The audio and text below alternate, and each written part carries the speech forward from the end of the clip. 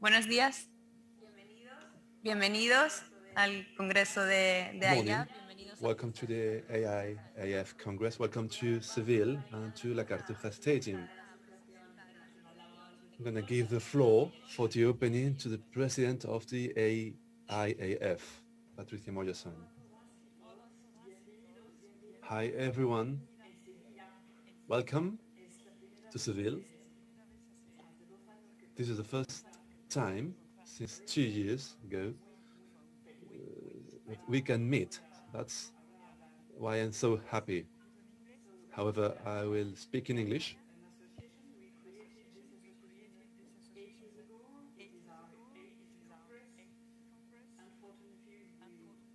We didn't get the possibility to make the Congress last year, but each Congress was very successful. And I'm sure that this one, thanks to our fantastic Spanish team and all our partners and sponsors and all the people in Sevilla who welcome us, I'm sure that this Congress will be great. And just one word, don't forget that IAF is not academic presentation. So the Congress is a success if you participate.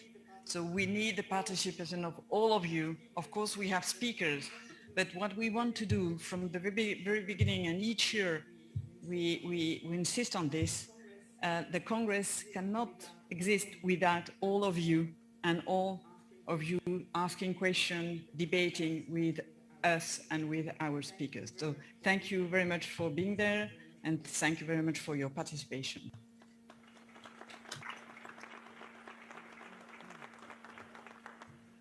Muchas gracias, Patricia. En representación de la organización. Thank you, Patricia. And now representing the organization of this Congress, the Seville edition, we have Juan de Dios Crespo, who will address a few words. Thank you. Good morning to you all. 2 years ago, in Cairo, these three ladies ambushed me. Do you want to be part of the organizing committee of Seville 2022? In principle, because Rio, due to COVID reasons, we had to postpone it. And as crazy we did it, I've realized that I will never organize anything again, not even at home. And thank you in alphabetical order, Maite, Natalia and Reyes. They have co-organized, they have done this. These are like three Charlie's angels. I'm not Charlie, however, but it's been a huge effort. You will enjoy this. Of course, we always enjoy, but we haven't been in a Congress since a long time, so we will have fun, of course. Seville is a wonderful city. This is a great venue. We have a lunch tomorrow in Sánchez-Pizjuán Stadium. And just one more thing. Remember us in your prayers if we do things good, and forget about us if we do things bad. Thank you. Thank you, Juan. It is true that a Congress without the support of all the contributors, some of them are here today, this Congress wouldn't have been possible. One of them is Seville Football Club. Want to thank them. His president is today with us. So please, José Castro, please be welcome. Thank you so much.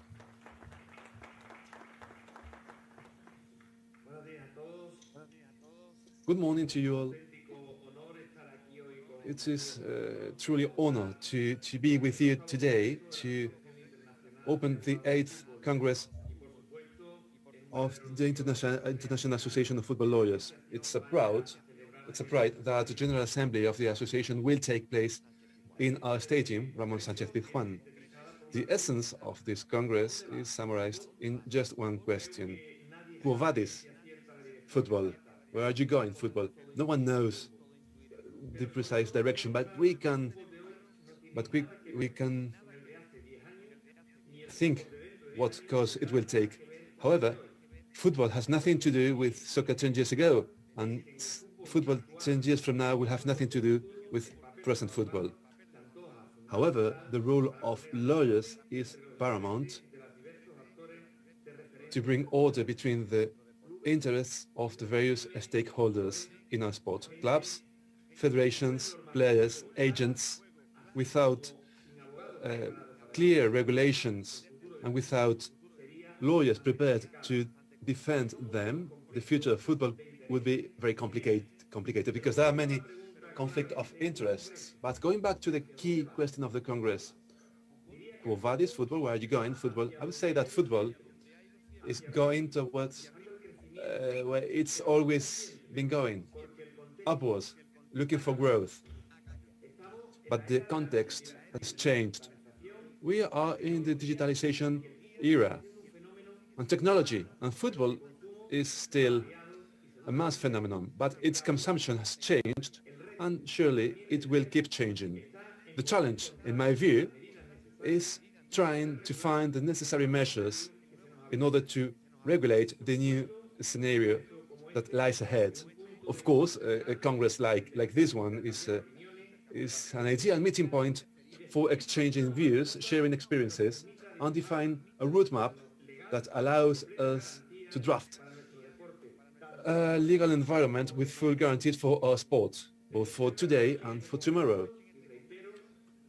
Please make the best out of this Congress, and thank you again for counting on us, for opening it, and for being part of it. Thank you very much, and I wish this Congress is useful and fruitful for you, and I hope to enjoy the city of Seville. Thank you very much. Thank you, President. We are in one of the most beautiful cities in the world, and we must thank the City Council of Seville and the regional government of Andalusia for the welcome.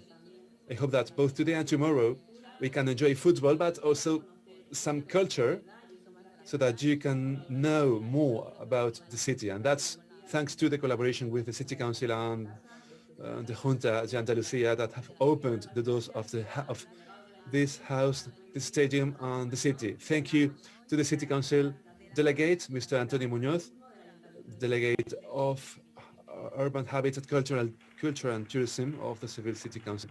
Welcome, sir. Well, good morning. It's truly a satisfaction for the city government that you have decided to hold this annual event in our city. This has a double meaning. All cities, we are talking about economic and touristic recovery after the pandemic.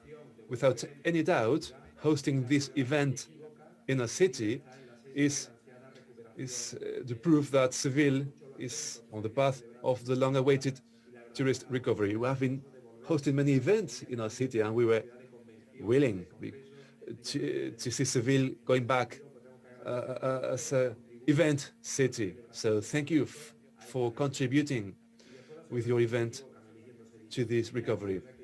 You are not mistaken choosing Seville. Seville lives sport. We live football with our two legendary teams, Betis and Seville, and it's also a city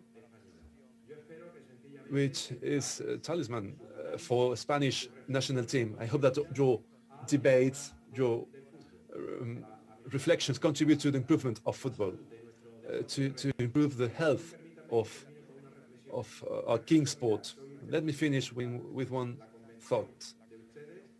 It's not coincidence that today we are presenting the convention, your convention. But yesterday we presented, together with newspaper Marca, the celebration during the next weekend of a series of sporting events by this newspaper. And in 2.5 hours we will be presenting the World Football Summit Europe, an event that will be held during 3 years in Seville after Madrid.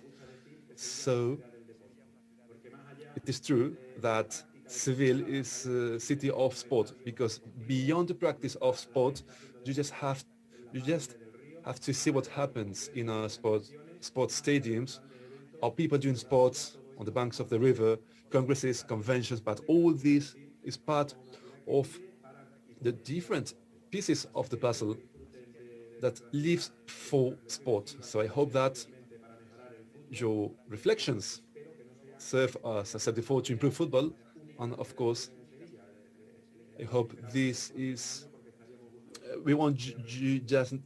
We don't want to have just one edition of this event. We expect you to host many years from now.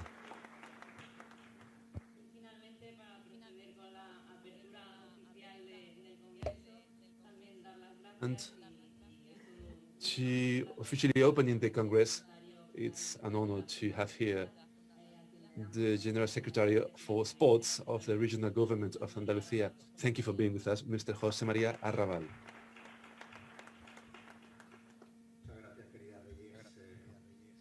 Thank you, dear Reyes. Good morning to you all. First of all, please allow me by thanking you for your presence in this venue, your presence in this event, and your visit to the city of Sevilla and Andalusia. Of course, hi to my colleagues. Dear Antonio, we share vision and mission. I'm delighted to be part of this group. Mr. José Dia Pepe, the great pride of Andalusia, Sevilla Football Club. Thank you for your job. And of course, I have to acknowledge the work that all the team, Juan de Dios, Patricia, you have made. Thank you very much for trusting in Andalusia. You won't regret it. We expect to have you here for many years. We are aware that your role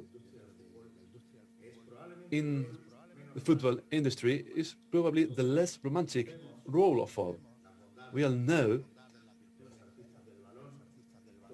the benefits, the virtues of the ball artists. We all know the adrenaline that working in football industry generates. From a sports perspective, the great marketing campaigns, but nothing of this would be possible. This industrialization process in Europe and in general of sports wouldn't be possible without your work. That ball wouldn't be in the pitch if you weren't able to lay the foundations to inventory assets, to manage conflicts. So our acknowledgement in that sense, and we encourage you to make the most of this day. For us, having you with us has a special meaning, because I think that we're not going to discover now the sports talent that Andalusia and Spain have. Spain is a country with an extraordinary sporting reputation, that's clear. We will not discover it now, but we have the purpose of shining with humility, but with determination in management aspects. That's why it's important for us to have professionals like you in the land. This is an extraordinary opportunity to create that interaction with our local professionals, also in order to shine in that field. This venue is a great window to the world. We want to be a pole of attraction for our society, that we want it to see through the eyes of sport, and in that sense, this installation, this venue, must be that. And now I will address you in English, for those of you who don't speak Spanish.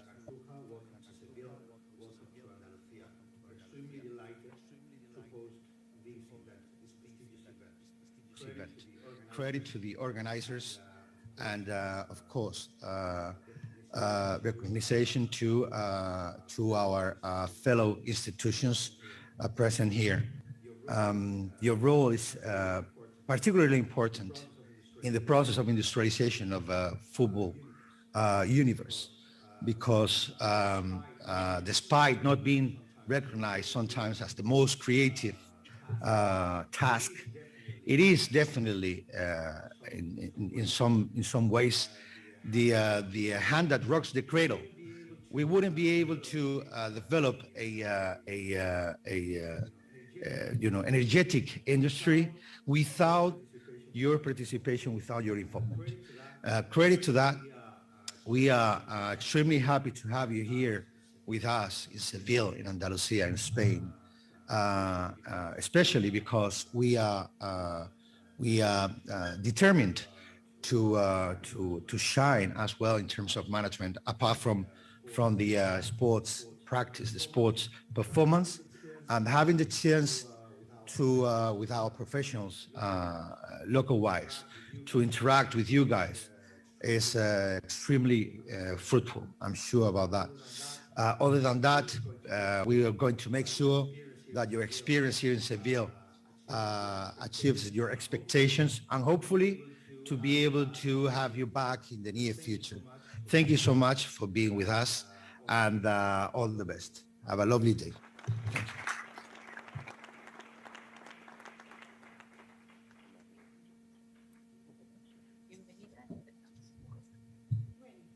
Bueno, vamos a empezar.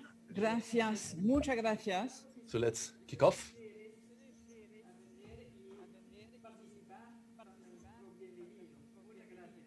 Of course, if you want to participate, you're more than welcome. Thank you very much.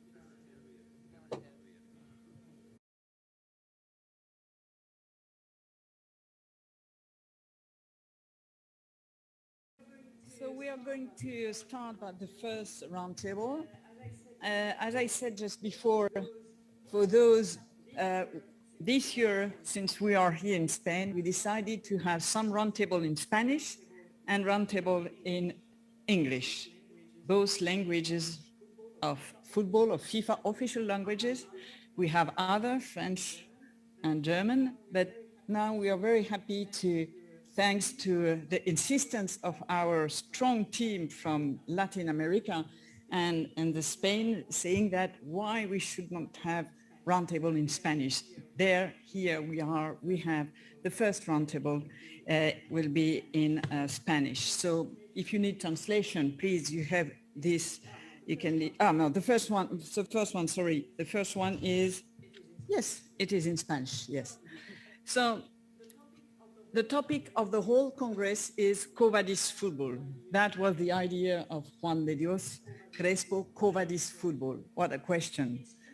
It's true that all of us, we experience, those who are lawyers or in these institutions, the club, everyone, we experience new tools, a new way to share football. But still, it's always 11 players against 11 players. But things around the context is changing so fast. And in our experience, we feel so important as a lawyer to debate with the stakeholders, to debate between us during the Congress, but after the Congress also.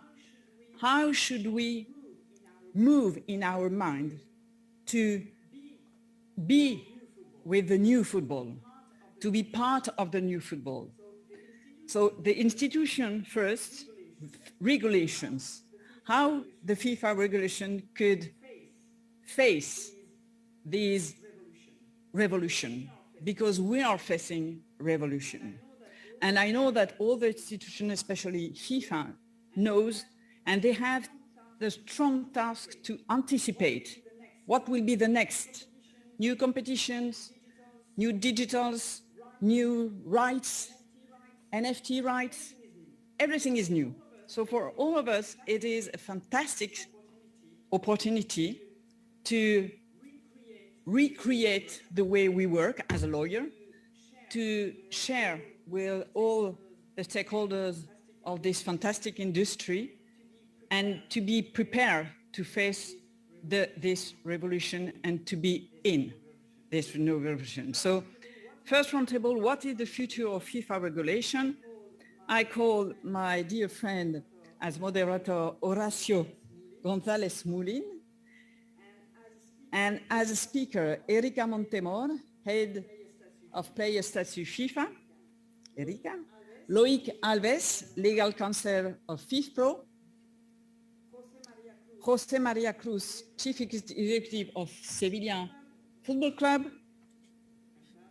Cantada, Horacio Pintos, head of administration TMS manager, Uruguayan Football Association, nice to meet you, and Maite Nadal,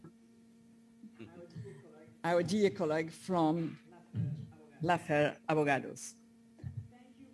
Thank you very much, and it's an opportunity for me to thank all the stakeholders, all the institutions, FIFA, FIFPRO, ECR.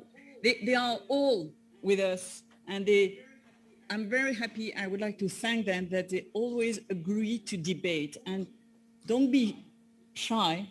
You can ask questions through the tool, I don't know the name, Slido. It's very easy. Of course, you can raise your hand. So thank you very much, all of you, and have a nice round table. Thank you.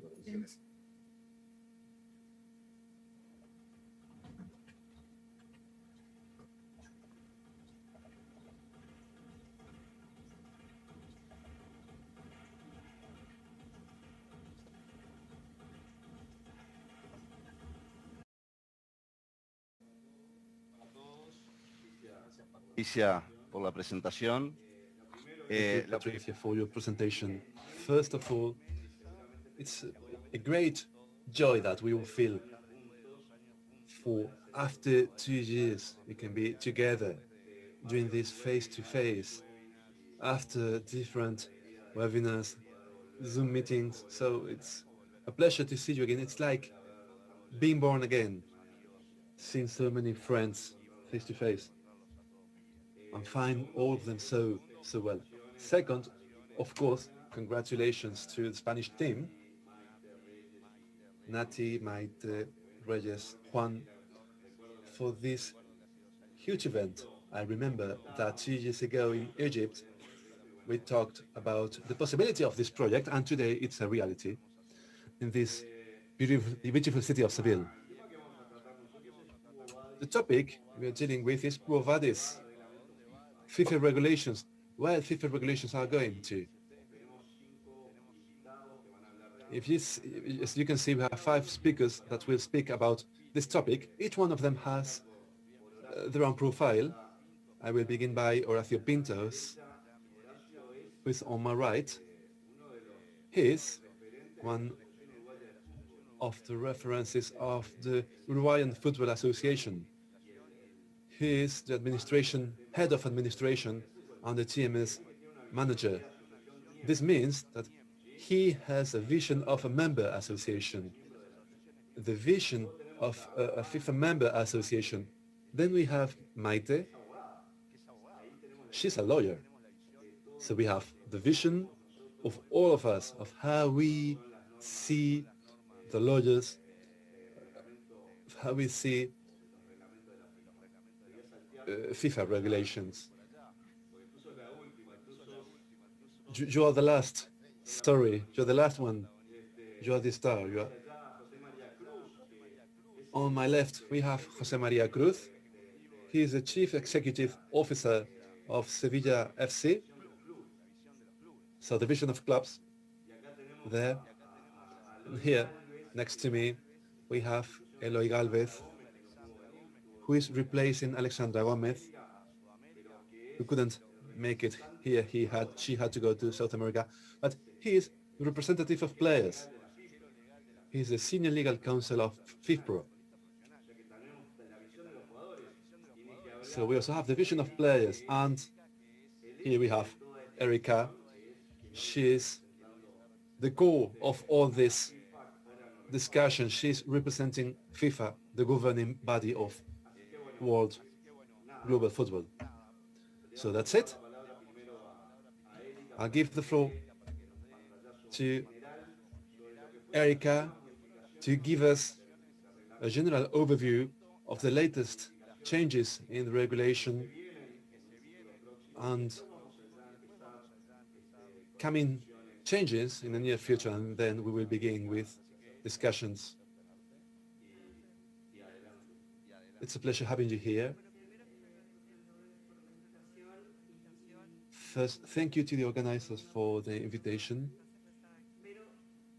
It's a pleasure to be here, but please allow me a couple of seconds. But I'm delighted to be here. Before coming, we'll say that we always get nervous. That's because we care about what we do. But as many of you know, 2 years ago, or 3 in 2019 in Cairo, I should have been there, but I couldn't due to health reasons. And then COVID came, so I like to say that life has allowed me to be here. It's a pride and a great joy for me to see you, to meet you, and to be here.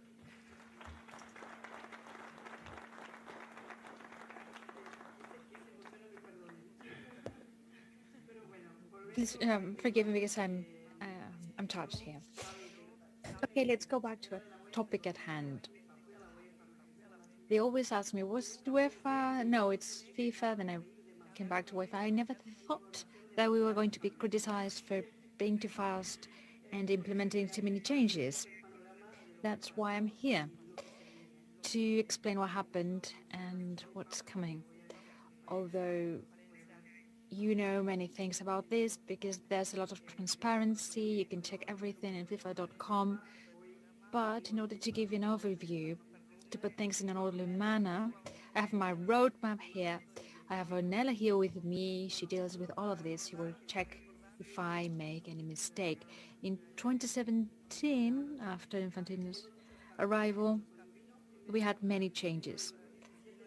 When Infantino came in 2017, we had the reformation of the transfer system, the creation of the Football Stakeholders Committee.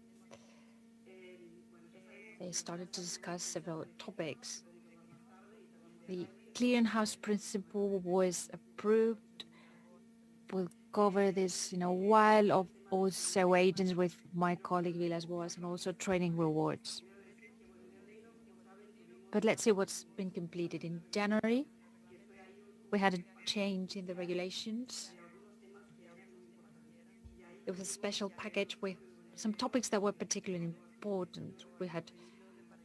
We changed the Article 19 to include an additional exception. We had the coach part. It was FIFA's competence, but there were no specific rules. We have for players, so that we created a specific annex. It was 7, now 2 for football coaches. And for the first time, although the relations have always been applied to female players, there were no specific rules. Now we have them for female players regarding maternity leaves and protections that are included within the regulations. And recently you've seen that not just in the regulations, we also have a complete new procedural regulation. The football court was created. It started its activity on the 1st of October. I would like to thank all the members of this committee that rule decisions regarding competence issues. And now, since the 1st of October, we have this court with new competences and the new regulations with some changes that we can talk about. And last but not least, the future. What's ahead of us? What's on the table? What's being cooked? I have to say, as Emilio says all the time, it's true. FIFA used to impose these regulations, but now we want to shift this towards dialogue among stakeholders. Everything that's coming, first of all, it's not a secret, it's on our site, and it's discussed with FIFPRO and other associations and stakeholders that need to be part of the discussion. Ornella, my dear friend, she deals with that. So what's ahead of us? Maybe a long future, we have financial regulations, we're discussing them. But now we are discussing minors. Humanitarian exceptions, there's a regulation already, but this would be about clarifying, making it more flexible and put in writing the exceptions that are included in the case law, as we've had in the past. Mainly to understand that there are some issues such as refugees. It's not black or white, there's a certificate, etc. So these exceptions are being discussed right now. Then we have trials, which is also an important issue. We have discussions on this. allowing trials but protecting minors and preventing exploitation. What are the limits? Also, private academies, they exist in the regulations, but then academies that are not included within organized football. And last but not least, safeguarding. The possibility of having minimum standards for protecting minors that are transferred internationally. There's another issue, which is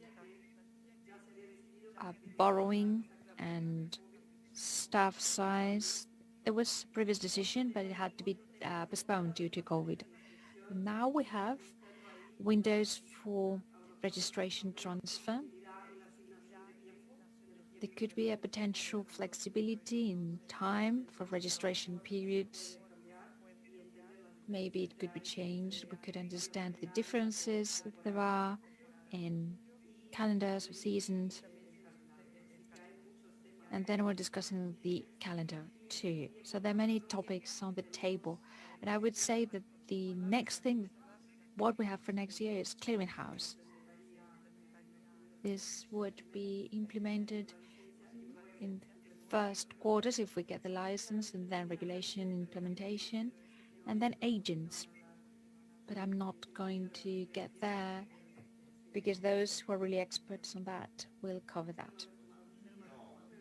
I hope it wasn't long. Less than expected. But don't leave, we're going to need you. Well, now I'm going to give 1 minute for each one of our guests to have a first approach. So Horacio, Pintos, what's coming? Thank you, Horacio. Well, first of all, I'm delighted to be in a meeting on site. It's been a while. I would like to thank you for the invitation, the organizers, the hosts. No one has a magic wand to know what's coming. As the president said today, the president of this club that's hosting this meeting, it's very difficult to know exactly where we're going, but I think we can see a trend. And that trend, in my view, we can see it over the past 25, 30 years. There's been a series of events that have allowed us to identify different segments. For example, until the end of last century, we saw a FIFA that thought about rules, sent them to the relevant body for their approval, and then they were imposed without consultation. There was no monitoring of that compliance. Then we have a second period after 2001, after the approval of the regulations in Buenos Aires. It was not 100% consulting. It had to be adapted to the EC regulations. But the regulatory monitoring was very low. I'll give you an example. There's a member association. If a member association back then requested a transfer of a player to another member, no one knew if it was within the registration period or not. FIFA didn't know about it and the transfer continued. Or even worse, if the certificate came with the sanction pending compliance, perhaps it went directly to the dustbin and the player never complied with the sanction. So there was very little control. Then after 2020, there was a sudden change. The regulations were not implemented after there was consultation, and FIFA started to consult with other bodies within the world of football. There's an important change because the control becomes effective. You could see it in the sense that a transfer could not be separated. FIFA has all the documents. In the past, FIFA didn't know about the documents, and now they do. And the last period, which is after 2017-18, Erika has mentioned it. There are multiple participants with this committee that was created, and of course controls were increased. So I understand that some changes Erika has mentioned are classified in a particular place, like coaches, scheme, workers in maternity leave. But I think they have laid the ground for others, such as electronic registration of players, for what's coming regarding clearinghouse. So regarding regulation production, I think FIFA is going to continue with multiple participants. So we're architects of our own destination. We cannot blame FIFA. FIFA says now, okay, you're represented here, please raise your hands. And from controlling perspective, I think we're speaking about asset cleaning. There's a fight to foster compliance processes. I think FIFA is going to increase these processes, these compliance processes, and I think this is about striking a balance. I don't think we should have more compliance and at the same time hindering rights clubs have. So this is going on in our country and similar places with this requirement with the bank account form, etc. Thank you, Horacio. Loic, welcome.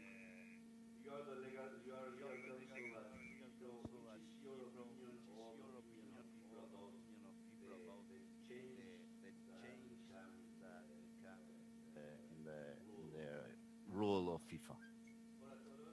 Hola a todos. Welcome. First of all, that's pretty much the entire extent of my Spanish. So I will switch to English. I had to replace Alexandra, who is way more fluent than I am. So apologies for that. Yeah, I work at FIFPRO, and as Erika said, over the last years, we've been way more involved. There's way more consultation when it comes to adopting new regulations. About the latest adaptations, without going into too many details, of course we've welcomed quite many, especially the maternity regulations. Before that, there was pretty much no reference to women in the RSTP. I think the only one was about training compensation.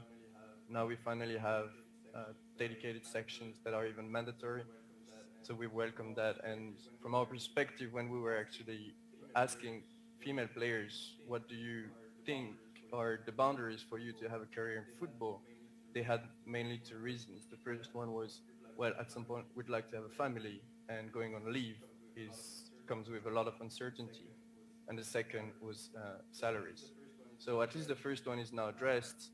The set of regulations is actually pretty complete, we have to say.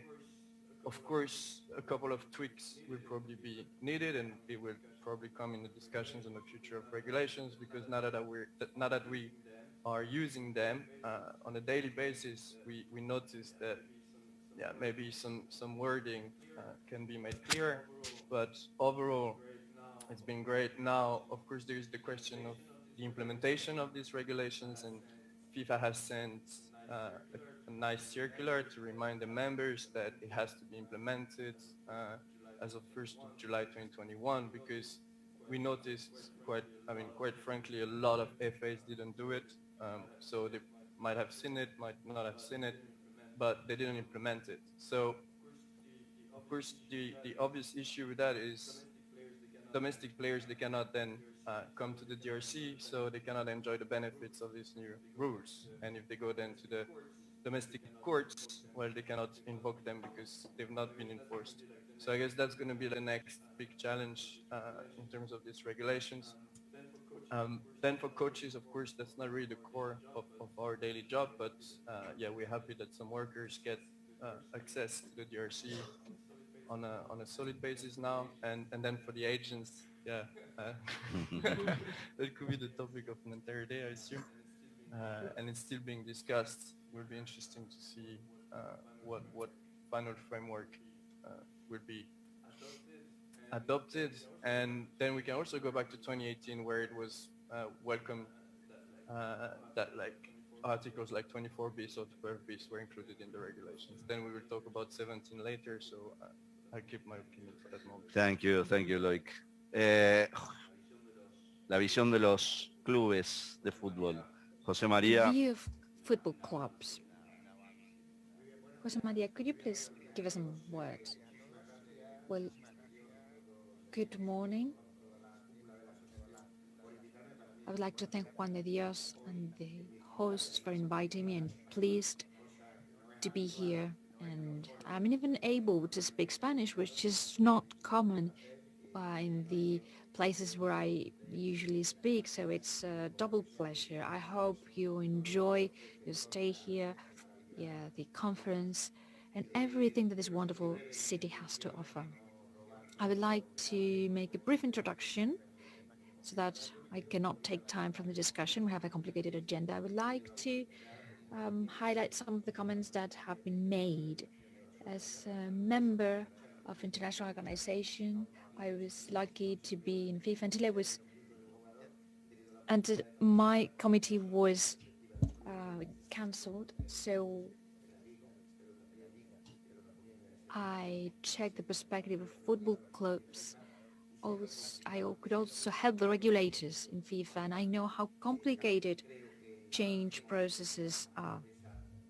I think that the development of this co-participation of all the stakeholders in the regulation is very enriching. Of course, it slows things down because it's different when the regulator prepares the rule, imposes it, and then it will be discussed at a legal level, interpretation, etc. But this co-participation process, it's very enriching, but of course it delays things, and we need to know that it's not everybody likes it all the time. We have different perspectives. We have the federations, professional leagues, coaches, players, trade unions, or part of them.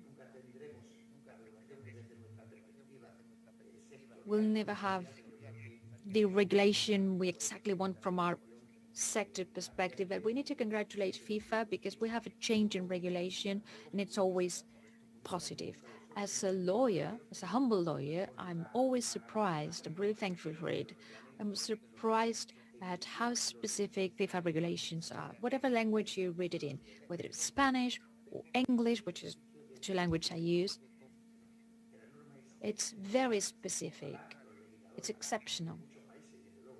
I wish legislators in many countries, particularly in Spain, would learn from that wonderful ability FIFA has to make all this process very specific, such complex areas, just summarized in just a few sentences. I don't know if you have one particular person that does it, but it's wonderful.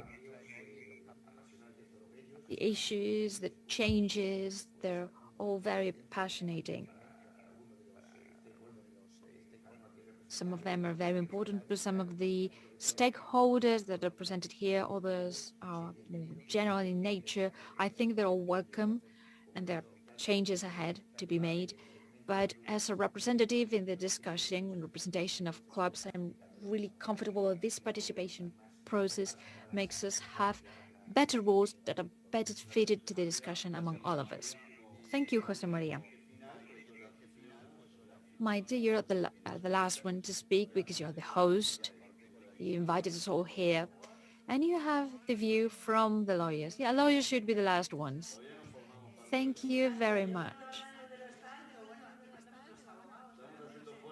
I said, okay, lawyers have to speak. You're part of the stakeholders. We take part in conferences such as this one, organizations such as IAF. Good morning.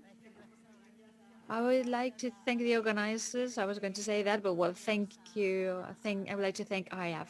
Welcome to Seville. We're happy to see this huge room full of people. So, very briefly, first of all,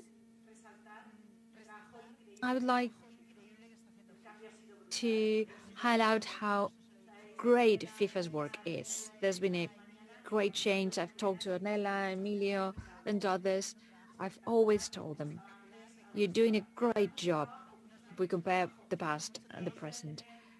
It's a lot of work, yes.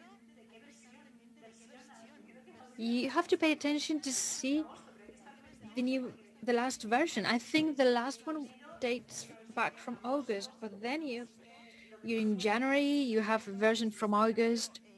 We cannot deny that they're implementing changes. Some changes, well, we agree with them, others not so much, but congratulations for this great job. We've seen a big change. I think Sevilla Football Club's president said something that we should not forget. And it's essential for the topic at hand. Football 10 years ago has nothing to do with football today. And if we understand that changes that I've been mentioned, I'm going to say some things. I think that the changes that are happening today in football need different regulations or better regulations. Wherever I go, I talk about TPO and TPI. This is a very complicated period in economic terms, and the future is not better.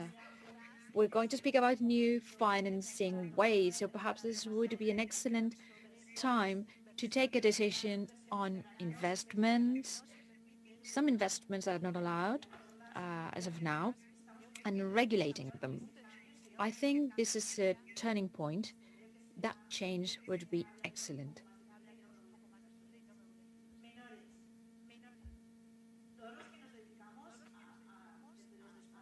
All of us that work in law firms or from the clubs or agents, talents are younger and younger. We can see this every day. There are boys that, well, there are boys that are 12, they know that want to be doctors, but other boys, they know that their profession will be being a football player, which is a profession. Perhaps they'll quit at 13 or 14. Or if you wanted to be a doctor at 12, then at 16 you want to be a sea biologist. Okay?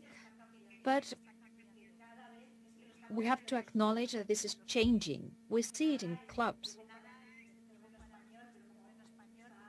I'm going to speak about Spain. You have Patricia and very young people.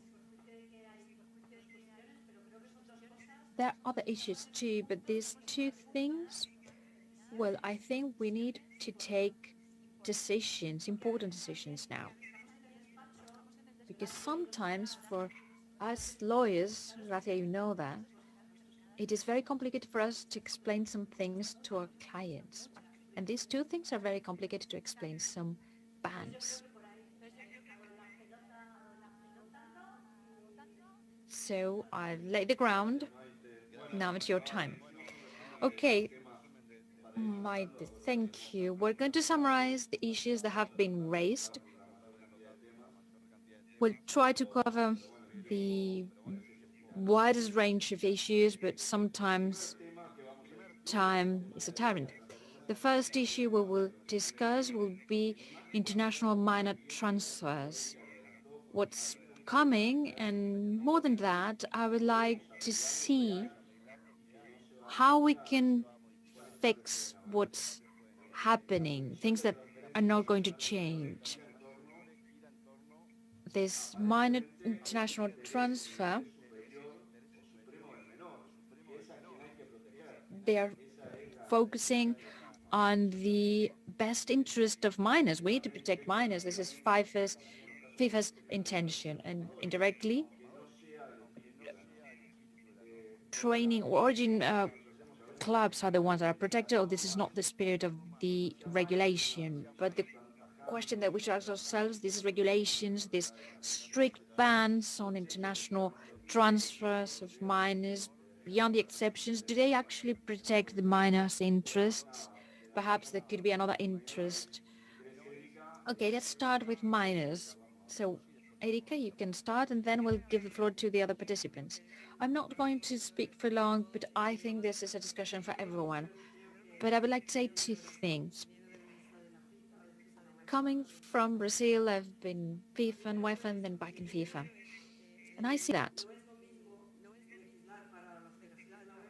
there's a difference between legislating for UEFA federations and finding a rule that applies to 211 member associations, because they have different realities, it's whole world, and striking a balance to find the rule that protects and provides a balance, that's not easy. When FIFA was not included everyone in the discussion, everyone said we have to change, we have to change, we have to change. And when we created a table with the stakeholders, we see that the discussion continues because it's not easy. Yes, the big thing here is protecting minors. It's not preventing their transfer. But we cannot close our eyes and not see reality of Brazil, Africa, South America. We cannot just allow minors to be transferred and then not having any protection. I liked what Emilia said. If you have ideas, please, because this is a discussion on the table. We have not found the system. The system that we have right now, it's working, but perhaps there are some cases that are not included, but we need a consistent rule because otherwise we'll have a problem. And so far, well, we've confirmed that restriction is justified due to the greater good and the protection of minors. Having said that, we always need to evolve, to assess. We need to see that football is changing. The pandemic brought about discussion on minors and transfers. We never thought of it, and very vast discussions. Everything is on the table. So now I'd like to hear my colleagues' opinion and the solution. Okay, according to the order we had, Horacio Pintos, could you give us the perspective of member associations, which is the union of clubs? Well, this is rather my personal opinion,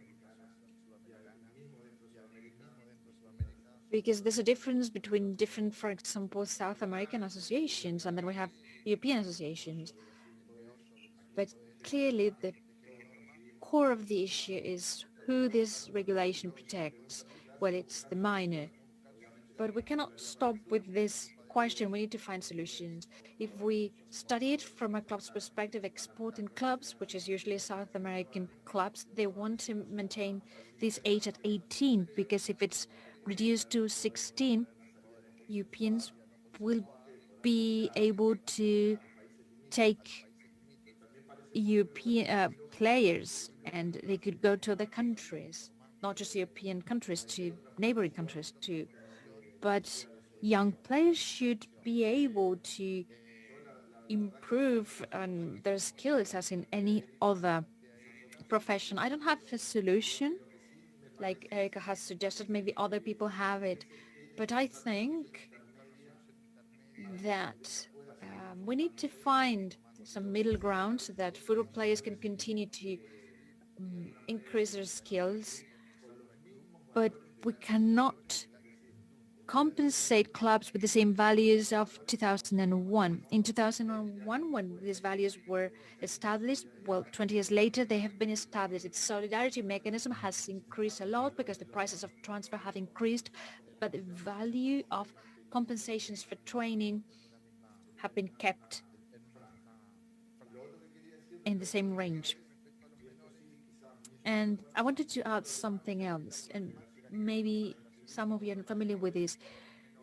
Member associations have problems when it comes to registering foreign players that acquire the nationality. This happens with the children of football players that come here to Europe. They are born here, and then when the football player retires, they go back to their country. When these boys arrive to the country, they want to use their national ID card, and we cannot ask the 200 member association if they were registered or not in those countries. So what happens in the end with all of this? These player could have double registration. This has an effect on the electronic passport, the clean house, and so on. So these issues have to be tackled because they're the basis of the pyramid for minors. Thank you, Horacio. Maite, you were very precise in your presentation regarding minors. So yes, it's true that it's easier to criticize than to provide solutions. Horacio, you said something. It protects minors, but then you've ended up speaking about rights of training clubs. I think that we are protecting more clubs than minors. And I refer to Badaokarri cases. We didn't go to CAS to protect minors' interests. They're the receiving clubs so that their rights would be limited, could be limited. It is very complicated to explain that a Moroccan guy aged 16 can come to Spain to work in construction and cannot come here to play as a football player. It is very complicated to explain this. It's very complicated to explain to his parents. They have to provide any type of explanation so that the 12-year-old can be registered with a club. So, of course, we need to speak clearly.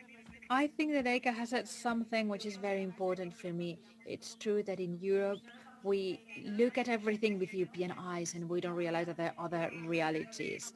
Speaking about minor abuse in Europe, I think right now, well, we've overcome that situation. I remember I was in a conference. I had the president of Javier Tebas. We have it tomorrow here. And someone said in Madrid, there's a flat with minors. They are brought here by an agent. They're all living in a flat without school. Well, this is not FIFA. This is for the prosecutor's office directly. Of course, I think this was an exaggeration of this person. But speaking about abusive minors, such as Atletico de Madrid, Real Madrid, I think this is something that has been overcome. Protecting minors in certain situations when these abuse cases may exist, well, I think it's very complicated to find a solution, but totally prohibiting this as football world or football market is, in my view, we should overcome this already. It's true that we need more control. I'm not denying that, but you cannot say that if a boy leaves for study reasons, he can only enroll an amateur club. I mean, that can be like a fishing ground. You can control that perfectly, in my view. But if you have to go to the CAS for certain matters, well, most of us here are lawyers, how much does a case, a procedure cost in the CAS? And the one which is harmed is the minor.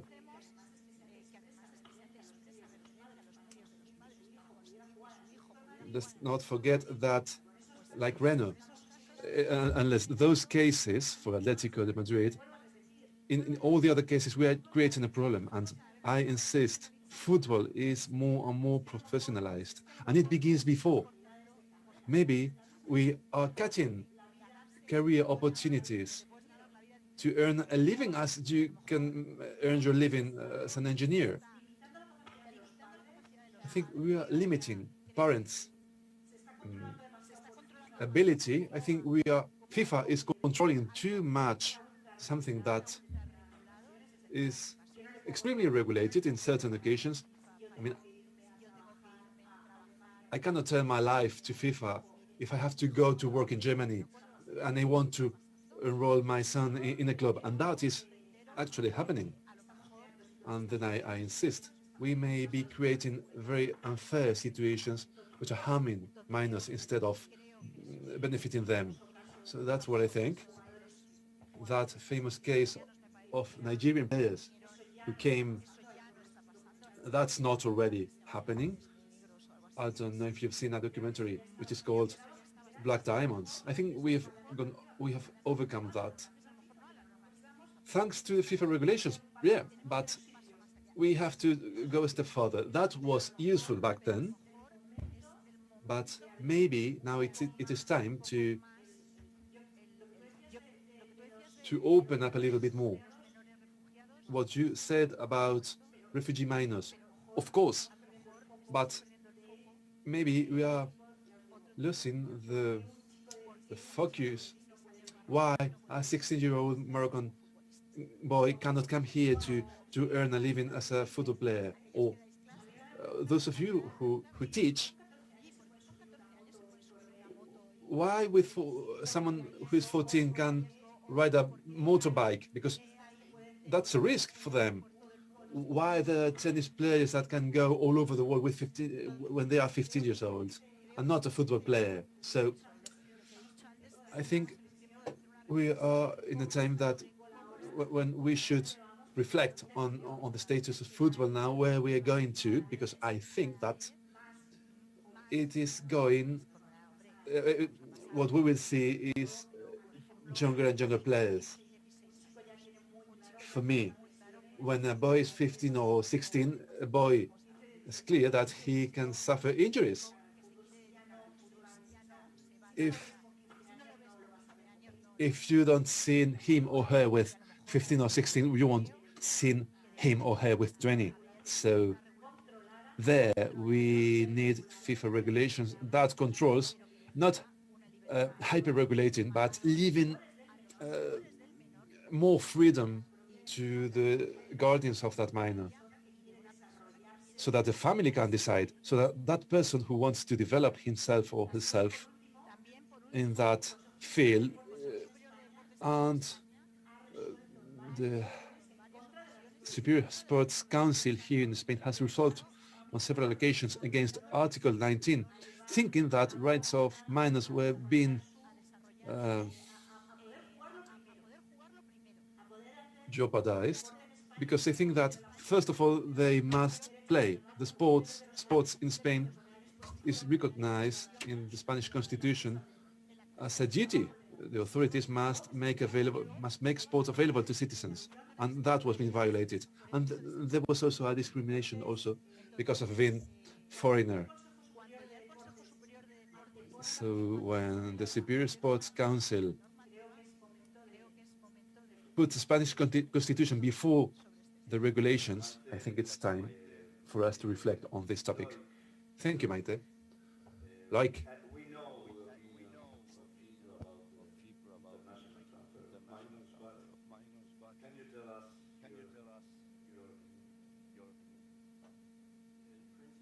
In principle, we do agree with the prohibition of transfers between 16 and 18. I mean, this is not really a secret.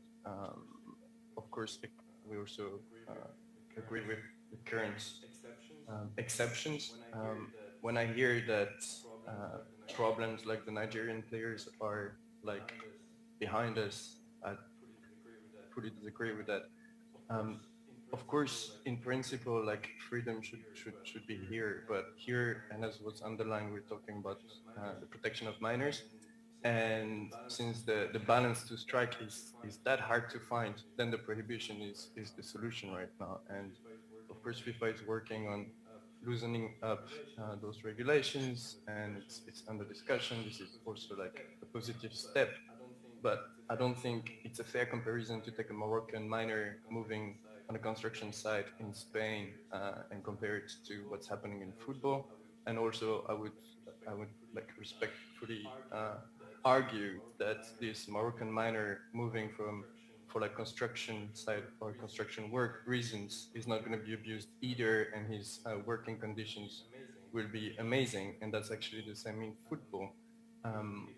If tomorrow, if we already have abuses with a prohibition, what's going to happen if the prohibition is more loose?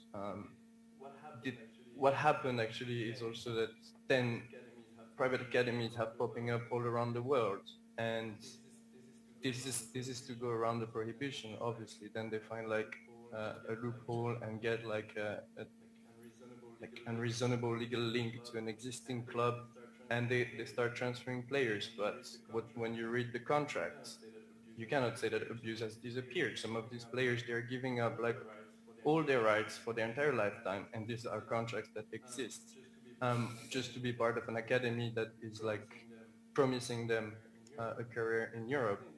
So I think we need to deconstruct this really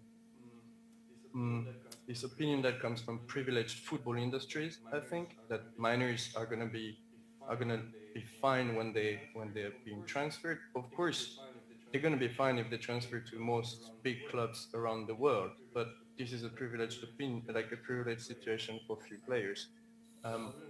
So I wouldn't go as far as saying that like abuse is behind this. It's definitely not. There is abuse in adult football. Imagine in minors football.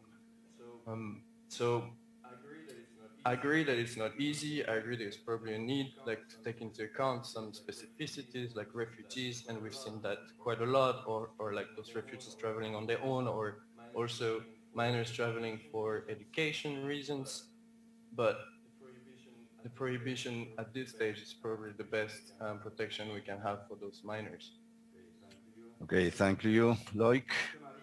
José María, como representante de los... José María, who is the representative of clubs, of a European club, which is not a few things. I don't like to have the club hat. My view is very close to my FIFPRO colleague. I fully understand what Maite said, but I'm much more realistic. I understand that it is complicated. Erika said that. FIFA must regulate worldwide how regulation is developed in every country. The level of development is not the same. We have many regulations, specific ones for professional sports. So we shouldn't place ourselves in the perspective of rich country, rich club, rich league, that we can also always offer to minors that those job opportunities. That shouldn't be forbidden, but that's not a reality. The reality that we have to look at is what's the percentage of minors who played football can become professionals. From my club point of view, when a friend says to me, look, my son plays football so well, he's 12, do I have to contract an agent? Because if he doesn't have an agent, he won't make it. No, he has to study, because it's very difficult to make a living from football. It's a very select club.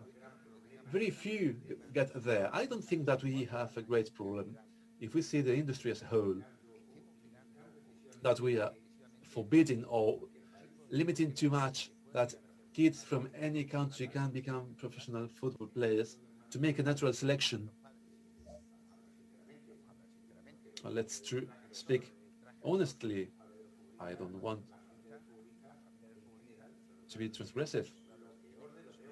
The players' family normally are the worst of the worst. They only look for their own interest. So it's a complicated issue. We have to protect minors, of course, but I don't think that the industry will be harmed by a ban that requires exceptions.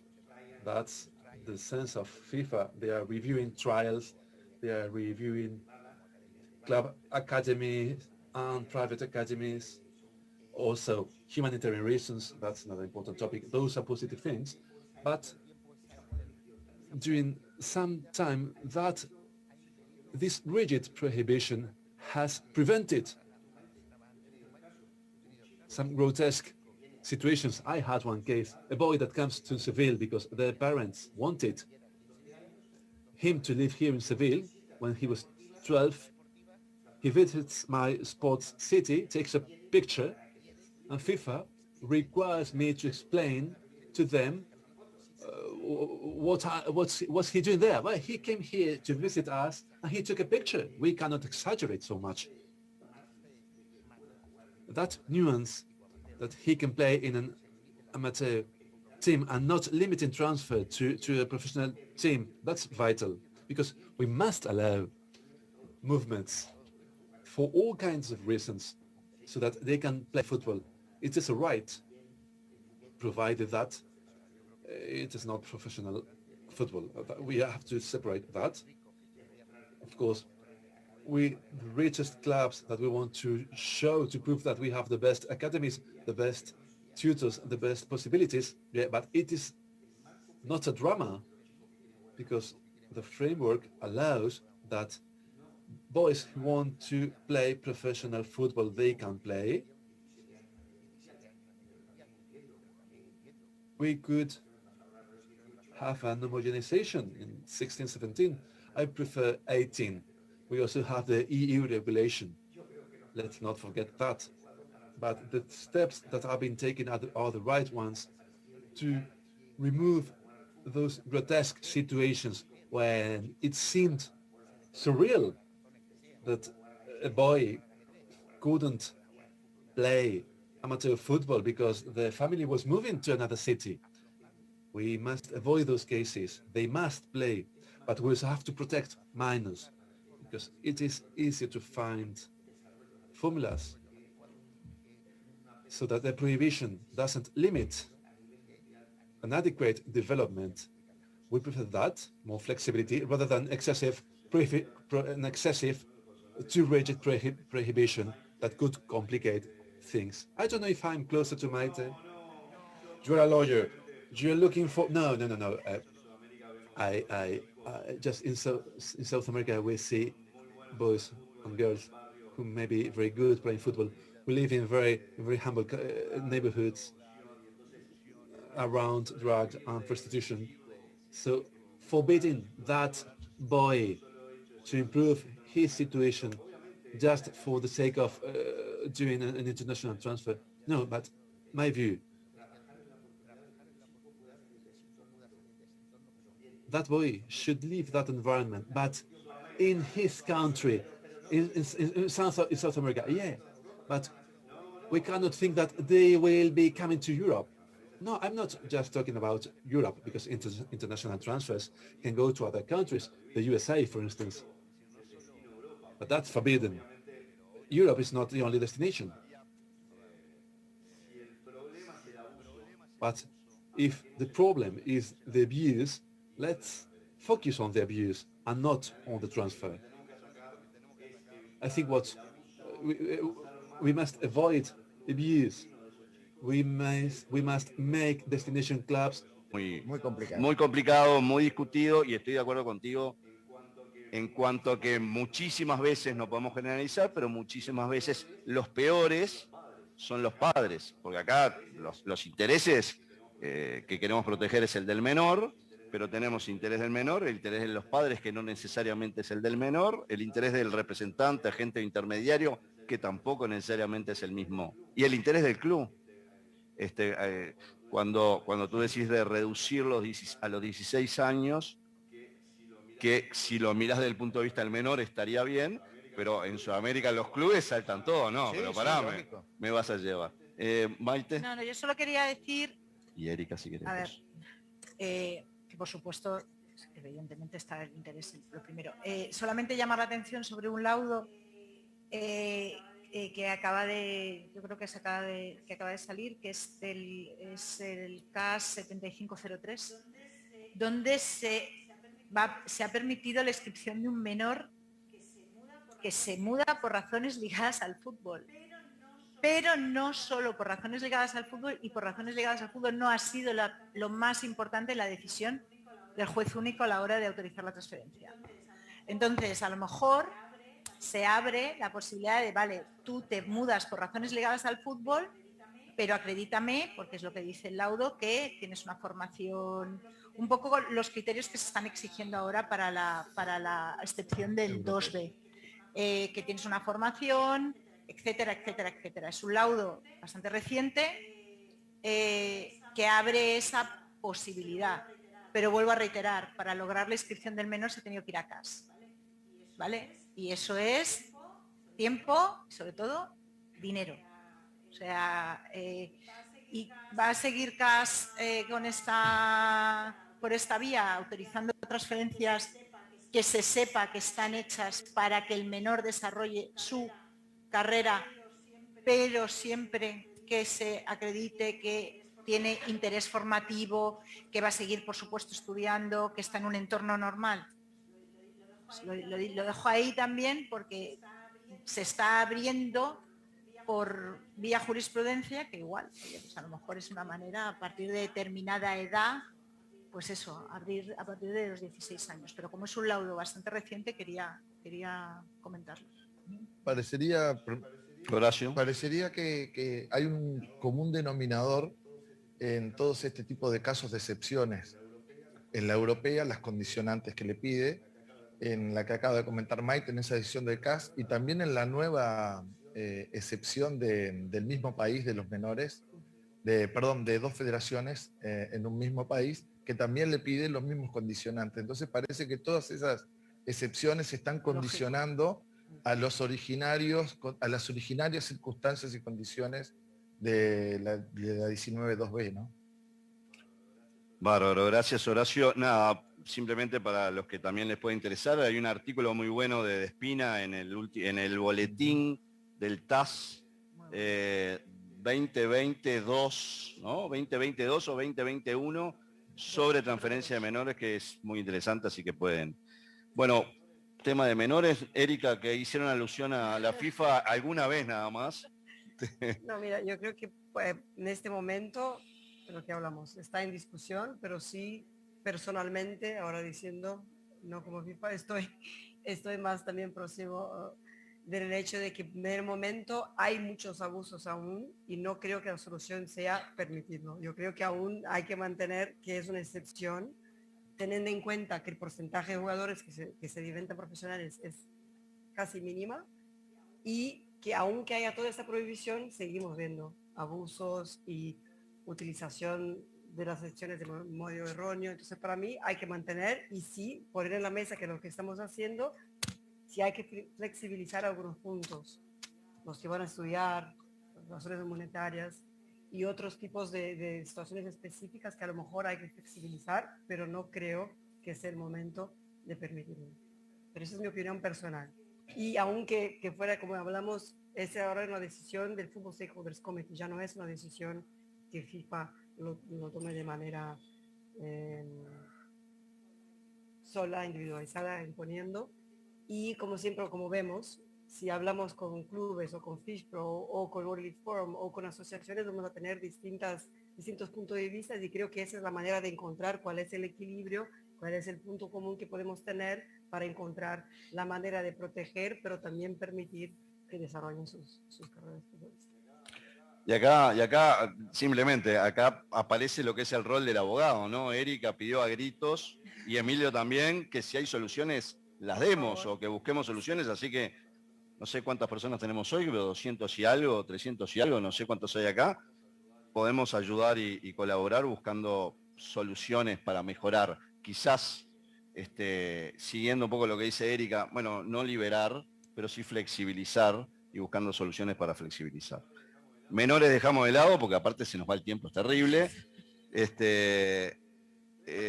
Clearing House es otro de los temas.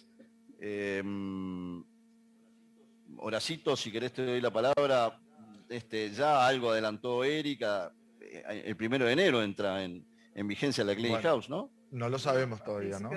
No, aún no. Creo que no. Ok. Ahora, No, pensé que había... Si quieres, digo, Sí, dale. o sea, solo para decir, o sea, esto es para el próximo año, solo para clarificar, sería en el primer trimestre que se está buscando obtener la licencia y obtener la licencia, pues, o sea, hasta final del primera parte del año 2022 tendríamos el reglamento. Y obviamente que que el reglamento esté aprobado por los stakeholders committee. Ahí vamos. Okay. No, simplemente, en mi opinión, digo, esto no es un tema nuevo, o sea, cuando allá en el año 2008-2009 la FIFA nos capacitaba para TMS, ya se hablaba de la clearing house en ese momento, o sea, estamos hablando 12, 13 años atrás.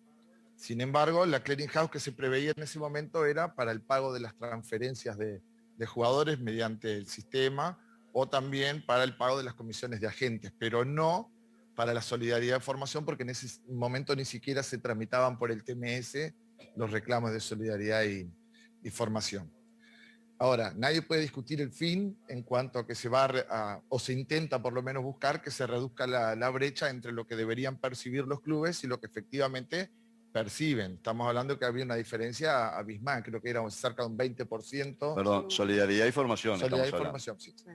Entonces, a ver, claramente hay situaciones que nadie puede discutir el fin. Ahora, sin embargo, la FIFA viene trabajando sobre este tema hace muchísimo tiempo, porque es un tema que todos los días aparece un desafío nuevo. Hay desafíos que son grandes, como por ejemplo el tener bien registrados a los jugadores, o sea, esa base de la pirámide que hablaba de el registro de jugadores, el registro de agentes, el registro de clubes, pero hay cuestiones que el operador normal que está por fuera de una federación o por fuera de un club no lo sabe. Por ejemplo, hay muchos jugadores duplicados en distintas federaciones, hay muchos clubes duplicados y eso se produce porque la federación originaria registra el club, pero una asociación del exterior que la quiere demandar por el TMS crea un nuevo club en el sistema de forma equivocada y ahí ya crea una duplicidad de clubes, entonces empiezan a haber problemas grandes.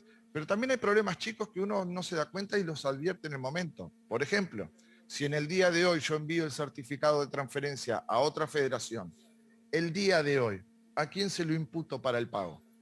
¿Al club donde estaba registrado hasta hoy a las 10 de la mañana o al club que se registra a partir de las 10 de la mañana? Entonces, eso no está previsto en el reglamento y quieran o no, es un porcentaje mínimo, pero incide en el cálculo que es automático. Entonces, la FIFA no puede salir a pagar mal, porque una vez que paga mal, sabemos que va a ser muy difícil volver atrás. Y otro tema va a ser el pasaporte electrónico que se pretende, porque de alguna manera ese pasaporte electrónico va a ser objeto de discusiones en algún momento.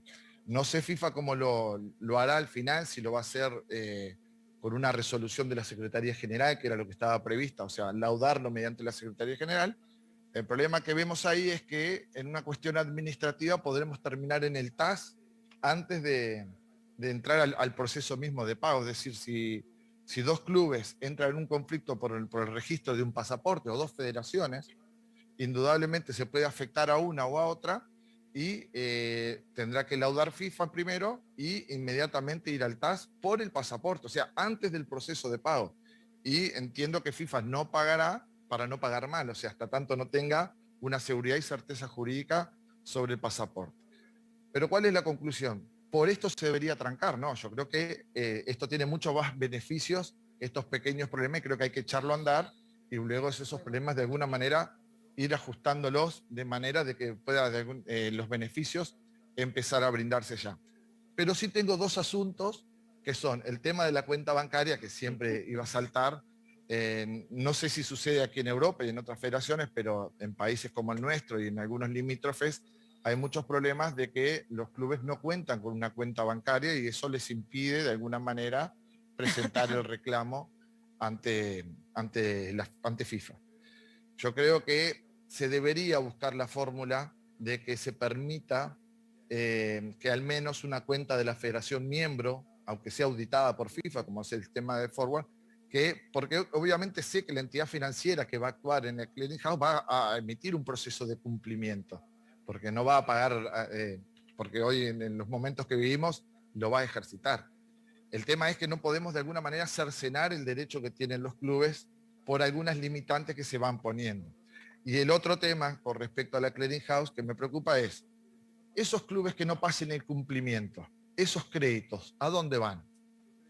Yo creo que se debería buscar la fórmula que esos créditos que en definitiva los clubes no van a poder cobrar por no pasar el proceso de cumplimiento, se puedan de alguna manera destinar a la propia federación miembro, que es donde se formó el jugador. Por ejemplo, en el caso de mi federación subsidia toda la parte de juveniles, de las formativas, de la parte de árbitros y la parte de seguridad. Entonces creo que de alguna manera hay una relación sinalagmática en el cual se le puede devolver a la federación, que es la que está invirtiendo, y ese crédito, porque si no, no sé si va a quedar en FIFA ese crédito o se va a destinar a algo, y creo que sería una buena idea, como sucedía antes, cuando un club, un jugador no tenía registros, ese dinero entraba a la federación estaba obligada a destinarlo a las formativas, a los juveniles. Creo que esto podría ser también para no dejar ese crédito en la nube, por así decirlo. Primero Erika. No. Perdón que me pidió Erika. No. Mira, primero aquí estoy representando a César Chaparro, mi compañero también de FIFA, que es el head de Clearinghouse, así que todos los detalles a lo mejor no sé decir, hasta porque muchos aún siguen en discusión en el Football Stakeholders Committee, y solo cuando se apruebe el reglamento vamos a saber exactamente todos los detalles, pero incluso me apunto todo lo que dijiste, porque al final siempre digo, ponemos la norma y luego vas a ver la idea y vamos sabiendo cuáles son los problemas que hay en automatizar un proceso. Entonces, primero, solo para clarificar, porque siempre me se pregunta, pero ¿por qué ahora FIFA decide que la clearing house, cuál es el sentido? Entonces, como justo dijo Horacio, que primero esto, que aproximadamente hoy 70 millones de dólares se pagan al año como derecho de formación. Pero lo que se estima que se habría derecho a pagar cada año serían 400 millones al año. O sea, es una quinta parte, menos de una quinta parte de lo que se paga. Entonces, ¿qué se busca con la clearing house? Es pasar de un sistema de demandas, o sea, que ahora mismo un club, si no recibe el derecho que tiene por el club nuevo del jugador, pone una demanda a la FIFA y tiene 2 años para hacerlo, 2 años y un mes para hacerlo, porque hay 30 días para pagarlo. Y lo que se quiere hacer es pasar de este sistema de demandas a un sistema de pago automático, a un sistema de que si el club el club formador tiene derecho, pues va a recibir. Primero clarificar, la clearing house va a ser una compañía separada, no es de la FIFA va a ser parte de esta. Y solo se va a pagar a la clearing house lo que ya esté correcto. Y entonces eso se distribuye, pero hasta que no se determine, el dinero no entra y la FIFA nunca pasa por la FIFA este dinero. Pero ¿qué es importante? Primero, que la clearing house quiere exactamente resolver este gap que hay entre lo que se debería pagar y lo que se paga. Obviamente que es una estimativa, porque también hay clubes que pagan directamente y la FIFA no está involucrada porque cumplen con su deber. Pero este es el gap que encontramos dentro del research que ha hecho el equipo de Ornella en Professional. Y el otro que se busca también, conseguir también promover integridad, transparencia financiera y estar seguro que todos estos clubes, tanto los formadores como los nuevos clubes, que pasen por un compliance check de acuerdo a las normativas del anti-money laundering, y también estar seguro que estos pagos son hechos de manera correcta. Entonces tenemos ahí 2 objetivos y otra vez, el gran tema aquí es que los clubes formadores van finalmente a recibir lo que tienen derecho. Y luego sí, hay problemas de cómo hacerlo, cuáles son el problema de los clubes que no tienen cuenta bancaria, pero también ahí, recordándome a Emilio, también es decir, si queremos un sistema moderno, tenemos también que adaptarnos de alguna manera y buscar soluciones. No digo que es esta, pero a lo mejor buscar soluciones. ¿Y cuál es la premisa? Que es justo lo que habló Horacio, que para esto son 2 años de trabajo y seguimos, porque ahora mismo tenemos 90% de las federaciones que ya están de acuerdo, pero necesitamos obviamente que cada federación tenga un sistema electrónico nacional y también de transferencias nacional, de TMS o algún otro, para que se conecte y exactamente tener un pasaporte, el EPP, que es Electronic Player Passport, que es con base en esto que se va a generar. Entonces, ¿cuáles son los clubes que tienen derecho? Esto se va a validar con las federaciones que constan en el pasaporte, y solo entonces saldría la regla a la clearing house que el club pague y la clearing house distribuya estos montos. Ese es como está en el momento, ¿no? Pero la idea es esta, es exactamente estar seguro que ese dinero vuelva. Así que apunto también tus preguntas y sugerencias y lo paso a César, pero yo creo que va a ser un gran avance. Yo me acuerdo, empecé en FIFA en 2010 y me acuerdo que teníamos a veces en un mismo caso 5 pasaportes distintos, con fechas equivocadas, no sabía quién se pagaba. Entonces creo que tener un pasaporte electrónico de un jugador único con toda la información es un gran paso, y que luego que eso se distribuya automáticamente a los clubes formadores, yo creo que es O sea, sería realmente, cuando esto funcione, va a ser muy beneficioso para el fútbol y para los clubes. Claro. Gracias, Erika. Maite. No, yo solamente una cosa. Ya no es solo los clubes que no tengan cuenta bancaria. Con las academias registradas estamos teniendo también problemas porque las academias están gestionadas por normalmente mercantiles, que son las que tienen cuentas, con lo cual no coincide el titular de la cuenta con el demandante. También es verdad que es cierto que FIFA te dice, venga, usted aquí me ha mandado la cuenta bancaria y yo lo he explicado y no he tenido problema. O sea, que es verdad que te dicen qué pasa y lo tienes que explicar, ¿vale? Pero funciona. Bueno, espero que funcione porque lo tengo en trámite, pero por ahora parece que funciona, porque es que es eso, sobre todo las academias que están gestionadas por mercantiles, la academia como tal, y sobre todo, por ejemplo, en Estados Unidos, no les dejan tener cuenta, tiene que ser una mercantil, tiene que ser una sociedad registrada mercantil la que tiene que tener la cuenta. O sea, y eso ya no es porque la academia no quiera tenerlo, es que te explican que es que conforme a la normativa del Estado tal, por razones de blanqueo de capitales, la academia no puede tener cuenta y tiene que ser la mercantil que gestiona la academia. Entonces, continuará, porque esto no sé cómo va a acabar, pero esos problemas también se están dando con el tema cuenta bancaria. Gracias, Maite. José María, no sé si querés agregar algo. Bueno, yo creo que se ha comentado algunos de los temas. Evidentemente, lo importante no es solo el tener un ente que vaya a hacer los cobros y pagos, que es ya de por sí importante, sino que se mejore toda la logística de funcionamiento del pasaporte electrónico, evitando esa serie de situaciones de duplicidades de registro, de dudas, los casos de cesiones y todo este tipo de temas. Yo la verdad es que puedo entender que haya países o situaciones en las que la legislación impida, pero desde luego, si no tienen una cuenta, yo desde luego si tengo que pagar directamente y no me dan una cuenta, no lo voy a pagar. Con lo cual, el que no tenga una cuenta no puede cobrar a través de un clearing house, pero tampoco puede cobrar en un mundo ordinario, ¿no? Yo creo que todo ese tipo de temas seguro que se van a encontrar soluciones. Y yo creo que es una buena piedra de toque. Creo que yo soy de los negacionistas no, objetores del mecanismo de solidaridad, lo digo en broma, pero hay muchos clubes que le cuesta la misma vida el liberar esas cantidades. Creo que no se mueve todo el dinero que debería moverse con esas transacciones. No sé si esas estimaciones son certeras o no, pero seguro que hay muchas, y creo que para los abogados quizás sea mala noticia, porque va a haber reducirse la litigiosidad. Es mala noticia. En base a todo el funcionamiento, pero creo que para la industria del fútbol es buena, para los organismos deportivos que tienen ingentes reclamaciones por este tema, seguro que los va a aliviar también, y yo creo que tenemos que entrar en esa modernidad de facilitar esa globalización mundial, el que pueda haber seguridad jurídica y que pueda haber inmediatez en los pagos, y yo creo que eso es tremendamente positivo. Que esto tenga que venir continuado con que los pagos a los agentes se produzcan a través del clearing house, no lo sé, tengo mis dudas. Y los traspasos entre clubes, yo creo que en los traspasos entre clubes afortunadamente no es necesario.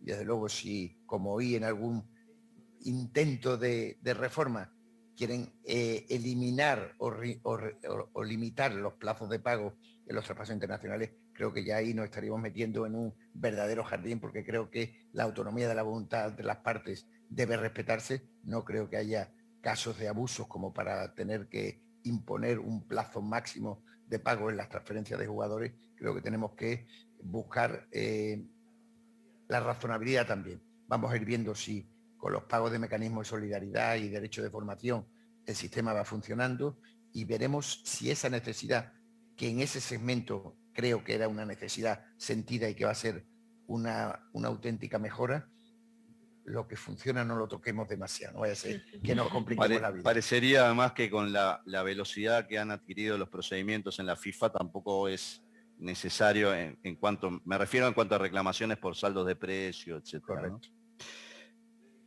Clearing House, dejamos acá.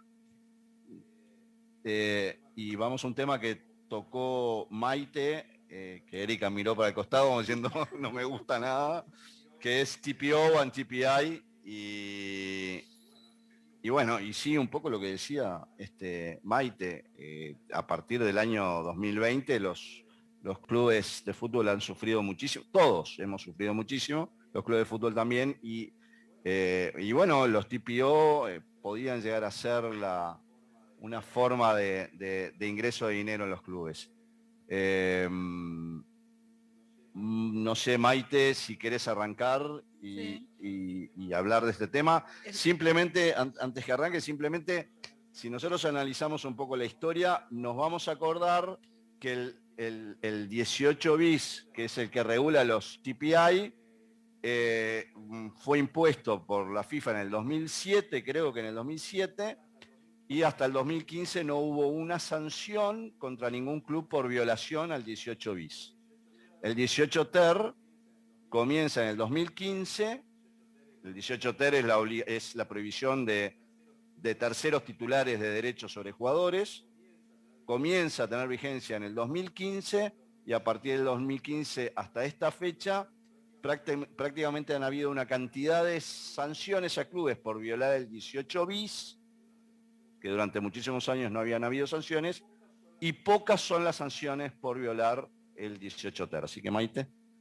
No, el asunto, la verdad, no sé si me oye, pero bueno, el asunto es que está muy manido, estamos todos hartos de ir a congresos, a ir a hablar de TPOs y TPIs, no voy a entrar ahí, sino simplemente ver eso. Mañana se va a hablar de nuevas formas de financiación y me parece que las razones que se dieron, y vuelvo a repetir, abusos. Lo que no se puede permitir son abusos, pero en esto todavía es más claro el control que se puede hacer que en el caso de los menores. O sea, porque esto, diga, el contrato es acorde a derecho, tiene todas las garantías, se produce un respeto a la independencia del club, porque es que además si se hace bien, el problema es si se hace mal y se cometen abusos, pero si se hace bien es un win-win. Gana todo Dios en esa operación. Gana el club, gana el jugador. O sea, a mí me parece que realmente necesitamos una regulación. Necesitamos una regulación porque los clubes necesitan dinero. Y si no lo encuentran a través de ahí, se buscarán otras fórmulas y lo que no se puede es ir poniendo puertas al campo. Entonces, creo que también es algo que es muy conocido aquí en España. Se están dando los derechos de transferencia a futuro como garantías de obligaciones tributarias. Es decir, en España se utiliza aquello en lo que no se deja invertir, porque es uno de los mayores activos que tiene un club. ¿Cuál es el mayor activo del club? No se está dejando que un particular, quien sea, lo que pase, pueda hacer esa inversión, pero se está dando como garantía para el cumplimiento de otro tipo de obligaciones. Es mucho, como siempre, es más fácil decir, oiga, arréglemelo, que decir cómo hay que arreglarlo, pero es que yo creo, reitero, en este caso sería el control sería clarísimo. En la Liga hay un libro registro sobre cargas sobre derechos federativos. O sea, si tú querías hacer, ahora ya no se puede, si tú querías hacer, bueno, sí se puede cuando se están dando garantías, grabar de alguna manera una futura transferencia, que es esto, tú tenías que registrarlo. Tú tenías y se analizaba y se veía si eso era viable o no era viable. Pues creo que es una perfecta ocasión para hacerlo, porque si no se buscarán otras fórmulas alternativas, y decir que hay inversión fuera de lo que es el ámbito del fútbol, pues todo el mundo estamos viendo dinero, de dónde viene determinado dinero que se está invirtiendo en fútbol. Entonces creo que se están permitiendo determinadas cosas y no permitiendo otras que con un control lo único que haría sería que los clubes tuvieran una fuente de financiación segura y de la que pudieran utilizar. Evidentemente, ¿qué no se tiene que autorizar? Pues acuerdos como el que hizo que se incluyera el artículo 18 bis, Tevez. Es que aquel acuerdo era una vergüenza. Entonces lo que no puedes hacer es limitar la capacidad de los clubes, ni limitar la autonomía ni la independencia de los clubes. Fuera de eso, bien permitido, lo único que vas a hacer es permitir eso, una fuente de financiación que ahora los clubes están en una situación bastante comprometida. Entonces, como siempre, con control, con cuidado, pero quizás sea el momento de empezar yo nunca estoy de acuerdo con la prohibición, esto lo tengo que decir. A lo mejor, igual que con los menores, hay que admitirlo. A lo mejor lo que hizo fue parar determinado tipo de contratos que estaban en vigor en ese momento. Y ya creo que nos enseñó a todos qué se puede hacer y qué no se puede hacer, esa prohibición. Ahora que tenemos muy claro que se necesita y que hay determinados límites que no se pueden sobrepasar, pongamos esos límites y funcionemos todos. Es lo que creo que sería el Quo Vadis. ¿A dónde vas? Pues creo que se debería ir hacia ahí. En Uruguay se cambió los TPO y ahora se compran el club entero. Claro, y aquí. Ahora claro, se compra Europa en también. todo el mundo. Por eso digo que se están admitiendo determinadas financiaciones. O sea, lo que no se puede es poner puertas al campo. Si es que es así, se dijo en su momento. Claro, se compran clubes enteros. Claro. No se puede ser dueño de un jugador, pero se puede ser dueño de todos. Claro. Pero eso es que no es ser dueño de un jugador. Es que yo creo que eso también lo llevamos en la subrutina de esa, igual apareció un documental de los pies son de esta compañía, la cintura de aquí a aquí, este jugador es de tal. Pues a lo mejor, vuelvo a reiterar, se cometieron abusos, hemos aprendido.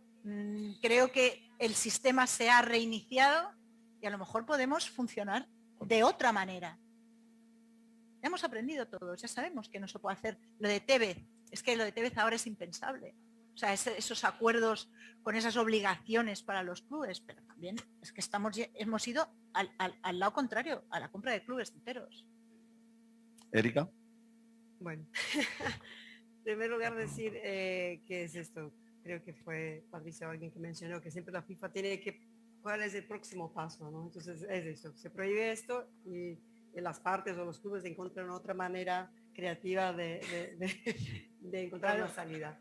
Primero que este tema, aunque esté en el reglamento de estatuto de transferencia de jugadores, no es un tema de player status, es un tema de Regulatory Enforcement Department y del comité disciplinario. Por lo tanto, los que más pueden hablar de esto son mis compañeros. Pero decir que, bueno, primero, no quiero usar siempre la misma carta, pero depende que el Football Stakeholders Committee evalúe que es momento de cambiarlo o no las reglas que tenemos sobre TPO o TPI. Dicho esto, que sepan que siempre internamente sí estamos evaluando y mirando cuáles son las decisiones del TAS, ¿no? Entendiendo si el reglamento es claro suficiente o no, si hay que flexibilizarlo o no. Entonces, internamente evaluamos. O sea, recientemente vieron que el equipo de Jacques London hizo el manual sobre TPO y TPI, dando un panorama muy grande a todas las partes de entender los acuerdos, las decisiones que existían hasta hoy. Entonces, creo que eso es un buen panorama. Y por otro lado, vimos en decisiones recientes del TAS que da un poco la pauta que hay una reinterpretación restrictiva del artículo 18 bis en atención a la libertad contractual de las partes y también de conformidad con la ley suiza. Entonces, esto también para el futuro se tiene en cuenta, obviamente, porque FIFA no es una isla y obviamente siempre, pues no con una decisión del TAS a lo mejor, pero cuando ya tendremos varias, lo utilizamos para entender nuestra jurisprudencia, para reevaluar la propia reglamento y, en fin, y evolucionar. Eso no quiere decir que yo estoy diciendo que vamos a cambiar el reglamento, porque si no me va a salir Erika que la nos ha dado un titular. No, lo que estoy diciendo es que estamos atentos a lo que está pasando y si el Football Stakeholders Committee entiende que es momento de poner en la mesa y discutir y añadir esto al paquete de reformas, como hablamos, estamos aquí exactamente para servir y encontrar la mejor manera de evolucionar a dónde va el fútbol.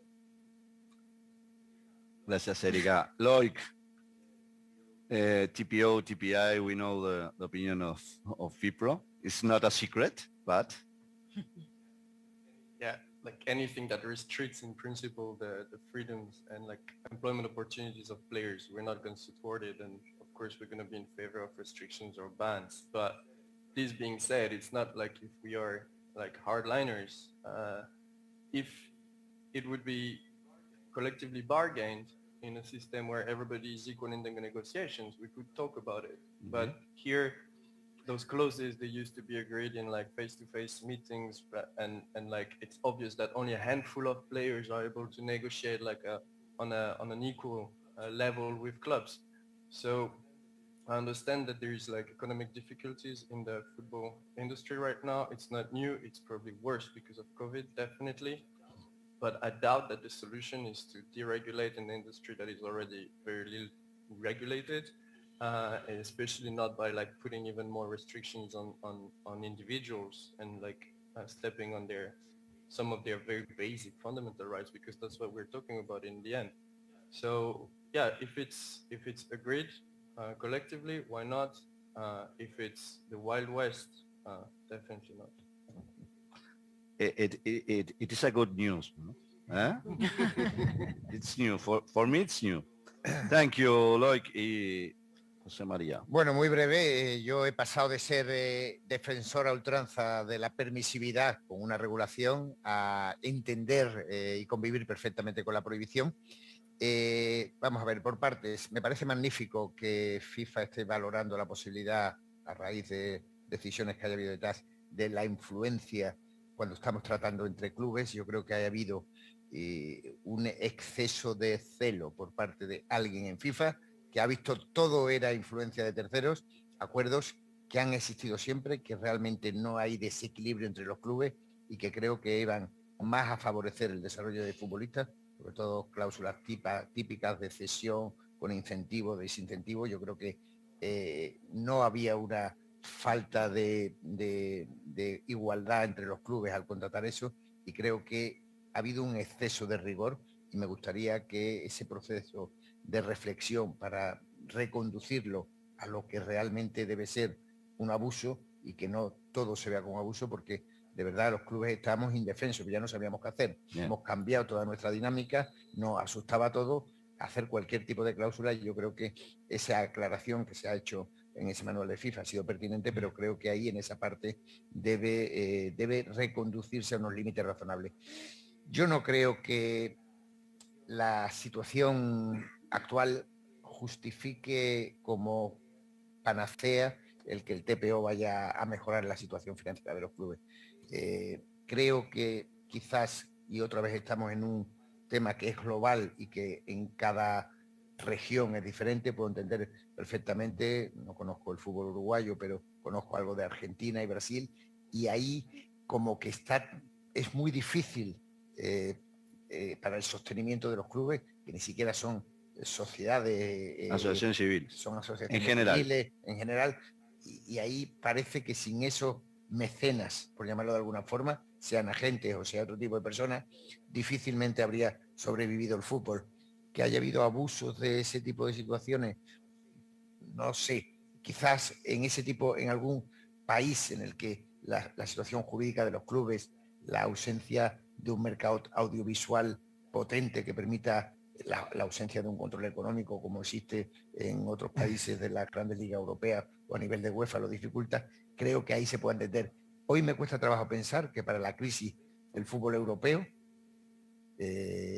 sea necesario el TPO sea una solución. TPO sea una solución, porque creo que hay otra serie de mecanismos alternativos que permiten perfectamente subvenir ese tipo de necesidades. Una regulación, pues seguro que es FIFA, y yo creo que Erika ha trasladado la realidad de lo que yo he vivido en este tiempo que está en FIFA. De verdad que se aprecian y se agradecen las propuestas, siempre que sean propuestas razonadas, equilibradas, intentando tomar en consideración. Por tanto, ¿sería buena una regulación? Creo que el debate puede estar abierto, pero hoy en día, sinceramente, yo lo he utilizado, quizás de los pioneros, lo he sufrido, y he sufrido varias sanciones, todas ellas injustas, por supuesto, y por tanto, pues desde esa perspectiva podría entenderla. Pero creo que la decisión que tomó FIFA en el momento era adecuada. Creo que había una escalada peligrosa y era mejor parar. Y una vez que se paró, se prohibió. Ahora, como está ocurriendo en otros temas, quizás es el momento de ir selectivamente analizando situaciones particulares. Gracias, José María. Dejamos TPO porque el tiempo, nada, ya debemos estar pasados, pero no quiero terminar sin... No quiero terminar, tenemos algunos temas más, pero me gustaría que tocar el tema de la maternidad rápidamente, que es un tema que es sumamente importante. José María, vuelvo a ti. No, muy ya breve, me están haciendo muy, señas muy, que tengo que terminar. Muy breve, voy a hablar como hombre Sí. de la maternidad del fútbol. Creo que el cambio regulatorio en el reglamento ha sido positivo. Entiendo que es difícil concretar todo tipo de situaciones para la promoción del fútbol femenino. Creo que el tema de la maternidad era un tema clave, establecer un marco protector y evitar sobre todo el riesgo de abuso de los clubes, de rescisión de los contratos como consecuencia del embarazo. Creo que puede haber alguna picaresca en alguna situación, pero creo que no podemos criticar una regulación que es positiva y que es sobre todo políticamente lo correcto en este momento. Creo que otras áreas de igualdad entre el fútbol masculino y el fútbol femenino deben analizarse con cautela. Creo que el tema se ha medido y creo que la regulación es impecable.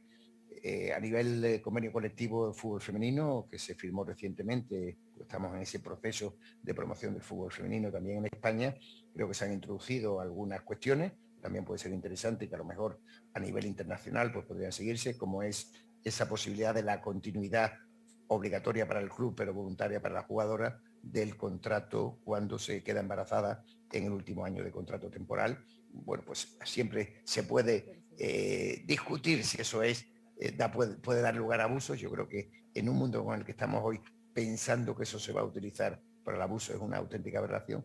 Creo que es una medida que se podría analizar.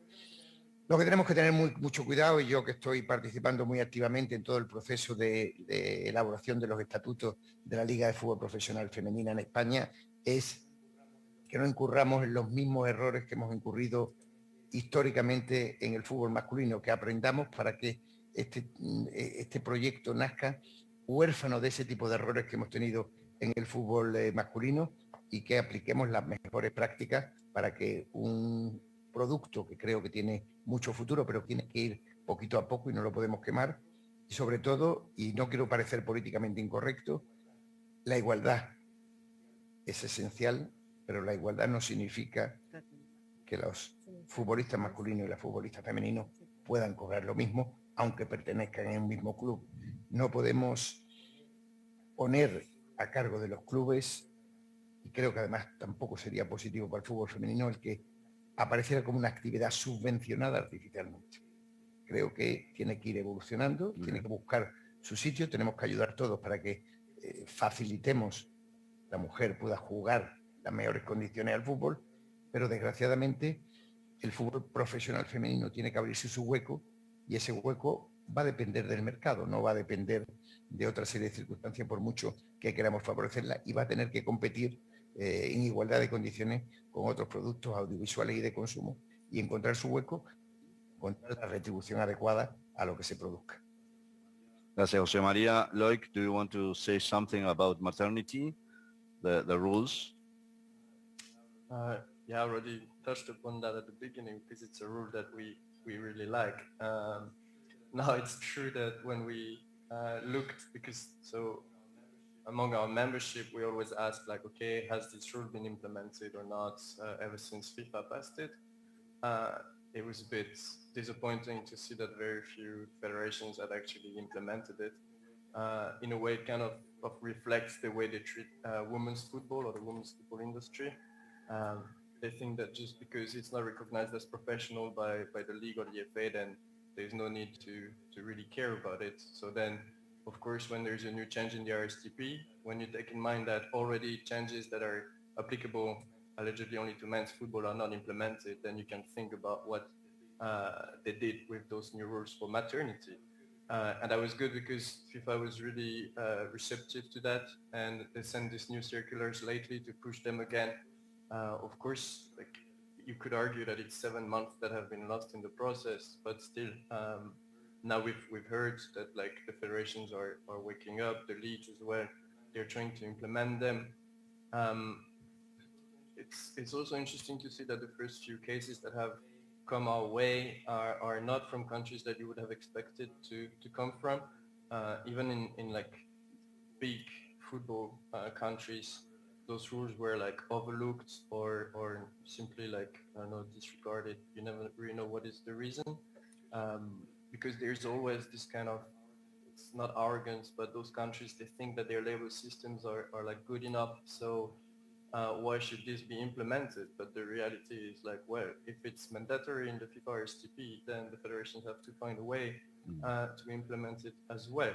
And of course, in the long run, the risk, but as always with the RSTP, is that there's going to be a discrepancy, like a difference of treatment between domestic players and international players, as stated in my opening remark. Those international players will be like able to rely on the RSTP, and the domestic ones not. So that's, the regulations are great, actually. It's hard to argue against that. Now let's push together like to implement them better. Thank you, Loic. Horacio, ¿tú querías decir algo de maternity? No, simplemente establecer algunas cuestiones, que esto es el principio, me parece también, ¿verdad? Porque si bien esta legislación nueva de la maternidad y del embarazo y la maternidad parece estar dirigida en principio, de acuerdo a la normativa, a la parte profesional, creo que perfectamente se puede llevar a cabo en la parte aficionada. De hecho, en nuestro país el proyecto viene así, o sea, tratar de incluirlo en la parte aficionada, y sobre todo quizás agregar otras alternativas como las entrenadoras, por ejemplo, que obviamente no se van a beneficiar de los periodos de inscripción, porque la norma de maternidad tiene dos núcleos, o sea, el tema de los periodos de inscripción y el tema de las indemnizaciones o los temas contractuales. Obviamente a las entrenadoras no las va a beneficiar el periodo de inscripción, pero sí, ¿por qué no? Todo el tema de la indemnización. Tienen derecho al mismo beneficio, tanto que tienen las jugadoras como podrían ser las entrenadoras, preparadores físicos, etc. Gracias, Horacio. Bueno, me están haciendo señas tú, Erika, para cerrar. 2 minutos, solo para decir exactamente eso, que es un primer paso, y entendiendo que obviamente que si una demanda hubiese llegado a nosotros sobre esto, la decisión sería la misma. El tema es exactamente poder poner una base mínima para que todas las federaciones tengan, porque incluso la norma dice, si la legislación nacional es más favorable, se aplica la legislación nacional, pero hay países en que no hay siquiera lo mínimo, y por eso es un primer paso para luego, y de hecho solo por interés, obviamente no puedo discutir el caso, pero tenemos el primer caso invocando este artículo ante la Cámara de Resolución de Disputas, y seguramente pronto vamos a ver una decisión y cómo se hace. Y una última cosa, perdón, no, sí. Es que justo el que hablaba también José María del hecho de que no se puede aplicar lo mismo, ¿no? Ahí no estoy hablando solo de ese artículo, pero de training compensation, derecho de formación, que mucho se discute por qué la FIFA ha decidido en su momento. Y es decir, que también en este momento el Task Force de Women's Football está discutiendo el Training Award para fútbol femenino, pero entendiendo que no se puede aplicar la misma regla que el fútbol masculino. Correcto. Y que hay que encontrar una otra manera de subvencionar y de no, porque lo que me acuerdo que la primera decisión fue eso, diciendo, si ponemos el mismo tipo de Training Compensation, lo que va a hacer es impedir transferencias y el desarrollo del fútbol femenino. Así que eso también está en el Future Regulations y se me olvidó decir a principio. Gracias, Erika. Bueno, perdón por la demora, pero estamos 5 o 6 minutos demorados, nada más. Quedaron algunas preguntas hechas, seguramente se puedan contestar después. Así que nada, muchísimas gracias a todos por sus comentarios. Thank you, Loic. Y bueno, y damos paso a la mesa de agentes de mi querido amigo Daniel Cravo. Muchas gracias. Coffee break. Coffee break. Coffee break. Okay. Tema apasionante. Reyes va a hablar. Ahí está Reyes. No se vayan, por favor. Yo sé que tienen ganas de tomar café, pero... Before the coffee break, I'm going to introduce Brittany. Brittany is the head of football listas. So clever football listas, clever ladies, clever girls. And we're going to have an auction tomorrow. Vamos a tener una subasta mañana de las camisetas que hemos podido traer algunos de los miembros del comité, de una pajarita mía también. No, es cierto. So an auction tomorrow in the stadium of Sánchez Pizjuán, just before or during the lunch. And the auction will be in favor of these footballistas. And Brittany is going to explain now what it's exactly. So bring cash, please. No? Yes, please. Cash, only cash. Hello, good morning, everyone. Thanks so much for the introduction, and thank you to the AIAF for inviting me here and offering to generously donate to Futbolistas. Futbolistas, to tell you a little bit about it, started in 2019. We are a girls empowerment program, and we teach English and life skills through football and mentorship. So there's kind of three main elements to the programming. All of our practices, again, just for girls, are done in English. So almost all of our girls are in bilingual schools. So we give them a really fun place that's casual and laid back to get comfortable with the language. The second element is the life skills that we teach. So we don't compete in a league. We're not a competitive program. We're recreational. And instead of focusing on competing and winning, we focus on teamwork, communication, perseverance, all of those very tangible life skills that sport does such a fantastic job of teaching, so that if they want to be professional footballers, cool, but they can also do any other profession using those life skills. And the third element is to introduce them to female role models from the community outside of the football world. So we've had lawyers come, authors, engineers. We had a woman from NASA come last week. And so the idea is really to show them how to be more than athletes, or más que deportistas, as we say. And we've had a tough start.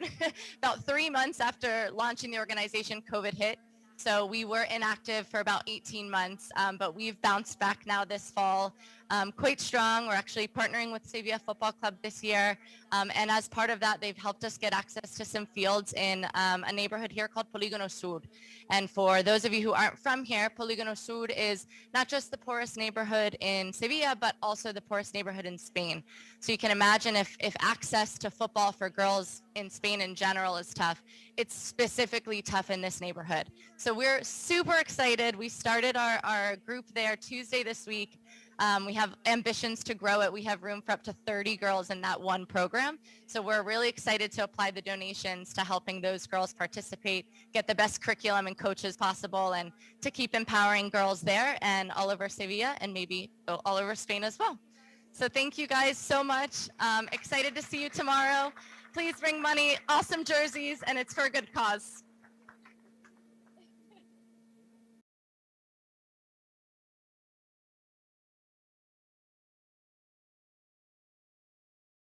Pero me voy a dirigir a ustedes en español por respecto a donde estábamos en España, en Sevilla. Agradecer a los organizadores españoles, ¿no?, que nos están propiciando un evento fantástico. Agradecer a ustedes todos por la participación. El tema que ha sido tratado en el panel anterior ha sido muchísimo amplio. No sé si voy a poder repetir la maestría que tuvo Horacio en la conducción de los trabajos, y tengo que decir a Luis desde el principio que él ya sabía que sería una guerra desigual acá. Mucho plomo va a ser cambiado acá, y más allá de los cuatro que creo que tienen algunas críticas al borrador que parece que está cerca de la versión final, también tenés un mediador que no es tan imparcial. O sea, ya me desnudo frente a ustedes para decir que no soy totalmente imparcial en esto. Ustedes ya los conocen a todos que están aquí. No voy a presentarlos porque lo tienen en el programa, y el tiempo, como dijo Horacio, es muy traicionero, ¿no? Entonces empezamos de pronto. Luis, simplemente si puedes darnos ahí en líneas generales cuáles son los principios y los cambios que lo ves como los más importantes, y también los que, bueno, por lo que ha escuchado FIFA, con los interlocutores, con los stakeholders, lo que puede haber de, bueno, más dificultad de adaptación. Gracias por tu presencia. Gracias. Voy a hablar yo también creo André que habla en nuestro panel en español. So first of all, I want to thank for inviting FIFA, not only me but Erika, Natalia and Emilio to participate in this conference. I think it's a good thing for FIFA to be present in these roundtables and try to explain a bit what we want to achieve with the different matters on the transfer system reform. So of course I'm going to touch base what I would think it's probably the most hot topic at the moment, and I will briefly explain like the 5-6 principles that we want to implement. Probably most of you know, if you follow the subject, it's all transparent. We've been discussing it for the last 2-3 years, and it's time consuming. I understand we lost one year with COVID. But so the main, I would say there's like 5-6 principles. The first one, as you know, is to create this new licensing system, which is not really new. We're going back to what happened before 2015. So we'll have an exam, but in addition to that, we're going to have further education requirements. So it will be a continuing professional development for all agents. They will be licensed by FIFA. Then the other principle, the second principle, is to prohibition of multiple representation, which the objective is, of course, to prevent conflict of interest in certain transactions. The third pillar of this reform would be the payment of fees through the clearinghouse to guarantee financial transparency. The fourth principle, probably the one that will be discussed more today, is the cap on service fees, basically to limit or try to prevent some abusive and excessive conduct that happened and still happens in the current market. And the fifth, I will say, it's the new, also back what FIFA had before 2015 was to have a dispute resolution system to deal with disputes between agents, players, coaches, member associations, and so on.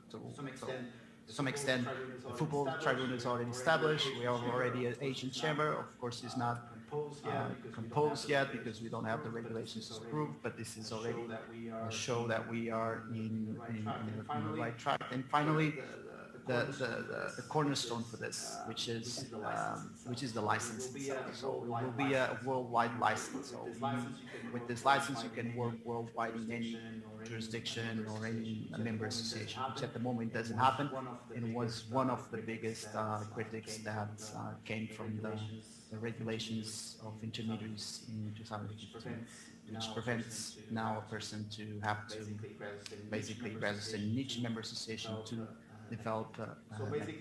So basically, these are the, let's call it 5-6 main pillars, and let's start the discussion.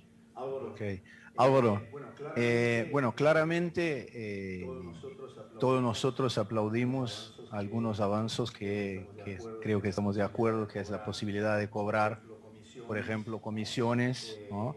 En el caso de los menores entre 16 y 18 años, el retorno de la jurisdicción de FIFA y la licencia a nivel mundial seguramente también es algo que le da seguridad a los agentes, poder contar con una jurisdicción internacional y no tener que buscar un abogado local, pelearse en la justicia local de un país extranjero cada vez que hace un negocio. Pero por el otro lado, y el tema que me parece que es el tema más caliente que tenemos, son dos, en la verdad, que son los caps, los límites, los techos, ¿no? Que estarían, si estoy equivocado, por favor, corrígeme, Luis, serían 3% de remuneración de comisión para el agente del jugador, más 3% quizás a recibir el agente de parte del club que está inscribiendo el jugador, del club comprador, entre comillas, y eso sobre el sueldo del jugador. Una base de cálculo en estos dos casos la misma, y 10% en el caso del agente que actúa en nombre del releasing club, el club que está transfiriendo el jugador, pero con una base de cálculo diversa, que sería el monto de la transferencia. Entonces, diversas bases de cálculos y dos porcentajes diferentes, y me parece que ese es el punto más nevrálgico, más difícil, y un punto agregarse que la única posibilidad de doble representación es en nombre del jugador y del club que está registrando el jugador. O sea, en un traspaso futuro, este mismo agente no podría actuar en favor de este mismo club que ahora se torna el club que está transfiriendo el jugador. ¿Cómo lo ves, esta estructura que está puesta ahí sobre la mesa? Yo creo que el limitar las comisiones no ayuda a la profesión, ni ayuda a los jugadores, ni ayuda a los agentes. Yo doy las gracias a Luis y al gran equipo que tienen, con Ornella, con Emilio y Luis, en el cambio de reglamentación. Era una reglamentación necesaria en el cambio. Desde la nomenclatura que tenemos a día de hoy, que somos intermediarios, yo creo que es muy diferente lo que es un intermediario a un agente, es muy diferente. De hecho, es muy peligrosa una reglamentación la que se quiere implantar, en la que se premia más al intermediario que no al agente. Un intermediario es la persona que interviene en una operación, coge el dinero, corre y vuela en un momento puntual, y un agente es muchísimo más. Hace un trabajo muy continuado con el jugador, durante toda la temporada, durante toda su carrera deportiva, requiere de mucha inversión. Nosotros en YouFirst hacemos una inversión muy fuerte en tener personal, economistas, abogados, exjugadores, coaches, psicólogos, etcétera. Es una inversión muy fuerte por el bien de los jugadores, y esta reglamentación al final desprotege al jugador. Yo creo que desprotege al jugador porque las comisiones desmesuradas y excesivas están precisamente en las intermediaciones. En la representación es muy claro, un 5, un 7, un 10%. En las intermediaciones es donde realmente se ven comisiones excesivas. Entonces, no acabo de entender el que se reduzcan y se limiten las comisiones de los agentes, y lo de los intermediarios se mantengan en el 10%, ¿no? Esa parte, una cosa que se me escapa y no logro entenderlo, y como digo, tenemos que diferenciar lo que es el intermediario y el agente, que somos dos cosas diferentes. Porque aparte, si se crea un sistema poco atractivo, poco seguro, poco rentable para la gente, y no aceptado por los agentes, sobre todo en el CAPS, como dice, al final se va a incrementar la opacidad de las operaciones, las trampas, no solo de agentes, de clubes, de jugadores, de agentes. Los mercados excesivamente regulados al final acaban siendo mucho menos transparentes, ¿no? Entonces bajará inevitablemente la cantidad de servicios y soluciones que le podamos dar a los jugadores, porque no podremos invertir si se nos reduce un 40%, de un 10% a un 6% como máximo, que están dictaminando la nueva norma. Un 6% teniendo toda la fuerza del mundo, pero se puede quedar un 3%. Si se nos reduce un 40% como mínimo, inevitablemente tenemos que bajar la inversión en nuestro personal cualificado, bajarán la calidad y la cantidad de los servicios que la agencia damos a los futbolistas, bajará nuestra inversión, como digo, y el asesoramiento al jugador, que es el verdadero protagonista de esto, o al entrenador, será menor y de peor calidad, inevitablemente, con lo cual quedarán muy desprotegidos los jugadores. Gracias, Álvaro. Natalia, Álvaro tocó un punto ahora que me parece que si vamos también a los principios que deben estar ahí, por lo menos en el borrador último que yo tuve acceso informalmente, es que uno de los principios protegidos por el reglamento es exactamente, el reglamento busca la calificación de los servicios. El punto que tocó Álvaro es que con esta reducción, si uno va a cumplir las reglas al pie de la letra como cumple, no sería posible mantener. ¿Tú crees que ese objetivo se concreta? O sea, ¿es posible tener un servicio de calidad cobrando 3 o máximo 6% un agente? ¿Cómo lo ves el reglamento en general y este punto, si puedes? Bueno, buenos días. Creo que va a parecer que estamos haciendo proselitismo, Álvaro y yo. Pero déjame decirte, Dani, que siento como cuando a un jugador le sacan la roja y va a discutir con el árbitro. Puede ir a discutir, pero la decisión ya está tomada. Ese es el sentimiento que tengo hoy con esta reglamentación yo. Yo creo que 100% apoyo lo que dice Álvaro, que en vez de mejorar la profesión, la va a perjudicar, porque si uno tiene que hacer las inversiones que hacía mención Álvaro, va a tener que chequear cómo manejarse. Y coincido plenamente con Álvaro en que se premia más al intermediario del club, que trabaja 2 horas, una semana, a aquellos que estamos todo el año al lado de los entrenadores, al lado de los jugadores, porque cuando se generan los issues, llaman al representante, no llaman al intermediario. El intermediario ya está en otro lado. Entonces digo, el cambio siempre es bueno, pero busquemos la manera de que el cambio no beneficie a los que menos trabajan para que esto y para que los actores principales, que son los jugadores, tengan las espaldas cubiertas. Bien. André, your first general impressions about the impact, the possibility of enforcement of these new regulations. What do you see as the most difficult topics to be, accepted by the market? Or do you think there will be some slide doors to circumvent the rules, or to find a way to be better remunerated in the view of the agents? First of all, I have to apologize that my Spanish is actually simply not existing.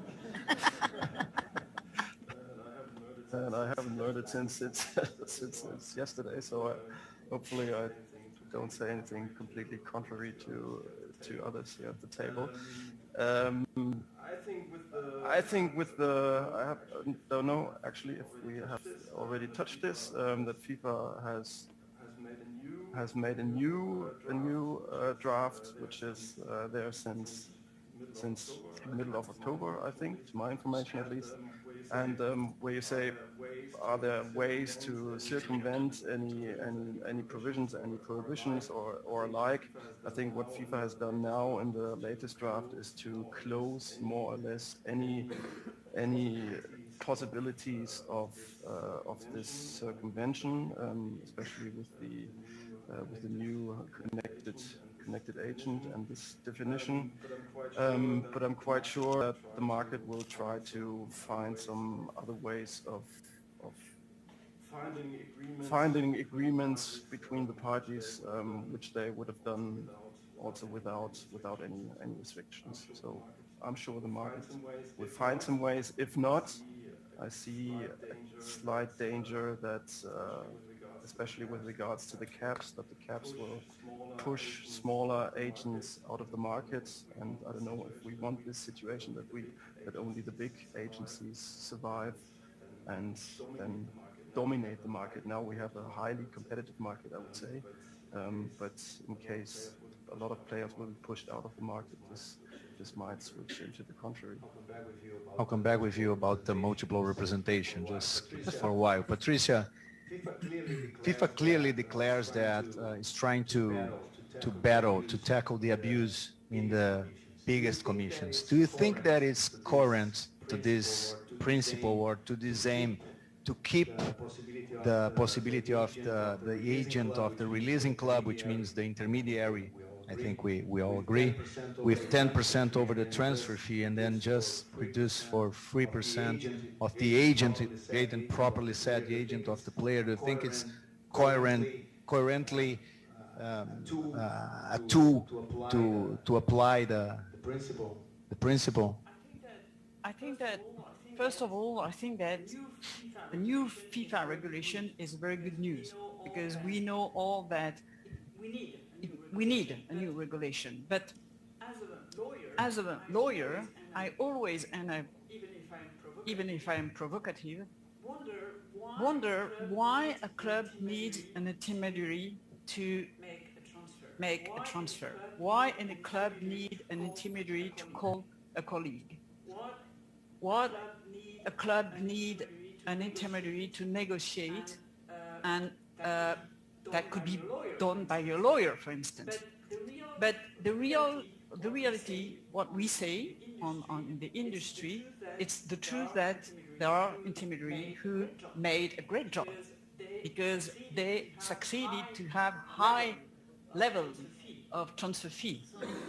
So my view is that, yes, a regulation but transparency, it's much more than important. And if you are talking about the cap, in France, we have a very strict regulation, and a lot of colleagues used to call us, say, what's going on in your country? Because we have license, we have a cap, we have prohibition, we have a lot of big regulation.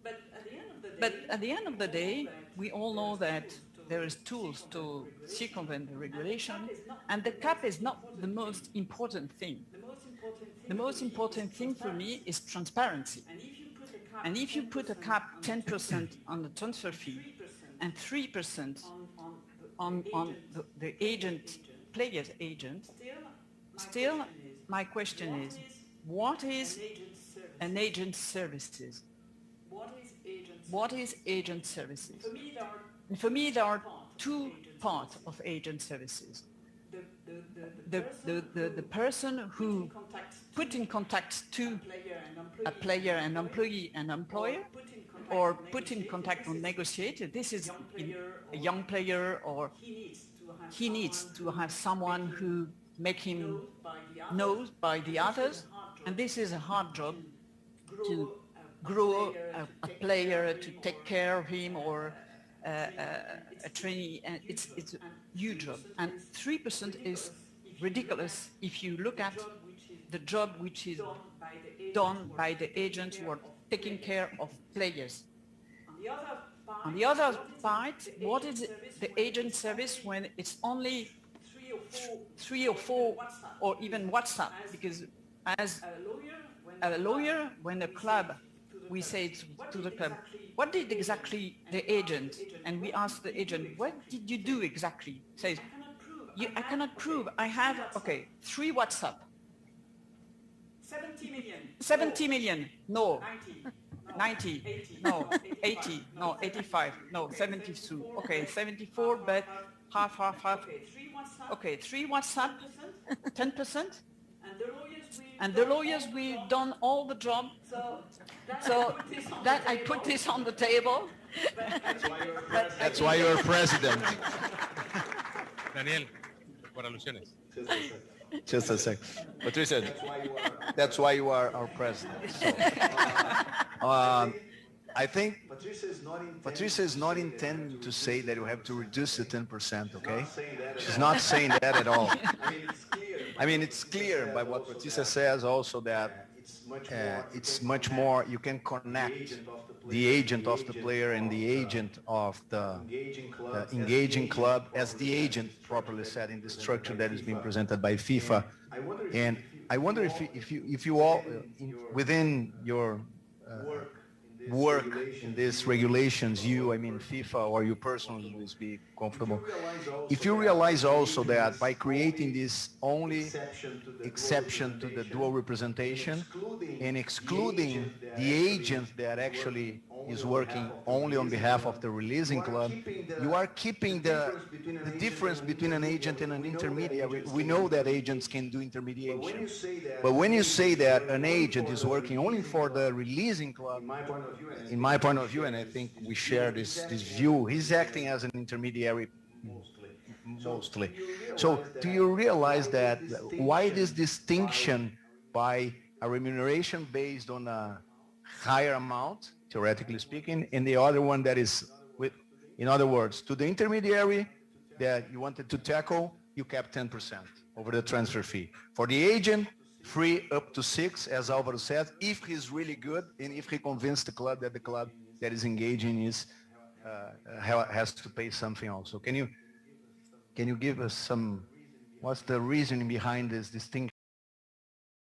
Well, I think the first thing that we need to understand, it's not FIFA alone that is taking these decisions. It's not like FIFA wake up one day and say, yeah, 10% releasing entity, 3 plus 3.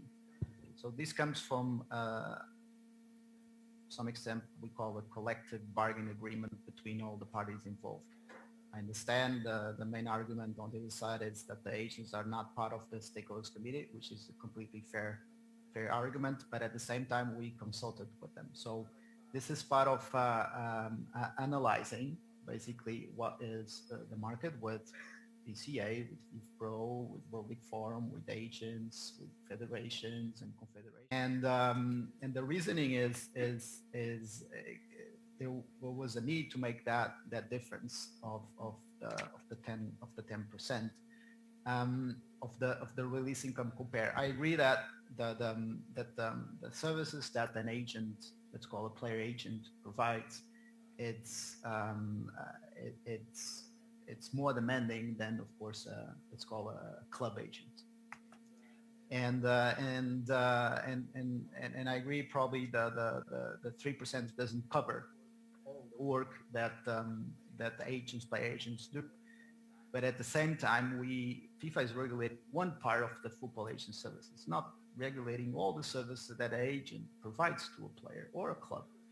There are other services that are excluded.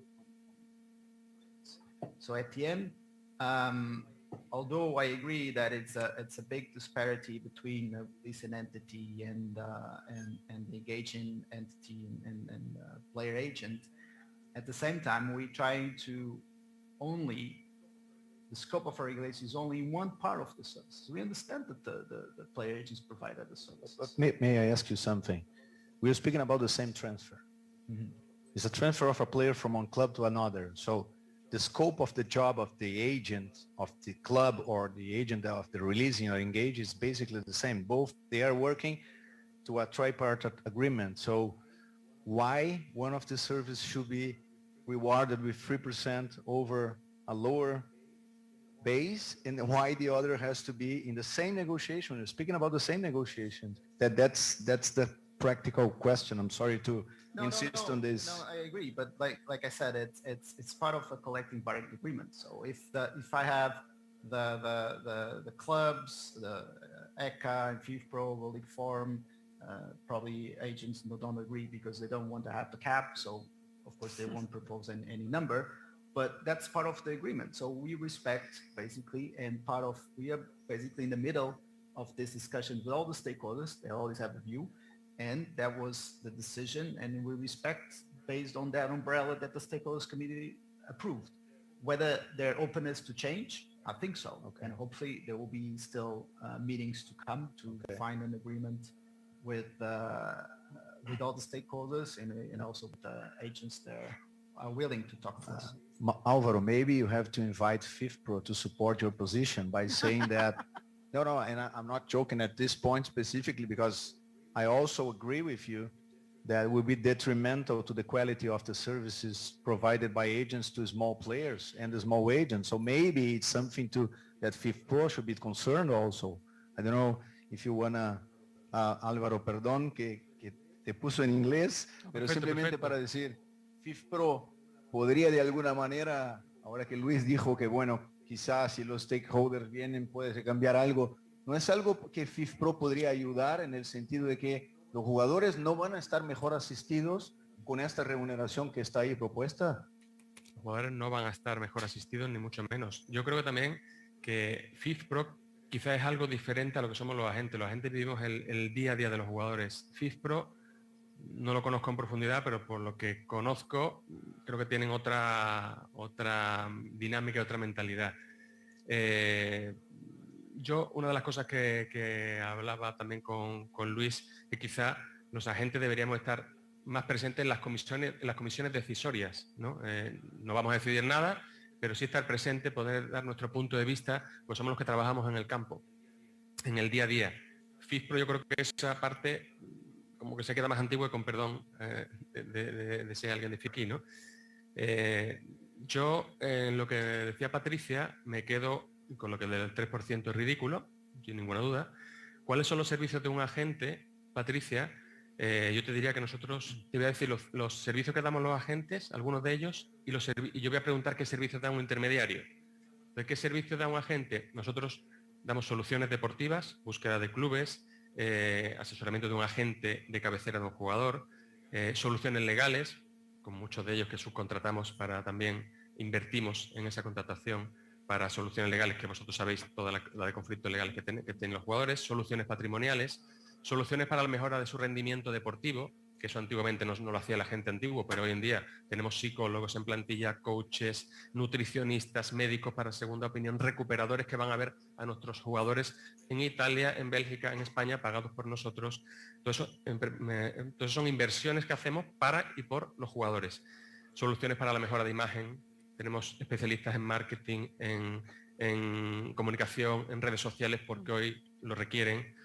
Soluciones para sus familias, nuestro día a día es pegadas a las familias, que eso le da al jugador mucha estabilidad y le da equilibrio. Todos estos servicios requieren una inversión importante. O sea, no es solo mando un WhatsApp y firmo un jugador. No, o sea, pero quizás... Ella hablaba de los intermediarios, me parece. Bueno, es por eso. Maybe this is other services. That's why I have a question to FIFA. Do you mean that all the services that now Álvaro is describing, these are other services? And I don't understand, because some of us, we have this, and this is a pity. I think that FIFA should share this document with lawyers, because it's very important to look at the documents, and the documents, of course, I understand this is bargaining, but if you look at it, I have this question. You have what you described could be other services, meaning that 3% would be the remuneration only for intermediation, and that other services could be over the 3%. Is that what we should understand? Exactly, Patricia. I think you touched the point. I think you touched exactly the point.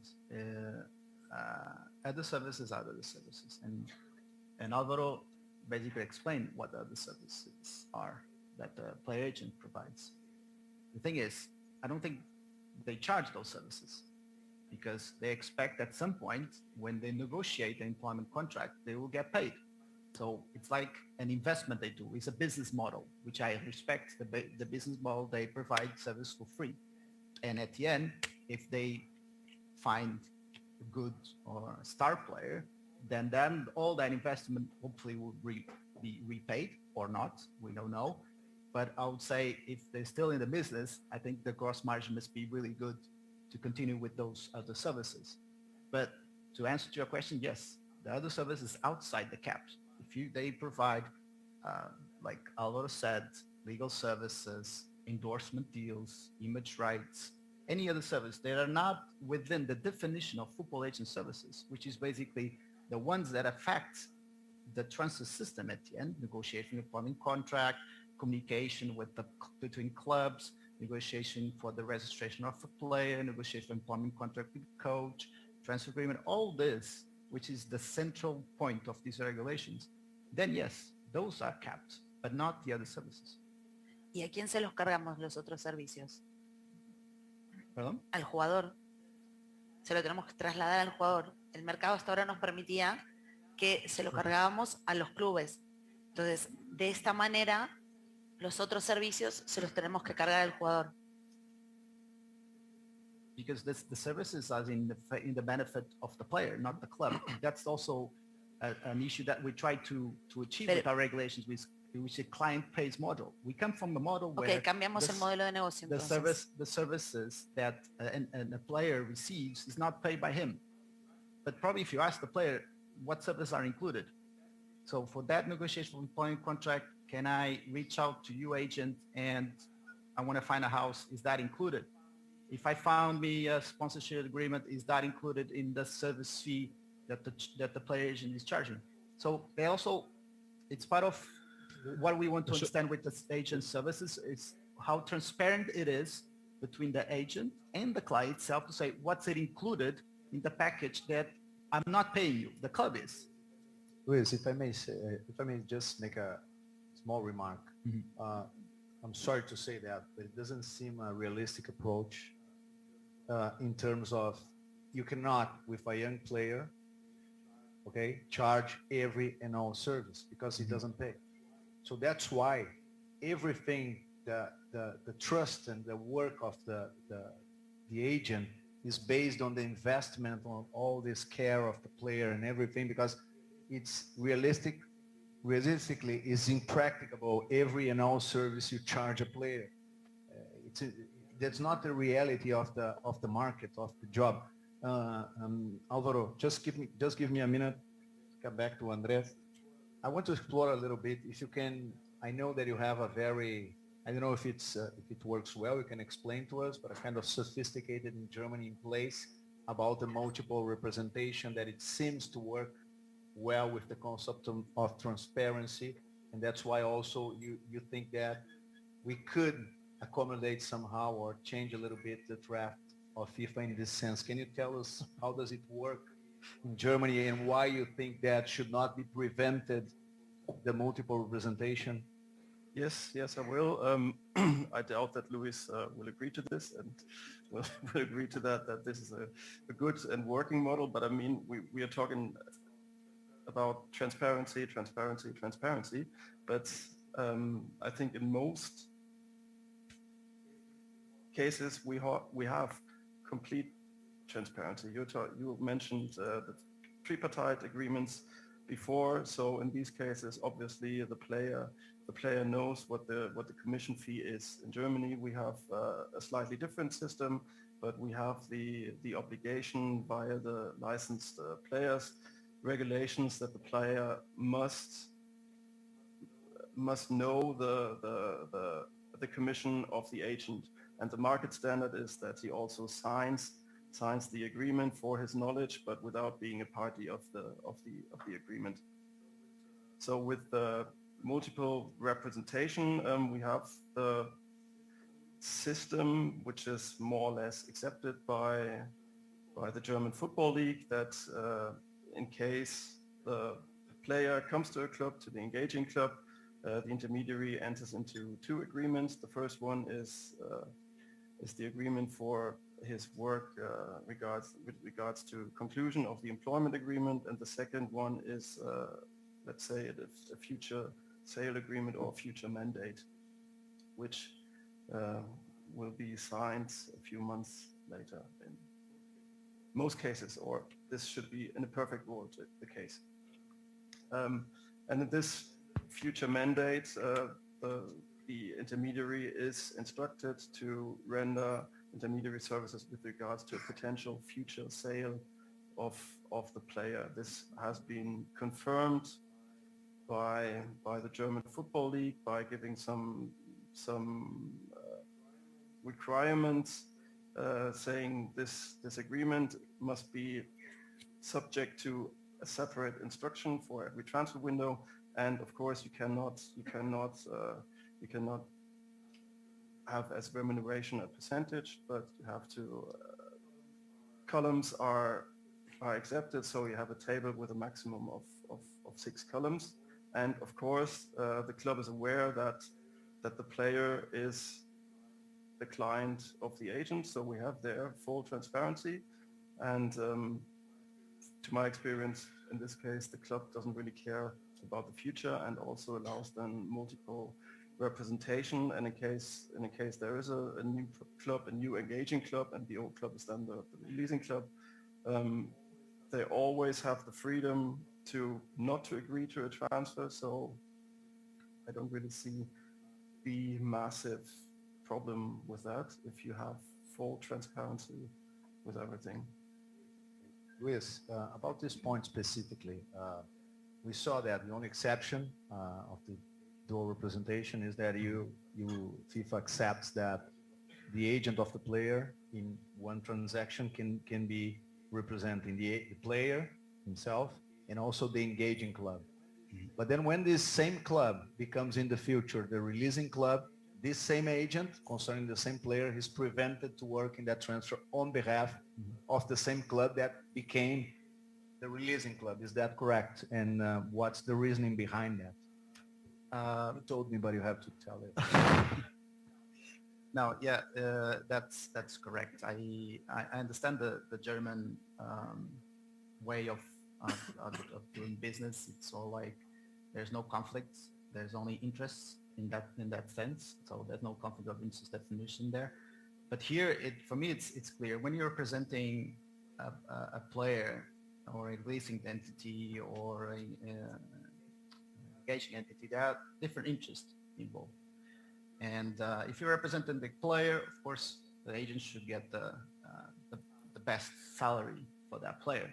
If you are in the transfer and you're acting on behalf of the releasing entity, you want to have the higher transfer compensation. And if you act on behalf of the engaging entity, it's the opposite. You want to reduce transfer compensation and reduce the player's salary. So at the end, it's those interests that are in conflict. And I cannot see why a player, that an agent that is representing at that time a player, and at the same transactions is already thinking of selling the player. Is he really acting loyalty to the clients? Is he really acting on behalf only to the player, or is he thinking already that he might make a different commission or service fee in the future? And because clubs, I think, correct me if I'm wrong, they work with budgets. If I have a budget for transfer compensation and player salary and agent fee, if those numbers, they move around, it's because the interests are conflicted. And for that reason, we felt, not only FIFA, but also the remaining stakeholders, that even the dual representation, in my opinion, is still, in my opinion, a conflict of interest because of the player salary. You want to have the same different interest. In that situation, it is the same thing. But again, based on this collective bargaining agreement, all the stakeholders decided that the only exception for a conflict of interest is between an engaging entity and the player. And for that reason, it was decided, we decided like that. Not sure, honestly, for the cap, there might be some openness for this. There was never discussed among the stakeholders to change in the near future.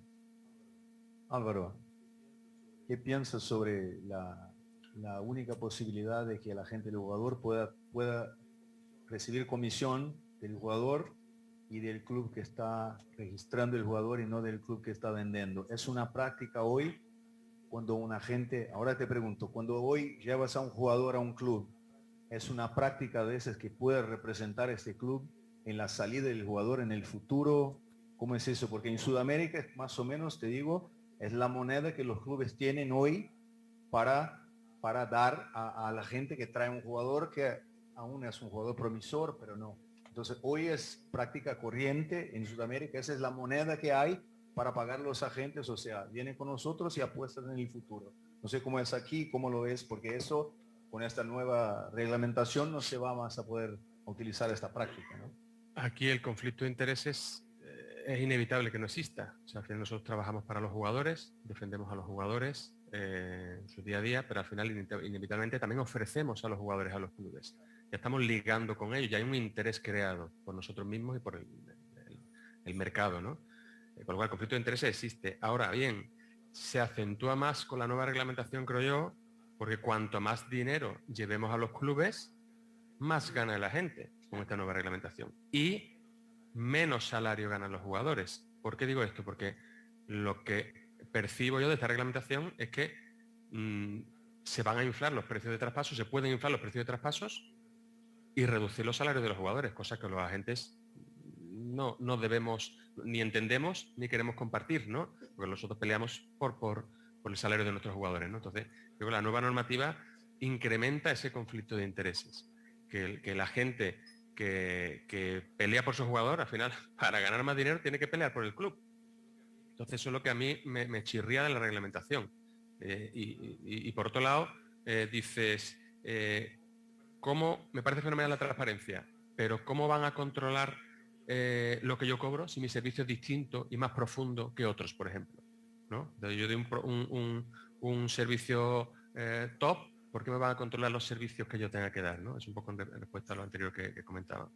Pero el conflicto existe y me chirrea esa parte del a más dinero que los clubes, más ganamos. Con lo cual, menos voy a defender a mi cliente. Se puede dar esa situación, ¿no? O sea, no te dan los números, no te da la inversión. Tú estás trabajando para el club más que para tu cliente en un momento dado. Bueno, pero una pregunta en este sentido, ya que hablamos de transparencia, ¿no sería una manera que el jugador tuviera, o sea, cuando un jugador, si el jugador trabaja con múltiple representación, que él necesariamente pueda ver cuál es el monto de la transferencia? ¿No es una forma de, digamos, darle al jugador la condición de que evalúe si su agente está trabajando en conflicto o no, me parece que es una manera de corregir el conflicto, ¿no? Totalmente. A mí me parece. Totalmente Si no, vamos siempre para la presunción de que la gente está sacando el jugador para ganar como comisión del club. Y es más tañado, perdona. Y de esa transparencia, yo voto más por la transparencia y por no limitar los caps, estamos hablando, pero para más transparencia, que FIFA ordene auditorías a las agencias. Exacto. Nosotros nos auditamos con Ernst & Young desde los inicios. Todos los años tenemos nuestra auditoría interna y cuando descubran o investiguen operaciones en esa auditoría, operaciones incorrectas o defectuosas o excesivas, lo que sea, que las investiguen. Máxima transparencia que eso no hay nada. Bueno, tenemos otros temas como Connected Agents y otras cosas que son interesantes que necesitamos también de la luz acá de Luis para saber si vienen mismo o no y cómo vienen. Pero en este punto me gustaría hacer un corte para saber si alguien tiene alguna pregunta para una dinámica un poquito diferente. No sé, en este punto alguien quiere hacer una pregunta a Juan, que estabas en el principio. ¿Estaba de acuerdo con todo o quería preguntar algo? Dani, allá atrás. ¿Alguien? Allá atrás. No sé si hay... Rodrigo. ¿Hay un micrófono ahí para llevar ahí atrás? Ahí está. Bueno. Allá atrás.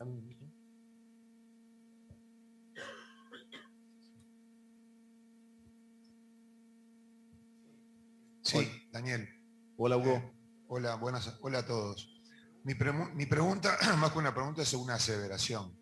El agente acompaña al jugador durante toda su carrera, sobre todo en Sudamérica, logra que sea transferido a un club que normalmente no es de los más altos, sino a un club menor en Europa, como para que tenga experiencia europea y para que el jugador desarrolle su actividad en Europa. Y por esta reglamentación, si el jugador explota y consigue su gran transferencia, el agente pierde al jugador. Directamente lo pierde. Porque como dijo Álvaro, va a ser más atractivo cobrarle la comisión a ese club que vende al jugador que al jugador mismo. Entonces puede darse que el agente acompañe a todo al jugador durante toda su vida y que cuando llega el momento de que estemos todos felices porque el jugador es transferido de un club medio a un club grande, el agente pierde el jugador en manos de otros agentes que lo único que tienen que hacer es esperar, es pescar en la pecera, es esperar. Este jugador ya no puede ser más representado por Álvaro, así que voy a esperar. Y puede darse mucho el robo de jugadores entre los mismos agentes. Eso es lo que veo como... O sea, veo que la FIFA sacó una foto de una transferencia, piensa en una única transferencia, que es la que está analizando, cuando en realidad es una película, porque la vida de un jugador no tiene una única transferencia. Las transferencias son continuas. Y con este sistema, el agente solamente podría participar en una de esas transferencias y perdería al jugador en la siguiente. Y eso es lo que me parece peor de toda esta reglamentación. Bien. Okay. Atrás. Gracias. ¿Alguien? Atrás, Rodrigo. Rodrigo.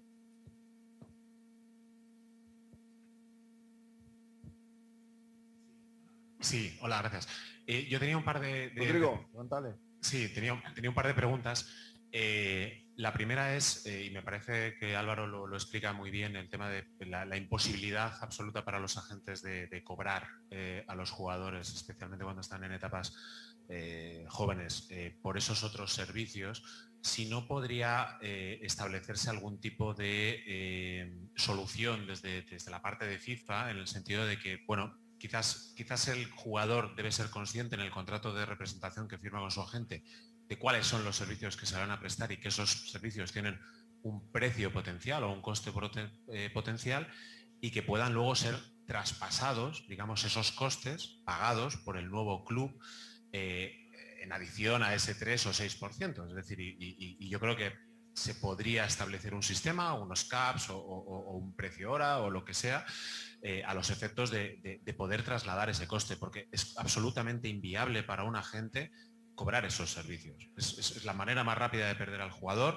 se va a asustar, no lo va a entender, no lo va a apreciar hasta que lo tenga. Y creo que FIFA ahí debería mostrar o deberíamos buscar una fórmula, porque además los contratos entiendo van a estar registrados en el sistema, con lo cual, bueno, que el jugador sea consciente del coste que tiene y de lo que está invirtiendo la gente, pero que esos costes se puedan trasladar por encima de ese 3 o 6% al nuevo club.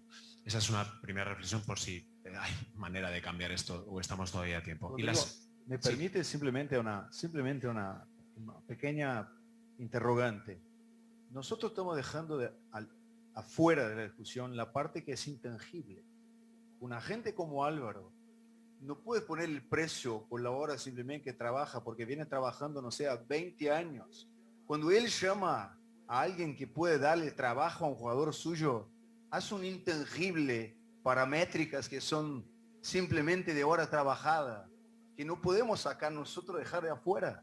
Es como nosotros. El cliente a veces te quiere pagar mal porque resolviste un problema en 5 minutos, pero no son 5 minutos, son 20 años. Son no sé cuántos congresos de la Federación Española, del CAS, hablando contigo, hablando con la gente, hablando con todos. O sea, esta parte es el intangible que hace especial el trabajo. Y en estas discusiones no lo vemos, porque no hay métrica para eso. Perdonen simplemente que me meto en tú para decir, hay un valor ahí que me parece que no es tangible, pero que puede llamar a alguien porque hizo un negocio anterior, confía en él, sabe que el jugador se va a presentar y que es un buen jugador. ¿Y cuál es el precio de eso? Es simplemente para dejar ahí la interrogante, ¿no? Estoy completamente de acuerdo. Y luego la segunda parte que también me parece preocupante, que no sé si se ha analizado desde FIFA, es que entiendo que en las operaciones en las que se vaya a cobrar un 6%, o bueno, pues, un modelo dual representation, ¿no? Al final hay un impacto fiscal sobre el 3% que se paga en nombre del jugador. Es decir, el problema es que ese 6% es menos. O en todo caso, si queremos que se mantenga en ese 6%, va a haber que hacer un gross up de los salarios del jugador y va a tener un coste adicional, ¿no? Entonces, quizás otra sugerencia sería que, bueno, que se estableciera que ese 3%, digamos, es neto del impacto fiscal que pueda tener, porque va a depender del país. Hay veces donde es gasto deducible, hay veces donde no hay un problema fiscal derivado del pago de las comisiones, pero hay países como España que es un absoluto drama en el que tenemos problemas continuos en relación a la consideración salarial de los pagos de comisiones. Entonces, es que creo que el problema es que el 6% no es tal, es que estamos hablando probablemente de un 4,5%. Y luego finalmente la última pregunta / reflexión es, no lo tengo claro del draft del reglamento, es primero si si no recuerdo mal, en las versiones antiguas del reglamento FIFA los abogados, digamos, estábamos fuera del sistema y podíamos, digamos, realizar las funciones de agencia. Esa es la mejor pregunta, que más nos interesa. Sí, porque no tengo ningún problema en que hagamos un examen, creo que a lo mejor somos de los que los aprobamos, pero bueno, quizás es que nuestro trabajo ya de por sí ya incluye la negociación. Entonces, normalmente nosotros vamos de la mano de los agentes, pero puede que no queramos hacerlo. ¿Por qué tenemos que estar sujetos al mismo, o por qué no estamos excluidos? Y la última es, ¿cuándo van a ser esos exámenes? Porque no me queda claro si entre el 1 de enero y el 30 de junio todo el que quiera aparecer en el mercado de verano de 2022 va a tener que pasar ese examen.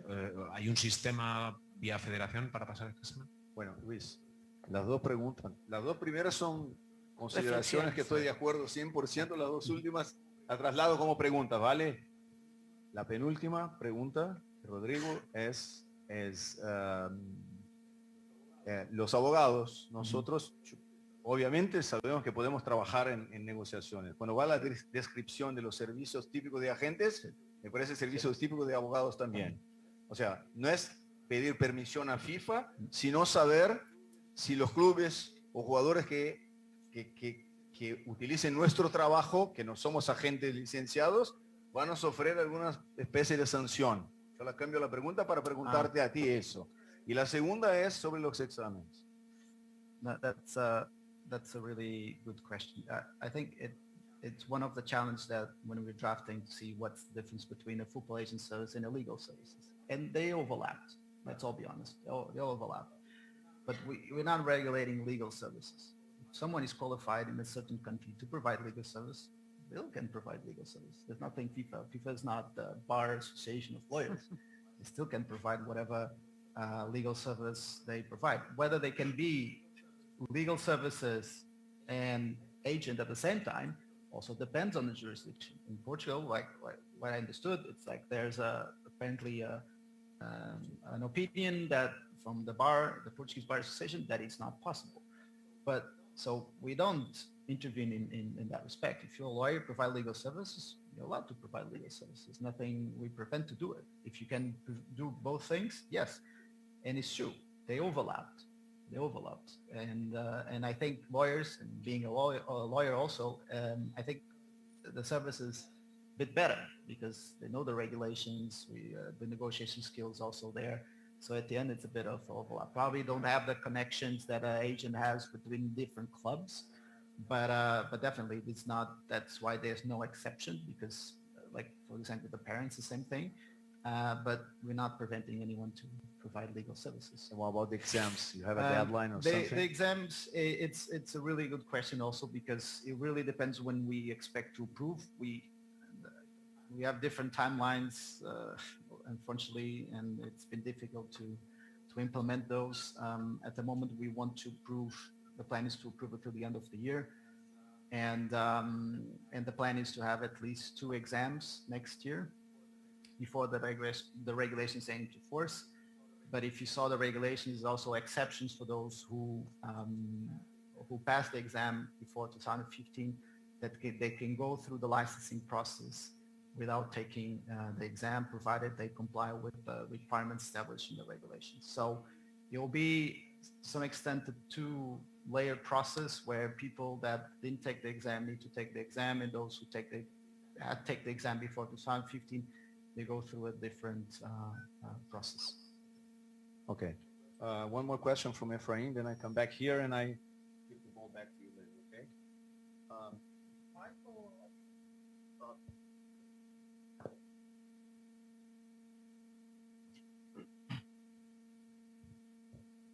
Gracias.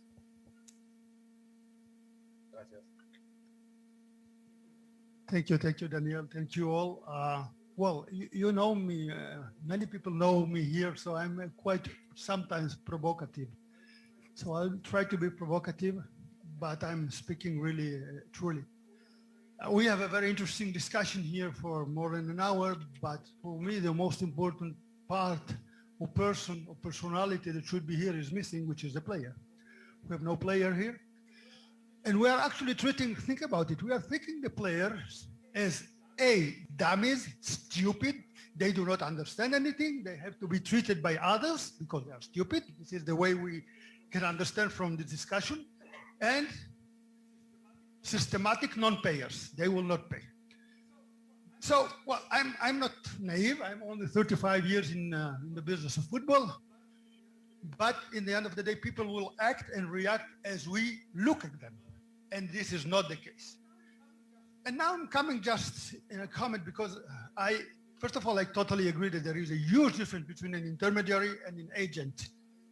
And for many years, I respect very much the work of an agent. And I can tell you that most of you don't want to be an agent, believe me, because it's a very hard work and it's a very difficult work. And sometimes it's not an easy client, let's say, okay?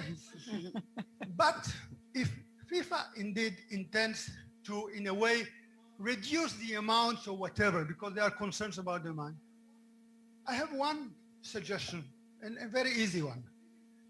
Leave it to the real free market. The real free market says that in the relations between an agent and a player, only the player will pay. Only the player, because there is, in my opinion, there is an inherent conflict of interest in the case when the club that acquires the player pays also to the agent. If you want, I can explain why, but you know, all of you know why. So if you will leave it in the hands of the free market, real free market, when the agent will have to get his money only from the client, as we do, lawyers, or coaches, the only one that will pay are the coaches. Believe me, I have an idea that the amounts in a way will be reduced. Okay, now if the agents will not be happy, okay, they can become lawyers, doctors, engineers, or whatever. But this is the problem actually, because we are, and you know, Quo Vadis football, in the relation between players and agents, we are not going anywhere for 30, 40 years. So let's try it. The only regulation should be clubs are not allowed to pay to the agents. Nothing, just the agents that indeed the club requires. And I know you say, well, the market, they will go here, they will go. So there is this English system which in a way tries to deal with it. But let's go ahead further. And this is the right thing to do. Players are the clients, players should pay, and nobody else. Thank you very much.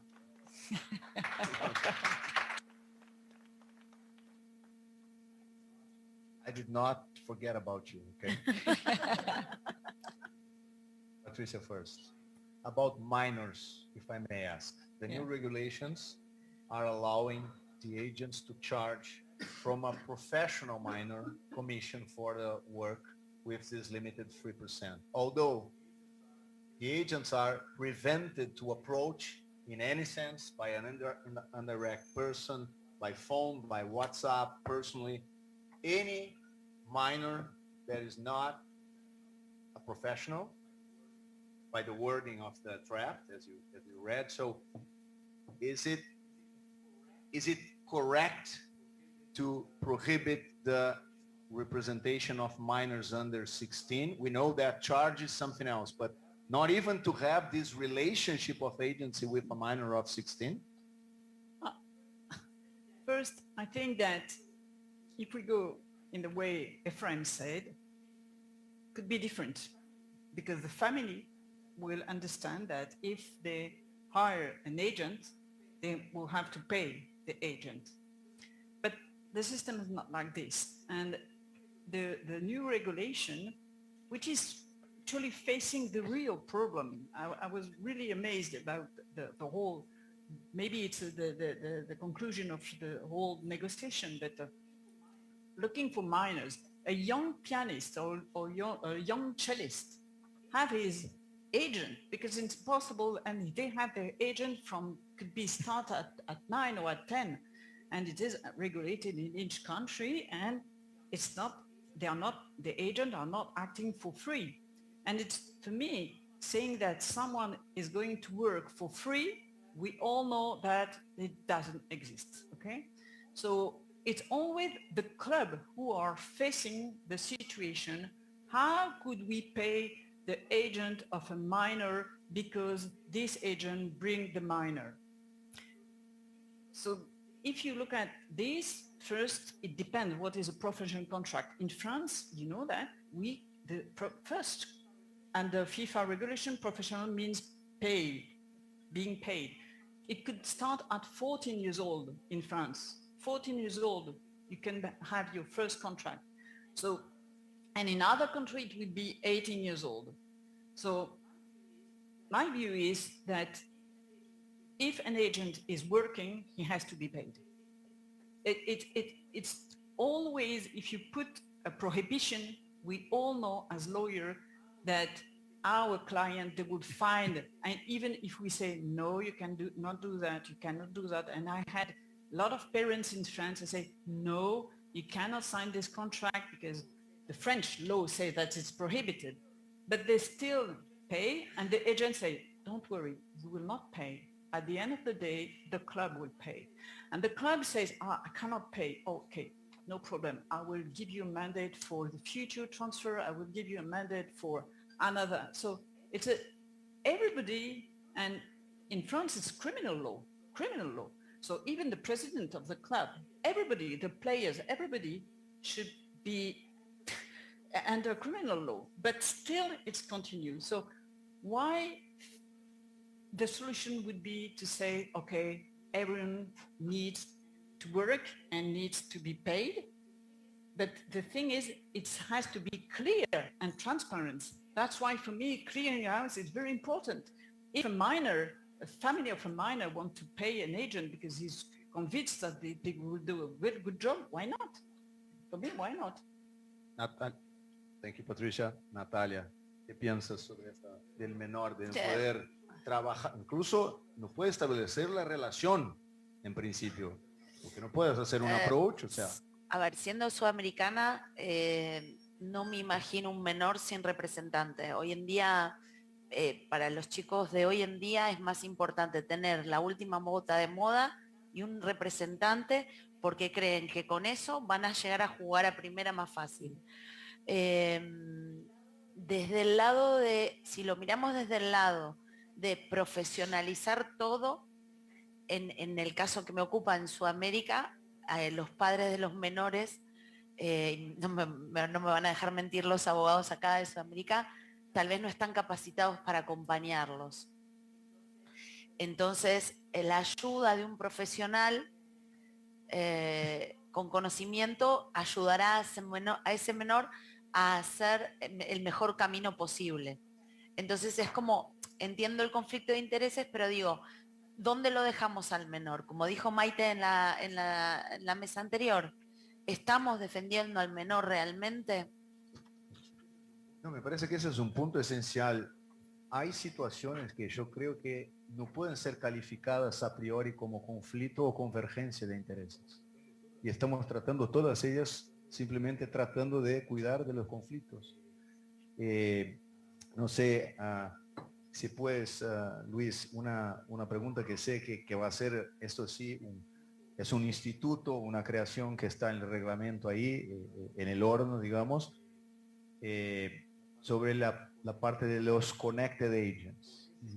¿Por qué se creó la figura de los... ¿Qué es la figura de los connected agents? Ya sé que son 4 situaciones que lo describen. La última me parece la más interesante para los que estamos discutiendo, si puedes decirla. ¿Y por qué se creó la figura y para qué sirve prevenir la actuación de los connected agents? Si puedes darle alguna breve explicación, perdón.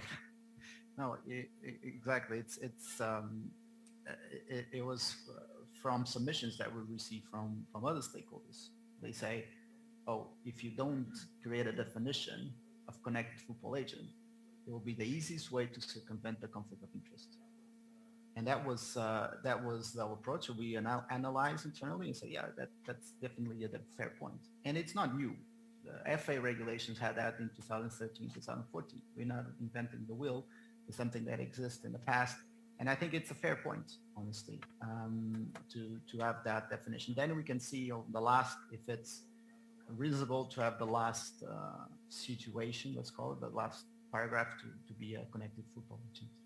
But just to make a general comment, I understand that we are discussing the main topics and it's challenging, but I think something needs to be done. Because the way it is now, and probably most of the people might agree, the way it is now, it doesn't seem feasible. And at the end, we're discussing 10% of the regulations. Because I guess, and Álvaro, if you want to correct me, the rest 90%, he agrees. I think Álvaro agrees in having an exam. Álvaro agrees probably having further education requirements. Agrees to have a dispute resolution system. Agrees to have a clearing house. So at the end, I'm pleased, honestly, that we're discussing details, but that good, that like major details, let's all be honest. And not details.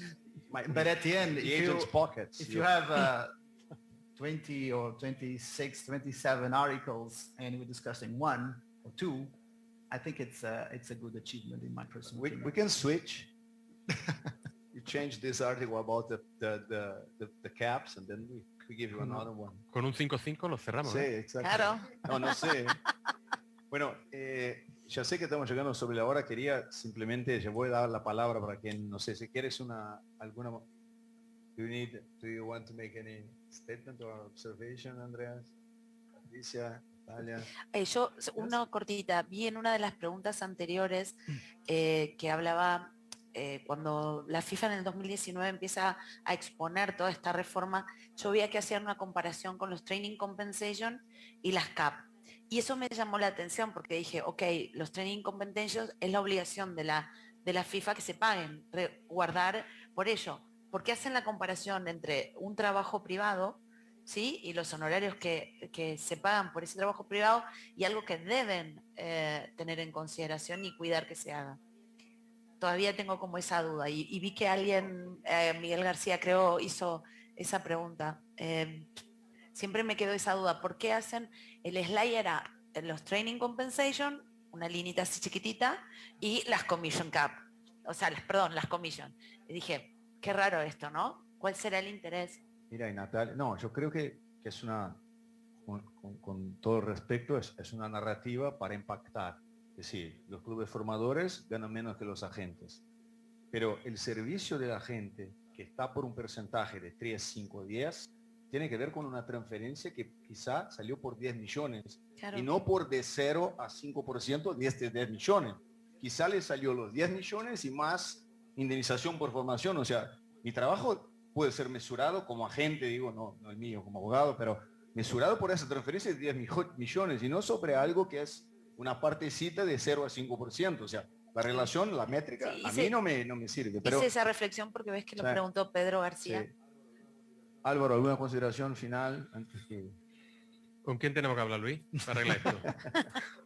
Bueno, aprovecho la oportunidad que FIFA siempre nos ha invitado a discutir, como dijo Horacio, y lo hacemos de manera respetuosa, pero crítica, y no solo por la voluntad de que no hay un perjuicio o una intención de favorecer, pero simplemente porque también estamos involucrados hace un tiempo y no nos gusta tener reglas que son de difícil explicación, como dijo Maite, para un cliente, es difícil para orientar, para el crecimiento de deportes. Si la gente no aplica y si la norma es impracticable, no se va a aplicar. Y yo quería traer simplemente un dato que me parece que a veces vamos a las palabras y no vamos a los hechos o a los números. Tenemos que tener cuidado porque para atacar el exceso no podemos matar las buenas prácticas. Para matar a un predador en la selva o en el mar, no podemos secar el océano o poner fuego en la floresta entera, porque ahí las tortugas amables que todos nos gusta, las ballenas, se van juntos. Y el pescado que comemos también va junto. Ese es el problema. Entonces te traigo y para que ustedes, si quieren compartir o no, hoy, acá Estefano me puede corregir también en Brasil, si es así, un jugador con 16 años, que tiene un agente que le cuida desde los 12, 13, 14, cuida de la familia, bueno, toda la historia que ustedes saben. Este jugador en Brasil, top. Si va a jugar en Flamengo, en São Paulo, en Palmeiras, que le pagan el top en Brasil, hoy va a ganar 5.000 euros al mes, con 16 años. Quizá después de un año gana más y así va, pero no gana más de 5.000 euros al mes. Esos son 60.000 euros al año. 180.000 euros en 3 años de contrato, porque entre 16 y 18, solo 3 años de contrato.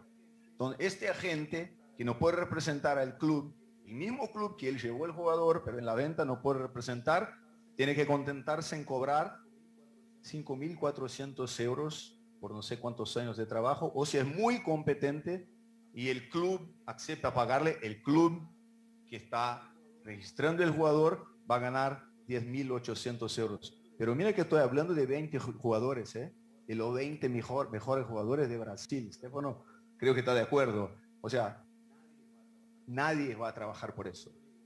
Por eso digo, para atacar el exceso no podemos hacer una política que puede hacer, como dijo Hugo, entregar el trabajo de los agentes chicos que ayudan mucho en la formación de los clubes chicos en Sudamérica. Vamos a entregar eso de bandeja de plata o de oro para los intermediarios. Ese sistema me parece que con este diseño merecería un poquito más de pensar un poquito más sobre las consecuencias prácticas, porque ahí son números, no estoy sacando de aquí, pueden confirmar. Bueno, tenemos sitio para 2 preguntas, porque si no Juan me mata porque quiere comer. André.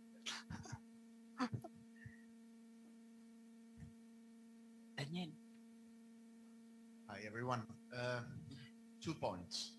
First, on the exam, my curiosity is to understand from FIFA whether your idea is also to create a unique level playing field. Because personally, I struggle with the idea of having exams, of having, let's say, a worldwide licensing system, as you mentioned, where we have different type of exams in different jurisdictions. For instance, Italy at the moment has something which really resembles the bar exam.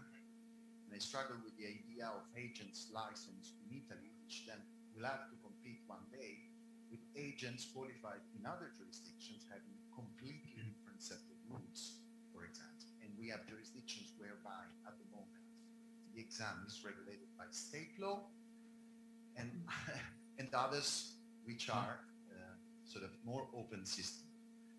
First question. Second question is also a concern deriving from our discussions earlier this morning about TPOs, minors. So a bit of this polarized, let's say, or too much polarized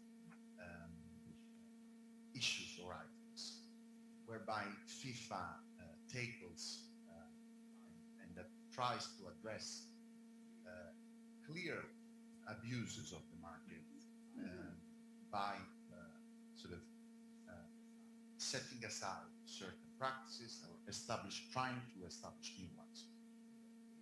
In the agents' world, for instance, by keeping this distinction between intermediaries and pure agents, with 10% only allowed, let's say, for intermediaries, I wonder whether we don't risk creating an incentive for exactly those malpractices that you want to avoid.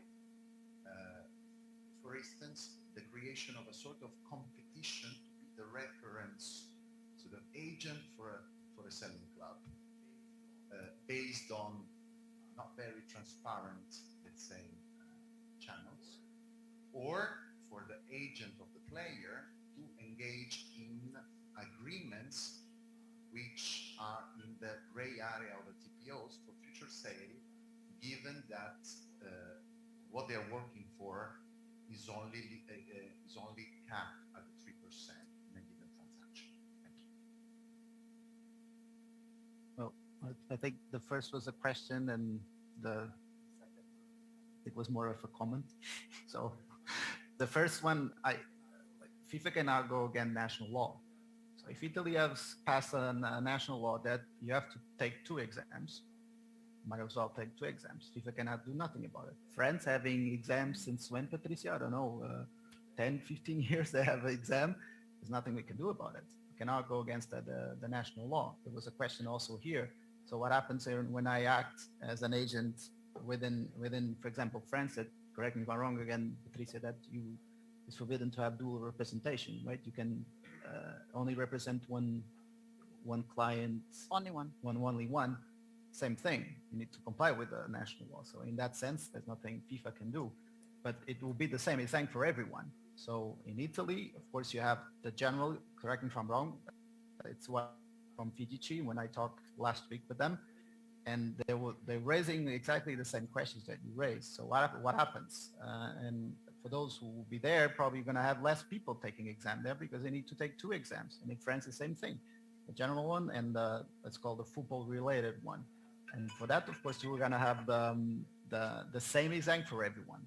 So it will be centralized by FIFA with the bank of questions, and it will be the same exam whether you take in Vanuatu or in US. It will be the same exam for everyone.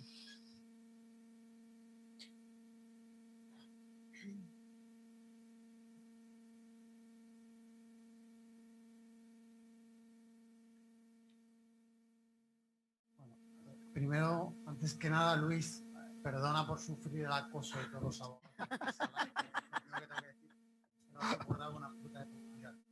Y en segundo lugar, me gustaría hacer también una reflexión, pregunta, porque estamos hablando de Suiza, que es uno de los países más liberales del mundo, y donde, digamos, la voluntad de las partes desde el punto de vista contractual se eleva a la categoría esencial.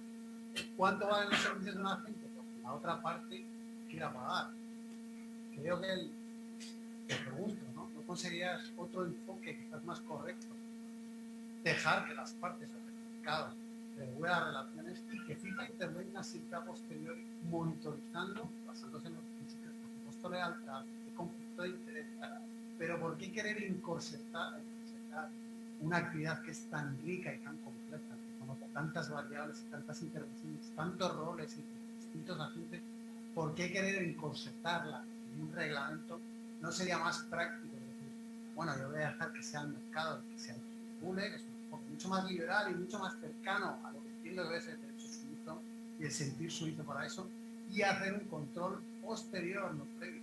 Me parece mucho más útil y desde luego más saludable para el mercado. ¿Qué opinas? Well, I agree. Being liberal in the sense that they allow the parties to decide whatever they want within their contract. There, I agree. That's definitely the case. But it's what's happening now, right? So FIFA decided. I think I was not there at that time, but I don't think it was a good decision. Probably the idea was good, but the implementation was not great. And FIFA liberalized the market. So we have different ways. We have now representation agreements. Some CBF you can sign for 3 years, and the places you can sign for 7. I'm discussing that yesterday with Danielle. So that's what we have now, and we're saying it's wrong because and led to abuse. And then within, I was saying FIFA is being regulating football agents for 20 years or more. And it's not an easy solution. And we know there will be ways of circumventing the rules. We're not naive to say, oh no, this will be a perfect, but we need to try something different because the way it is now, the freedom of contract really allows some abusive practice where we have agents getting 60% of the player's salary or 80% of the player's salary. But that's what we're doing now within the member association. But tell me how many intermediaries were sanctioned by the member association so far. FA might have some because they are really keen to enforce regulation racing to minors. Yeah, but a few. Patricia, I know. Yeah, just 1 minute to Patricia, 1 minute to André, One word. and then we're done. Sorry, it's not my fault. She's the president. We will have a fantastic lunch. Just one word. This morning we learned several very interesting things. First, there is 3 different work. The agent who is working with the career of the player, the intermediary who put in contact 2 persons, and the legal services. So we as a lawyer are legal services.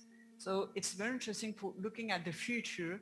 Of course, it's sometimes overlap if as lawyer we want to be present in the middle of the whole regulation only by making our job as legal, but legal is also representing in the negotiation. So, and then we also learned that there are services, agent services and other services.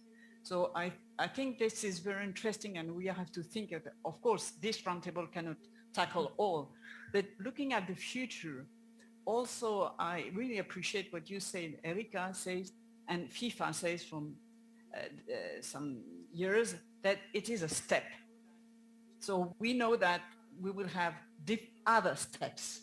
So if I understand correctly, here we are in the first step and we will have different steps. And of course, the regulation cannot tackle everything, but the way it's constructed through social dialogue, just want to insist that IAF as lawyers, we are the people, right people to participate and to try, and we want to participate in this, looking at it, it is a tool for us and it will give us a lot of work. Don't worry, we will have a lot of work. But I think that it's so important and to have, and thank you, to have the possibility to look at the future, the future steps, not only as lawyers, but also as we represent our clients. And the FIFA regulation, for me, so the FIFA want to protect players, for instance, or the FIFA want to protect the minors. But what we can see it now, FIFA want to protect the system. Just be sure that the system can continue and will not collapse. And FIFA and regulation are not protecting agent or against player or players or against or clubs. Okay. So for me, it's a new way to see this, and it's a new way for us, and it gives us a lot of opportunity to discuss, to debate, and to construct a better system. André. I will try to keep. I will try to keep it within a minute. So at first, I think this is a very, very fruitful and important discussion we have, and will definitely not be the last one. But at the end of the day, as this is such a severe threat for the agents, obviously the courts will have to decide. In Germany, already 2 proceedings have been initiated. One against FIFA with regards to caps, Euro representation mainly, and the second one, which is far larger. And the good thing for Luis is a hearing that was scheduled for next week has been today postponed to March 2022. But at the end of the day, the courts will have to decide whether and have to assess whether each provision serves the goals and objectives of FIFA and is proportionate at the end of the day, which is pretty much open, I would say. From my personal view, I would go even a bit further than Ephraim did and say, let's do the market work on its own, let's create full transparency, and the market decides. We have the freedom of contract, and if somebody is obviously happy or at least fine with 60%, which is a huge amount, but perhaps under the certain circumstances, this might be the solution for all involved parties, then it is the amount. So that's the market regulates itself. And otherwise it creates some incentives, like we also heard,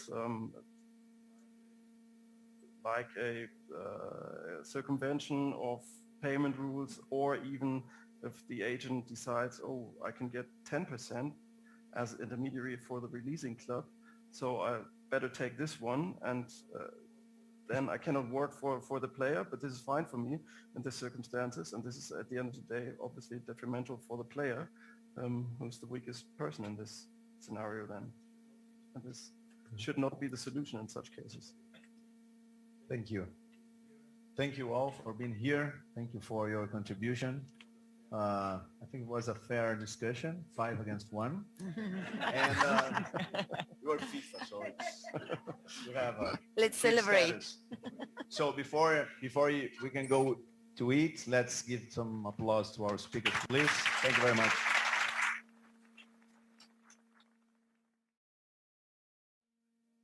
I will start our session now, if I may. So let's start with a bit of Spanish. So hola a todos.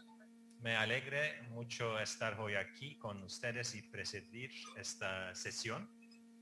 Es un gran placer estar en esta hermosa ciudad de Sevilla y con colegas tan estimados como tú.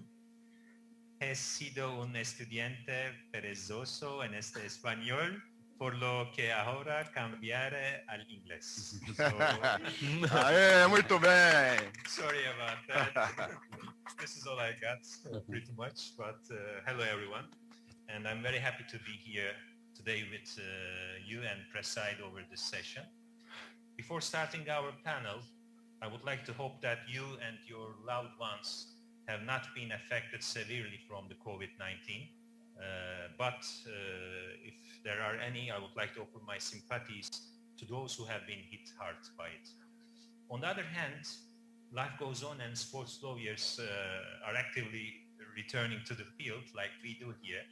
And in this beautiful city of Sevilla, it is great to be here after 2 years of no congresses and no major events. So I find this very valuable. If I had to briefly introduce myself, my name is Emin Özkurt. I'm from Istanbul, and I'm a CAS arbitrator and EuroLeague arbitrator. I am also the legal director of the Turkish Esport Federation. And I would like to leave the floor to my colleagues to introduce themselves instead of me getting an introduction to them. So I would like to start with John, if I may. You can introduce yourself. Okay. Hi everybody. I am a serial entrepreneur and investor. Right now I am focused on technology and sports. I am the CEO of a company of NFTs that later I will explain what this is. And we are focused on sport, art, and to create value for the sport ecosystem. Yes, maybe. Yes. Okay. Well, hello everyone. I'm José. I'm a partner in Laffer Abogados. We've been members of the AIAF since the beginning, so I think you all know the firm. And basically, what I would like, as we were talking about it before, is that we're firm believers in our firm that in the future technology, is going to be a great revenue stream for all our clients, and I think it's a battlefield we gotta fight, and that's what we gotta be. And as an association, I think it's very interesting that we're approaching this kind of issues. Hi everybody, my name is Oscar Mayo. I'm executive director at La Liga. I've been in La Liga last 6 years, and my last position in La Liga was chair of revenue and international, and we have been working in investing and working in technology in the last years, investing more than 200 million, and since the last 2 years thinking and making decisions how we want to work in all this blockchain industry, and trying to have a vision of what is coming in the next years. Buenas tardes a todos. Empezar y agradecer a los amigos de España por la organización, la invitación, a todos los miembros de la AIAF. Thank you very much. So good to be back, to see so many friends after 19 months, 20 months that flying back to the airport life. So thank you, Marcos. My name is Marcos Mota. I'm a partner of Bichari Mota in Brazil and also a co-founder of Hubstage. Thank you all. In our session, we will talk about the apex of new technologies, and since the legal aspect of new technologies will be discussed in the next session, which Carol will preside, we are not going to touch that a lot, but I would like to touch on the new technologies on more explanatory context. And in this context, before we start talking, I would like to share some very obvious and very simple data with you to show you how important issue that we are talking about, especially due to its economic impact. You guys must have heard about NFTs already. Now in our session we will explain what NFT is, but for instance, there was this NFT called Mike Winkelmann NFT called Every Day's the First 5,000 Days. It is a artwork created by artist Mike Winkelmann, and it has been sold at Christie's for $69.3 million. And in the second place, there is another NFT by CryptoPunk, and it is an artifact that sold for $11.8 million as well. It is a set of 10,000 unique digital characters randomly made, and these pixeled faces are generated. Also, we are going to talk about the fan tokens by the clubs, like PSG fan token experienced a massive price increase, growing over 300% at one point and reaching an all-time high, almost $60 per fan token. And this huge price increase came when one of the biggest players in the football world, Messi, transferred from Barcelona to Paris Saint-Germain in 2021. In addition to the sub-branches of blockchain, I would like to share with you the volume of the cryptocurrency market, and the total cryptocurrency market value is around $2.6 trillion by 2021 as we speak.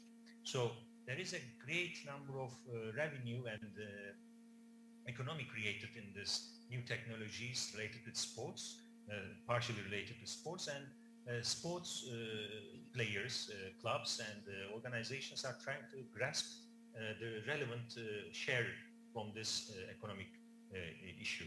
And let me start with the e-sport here. As can be seen, economics effects on our lives are increasing rapidly with the developing technology, and esports is a part of it. And many can describe esport as a form of competition using video games. And esport often takes the form of organized and multiplayer video games competitions, particularly between professional players and individually or as teams.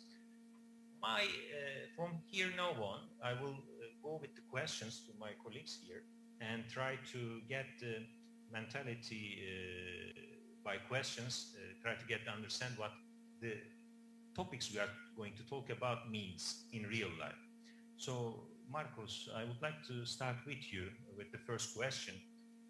What is your opinion and what do you think about football players like Neymar, Aguero, Mbappe, broadcasting esport on Twitch, and can an important economic door will be opened for the players, like being an announcer, broadcaster, etc., when they retirement, after their retirement? Is there any negative consequences of this broadcasts? I know Neymar does a lot of Twitch broadcasting, by the way. Right. At least we didn't start this session asking if esports is sports. I remember in 2016, the first seminar that I took part in England, and we were debating like for almost 3 hours if esports. I mean, makes no sense at all. I mean, after 7 years. I like to, hold on a second, technology. Okay. So I like to just start this saying that Spain has a special part in my professional life. And why I'm saying that, because I was here in this city in 2001, and we were doing a transaction, a transfer of a player, the Nilsson. Most of you can remember him. It was the first time that a player reached 50 million euros transfer. And the contract that we made that day in the hot summer afternoon here in Sevilla, the contract was about 4 pages only. There was no image contracts. I mean, it was a very simple deal. It was the first time that I saw like a transfer agreement and a jurisdiction clause, including FIFA. In that moment, I said, whoa, there is something bigger than, you know, the courts of Rio de Janeiro. This could be a good product to develop, and let's call it maybe in Brazil, international sports law. And I think that worked after so long. Couple of months later, or years later, 2002, I think, I was representing Pasha Group, the famous nightclubs in Ibiza. We used to, you know, render legal service for them in Brazil. And we were there negotiating a licensing agreement with a local CD company. CD, maybe you can even remember what is a CD. And I was asking the owner of the fabric, the company, say, listen, are you not afraid? I saw yesterday there's something coming in called Napster or digital music. This was 2002, I think. And I was a little bit scared about all this digital paying for music, like €1 or $1 for a song. It was really strange for me. And I asked the owner, are you not afraid? You have this big fabric here, beautiful one, and you fabric CDs. And he say, Marcos, I don't sell CDs. I sell music. Doesn't matter the format. I think it's pretty much what we are focusing this debate today. Which product do we have in our hands? How we are consuming this product? How the game has been played lately? How has been financed lately? And if you are ready to tackle all these issues in all levels, lawyers, cars arbitrators, sponsorship, fan engagement, are you ready to be adapted and evolve the industry? Because it's not a matter of our industry. It's a matter of life, right? Life has changed and our industry has changed.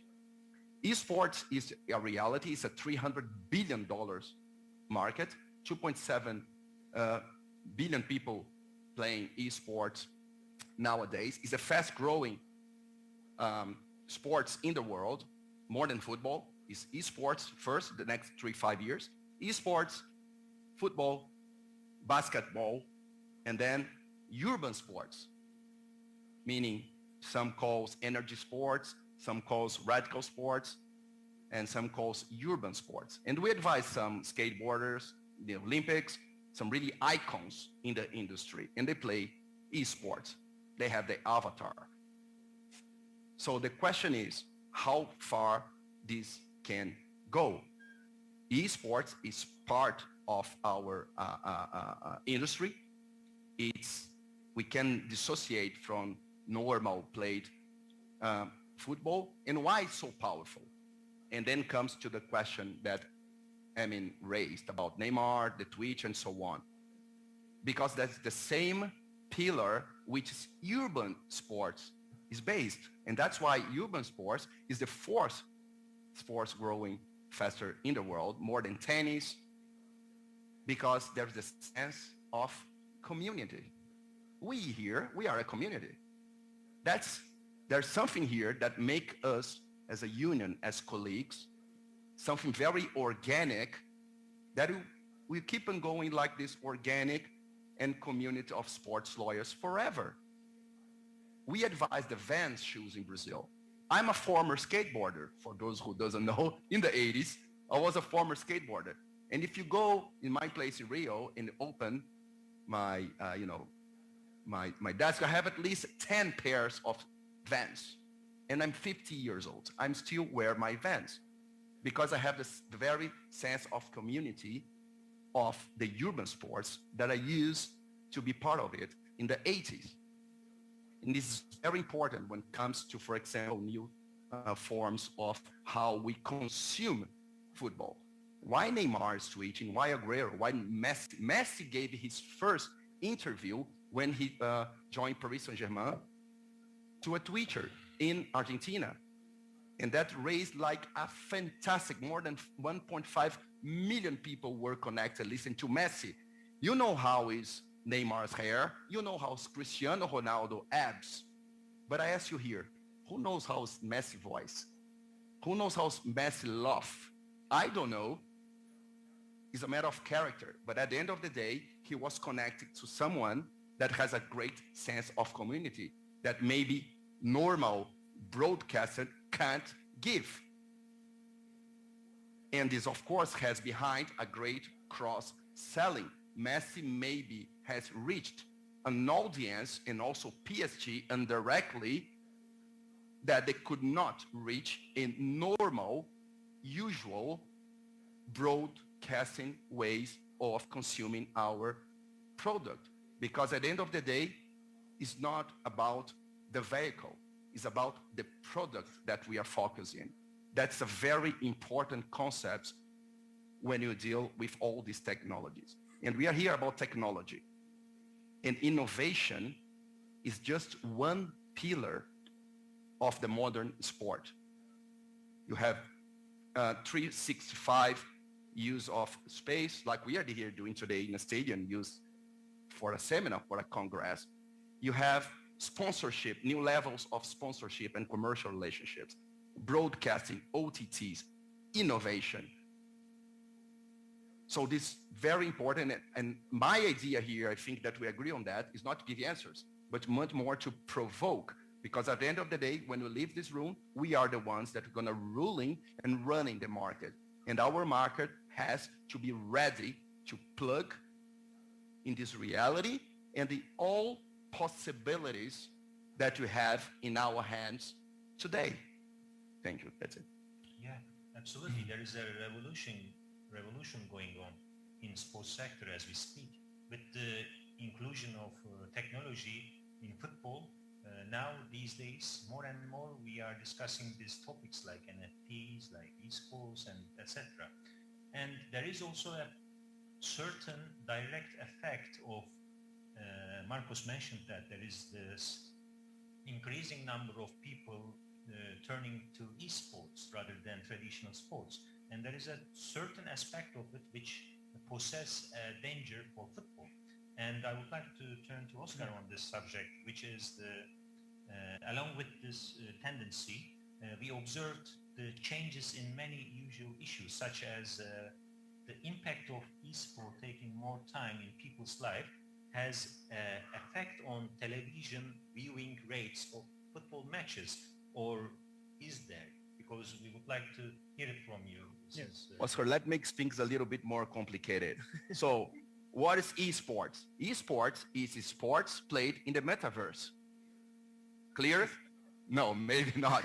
But I mean, the first thing is that the topics that we are going to talk today in the next hours, NFT, blockchain, fan tokens, esports, is it what is it? And it's already here.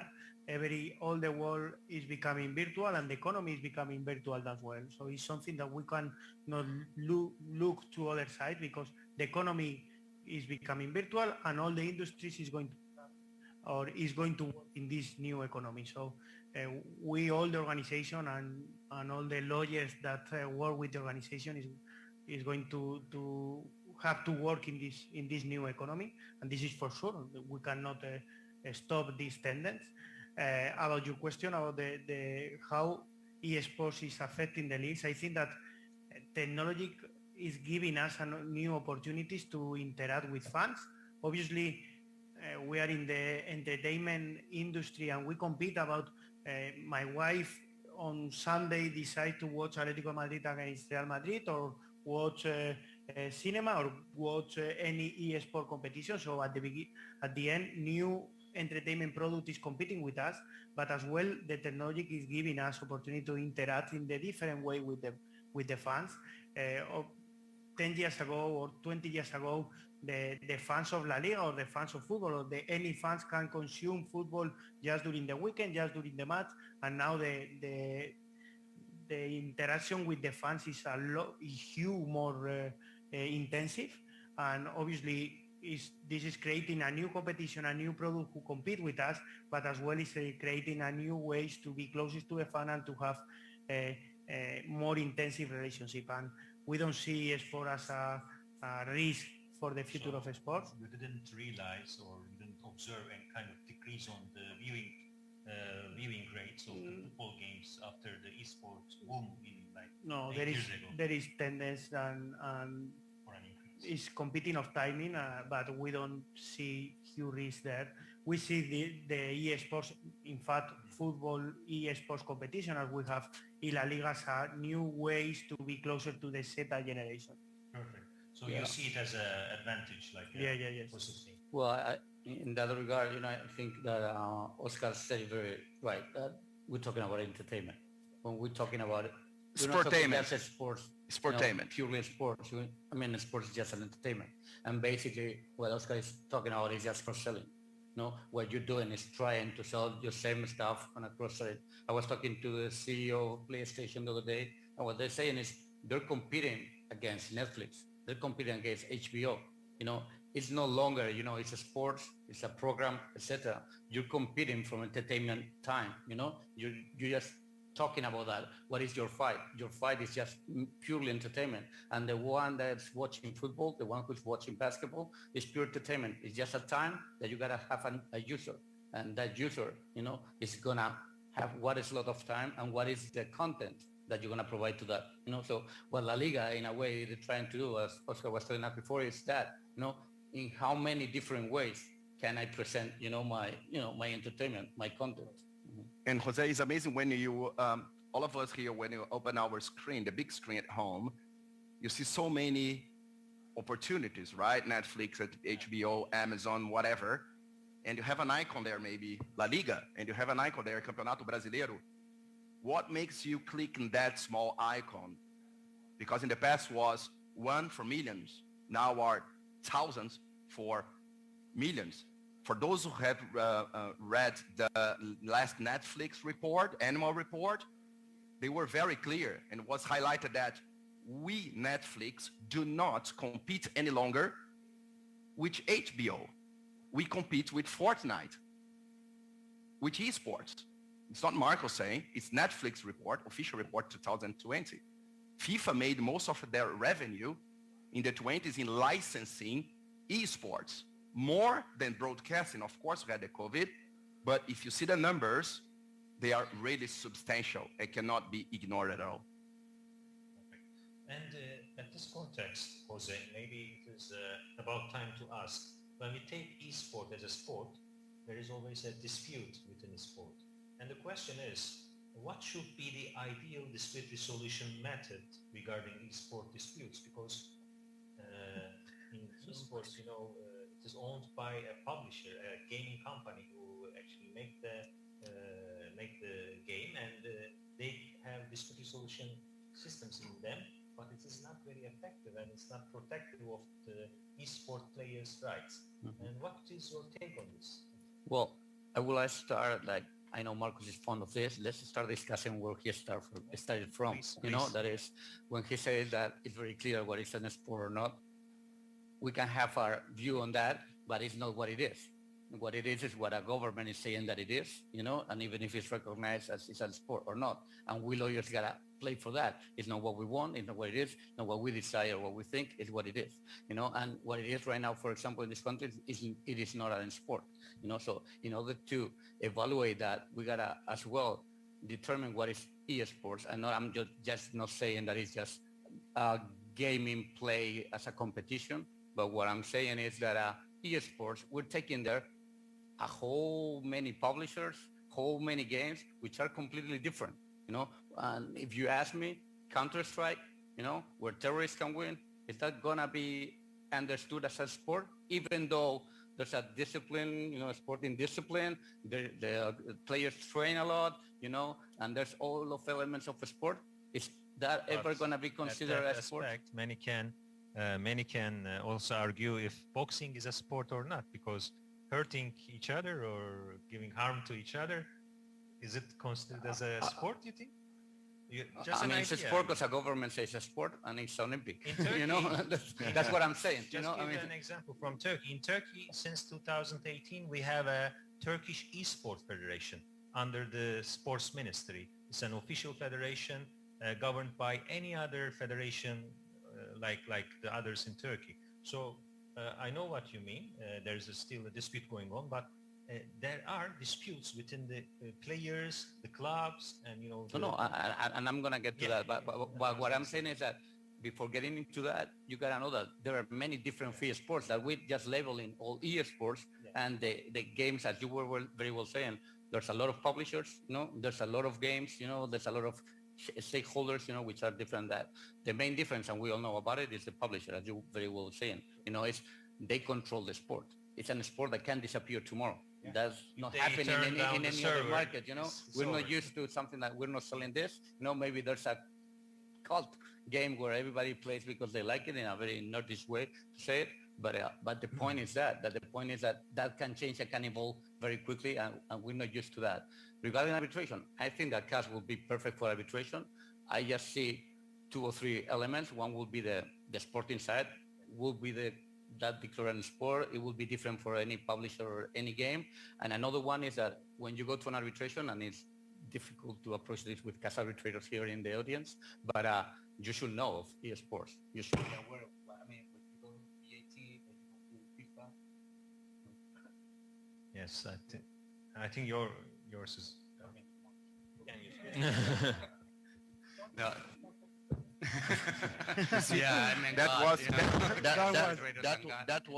was Ephraim turning off the mic when he mentioned CAS arbitrators. Oh, okay.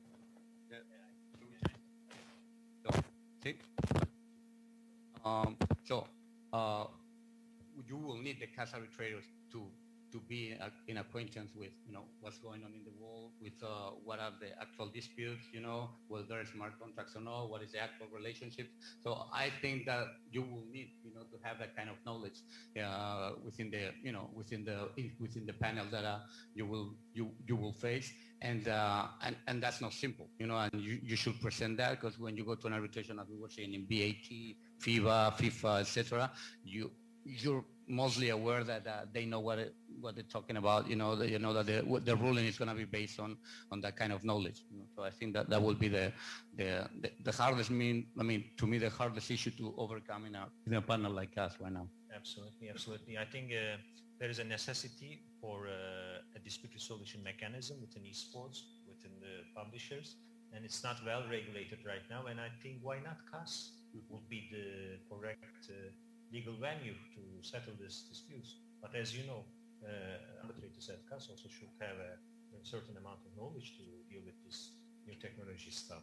And we will see what will happen in the coming days. And now I want to switch to one of the most popular topics recent times, the blockchain. And as it's known, almost everyone has made or lost money from the coin or token trading business over the last 2 years. Due to COVID, everyone was at home, someone playing with the blockchain, with this thing, coins and tokens. But of course, blockchain is not limited to this. Let's talk about the details of the blockchain technology, and I would like to ask John of his explanation about what is blockchain, and can you make a definition for us? A simple one, maybe. Yes, I will try to explain a simple way. For me, it's better in Spanish, but I think nobody have the for translate. I try to explain in English. I think if you do it in Latin, it's going to be easier to explain blockchain. Yes, this is very interesting, and I think it's very important for everybody here. The blockchain, somebody say that it is the internet of value, the internet of the money, the internet of the ownership. Okay? Right now, who is the owner of the digital things? The companies, Facebook, Twitter, Instagram, they are the owner of all our information. The blockchain is a decentralized platform. You can register the digital things in a network. This blockchain is created by many thousands of computers around the world. And when somebody wants to create a digital product, can put in the blockchain, and all these computers say that this is real. Okay, but this is you can after that you can share, you can sell, and you can create new things. Also in the blockchain you have the miners. Everybody knows the miners about the bitcoins. You have different kind of blockchains. One blockchain is the blockchain of a Bitcoin, that is more for money, for payments. And also you have the blockchain of Ethereum. Ethereum is the most important blockchain for NFTs, for fan tokens, for metaverse, okay? But also we have many others blockchain. I don't know who will be the winner. This is like in the bubble of .com. At the beginning was like Yahoo, was in the high. After that, Google, and now we know how is the market, no? Facebook, Twitter, Google, and few more.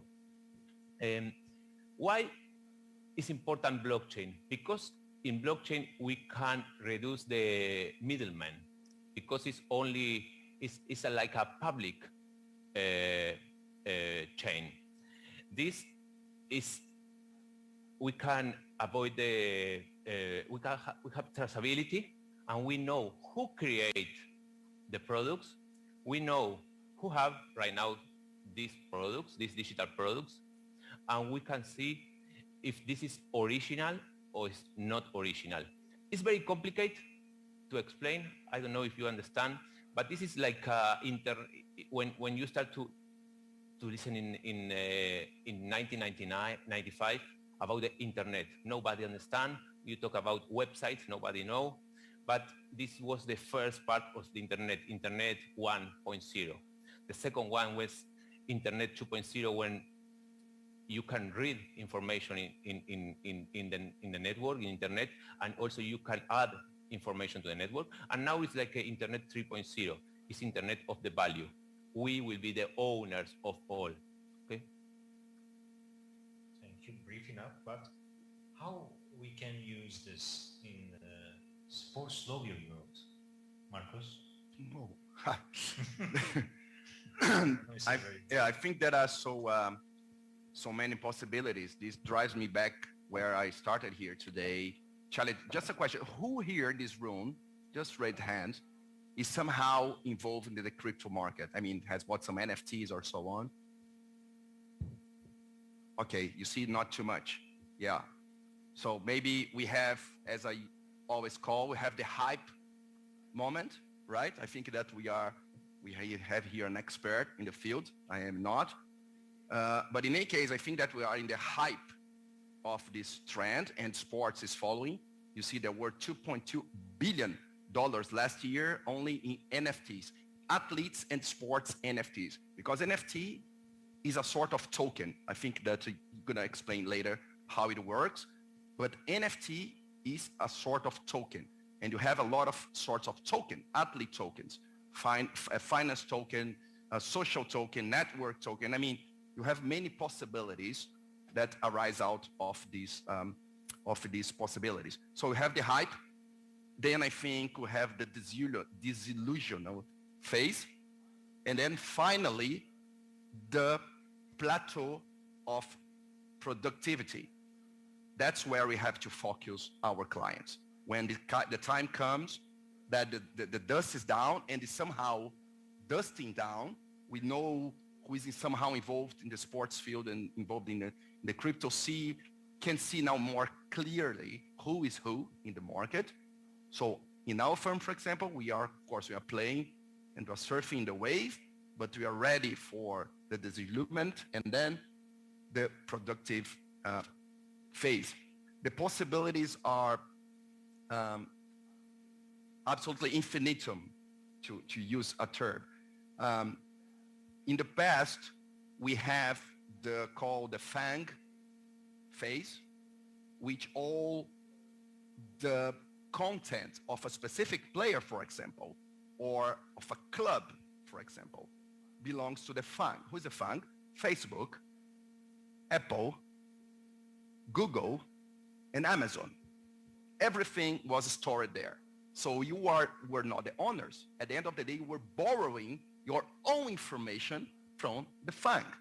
Now, with the internet, 0.3 is the real time where players, to take an example, we back to control, and that's when I'm saying that the players are the new players. And this is an absolutely revolution in terms of how to manage a career. We talked about agents before. This changes everything. That's why, Patricia, sometimes a little bit scared that we're so focused in players' gross remuneration.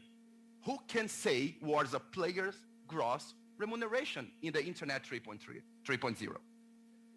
Who can define what is the player's income?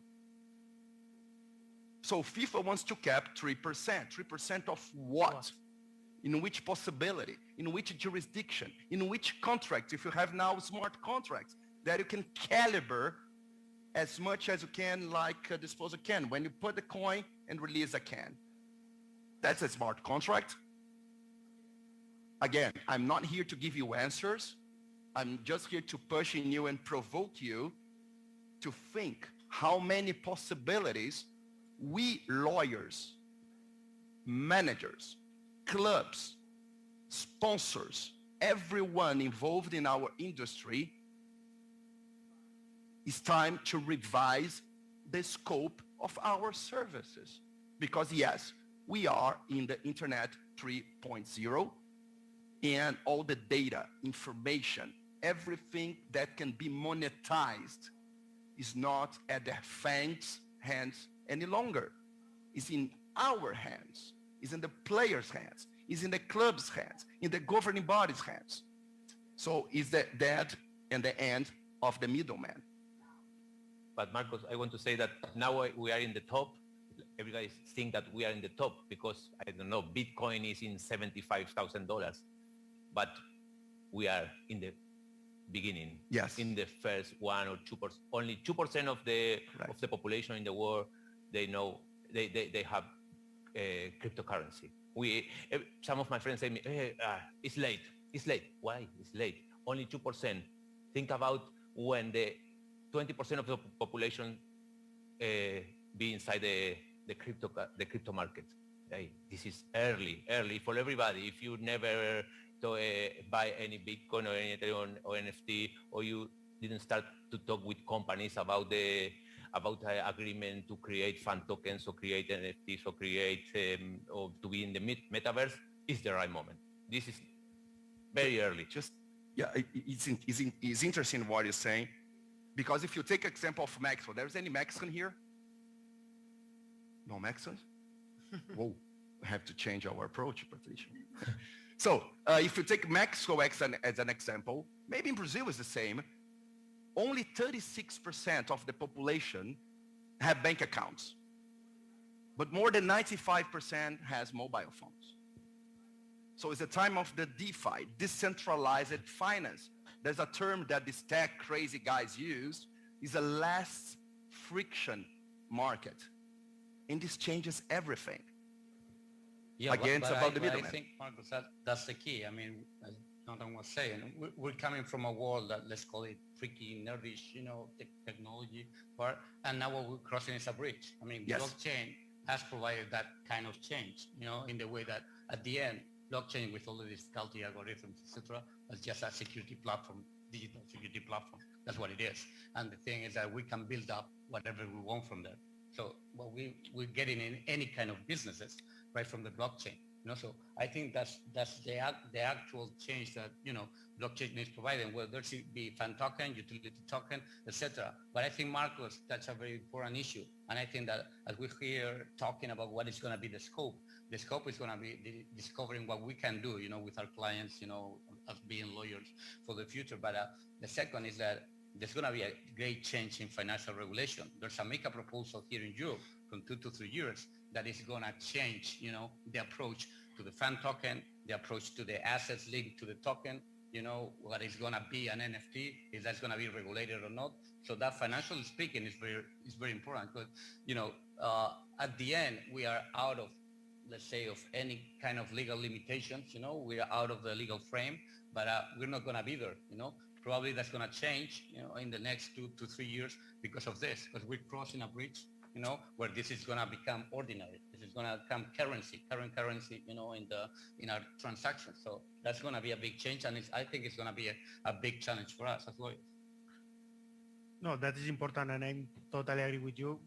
We in La Liga, we start to do the approach of all this blockchain category or industry 3 years ago, and we didn't know anything. And this situation forced us to study and we create a specific team to decide what we wanted to do around blockchain. We have people from legal, people from financial, people from business, and people from license, obviously.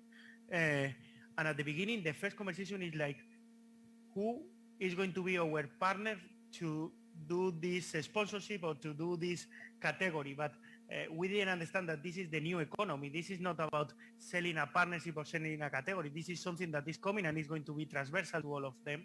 After one interesting conversation with Jonathan, we say no. What we made 4 decisions. The first one is we wanted to work with companies who has track record of what we are going to do. If we are going to do fan tokens, we want to work with company who knows do fan tokens. If we are going to do NFT cards or NFT cards for fantasy, we want to work with companies who has expertise to doing NFT cards for fantasy.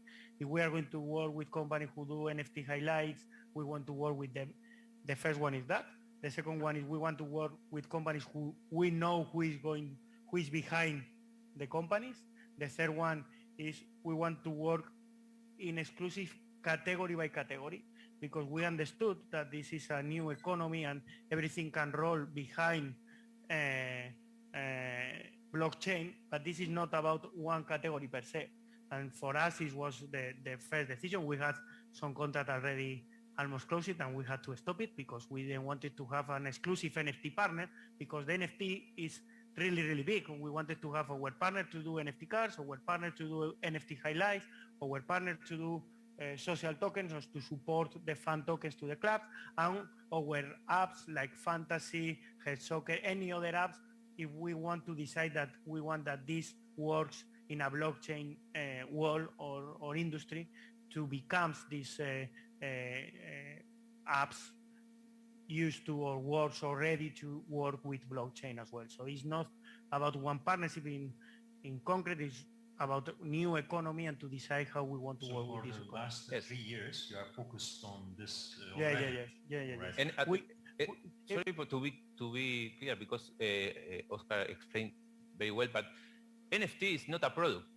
NFT is a technology. Yes. Okay, it's technology. It's that Exactly. You can if you are the lawyers of the club or the lawyer of a player, they can sign contract with all the verticals that Oscar say and many more. Okay, because it's we have many opportunities. Art. We have collectibles. Music. We have music. We have interviews. We have memorable, everything. We have metaverse. Also inside the metaverse, you have many more. But they care because, of course, the companies say, okay, please sign exclusive agreement with us, and you can be in big John, troubles. this is interesting. I mean, a touch about the legal possibilities. I think it's not the legal possibilities only. It's also about the legal challenges. We used to have this normal way of doing business for our clients. For example, when you settle image rights structure, a company that the player has assigned his image rights, this image rights company deals with the market, right? Sponsorship and whatsoever. But now we create a sort of the athlete is the company per se, and we have so many possibilities because now it's not only a company, it's a absolutely content owner hub of several digital products, for example. Everything can be digitalized. I was last week doing an image rights agreement in a club in Brazil, a big one with a player that has a big image. So the difficulty was to define what is image, what we are dealing with. The definition of individual image, collective image, personal image just has changed. Be sure and be careful when you are dealing with image rights contracts, because the possibility is not just what is in that contract. It's everywhere. And the license contract, if we do a license to do a fantasy of La Liga, is the company who buy this license who has to decide if he can do it in blockchain industry, in the normal industry. This is the lines that we have been defining with our lawyers have not been released. If Panini have your rights to do license collection of La Liga, digital and physical, the blockchain industry is a new industry and not is the same of the rights that they have it for the digital world. It's something that we have to review everything and to define, because there is new industry coming and new market opportunity that maybe we are giving. Totally honestly, maybe we were doing too much or different categories. Maybe that's why the governing bodies should know these issues better in order to, when they are regulating the fields, especially the earlier topic we had about the agents and limiting their monetary income with 3%. Well, if you have a good lawyer who understands about this, you can overcome this with some NFT agreements and image rights agreements, but NFT side with this. So without knowing this, it will be very hard for the future will be very hard for sports lawyers to deal with. Hard and challenging because, as Jonathan said, I think that the market could be much, much bigger in terms of, sports in our field.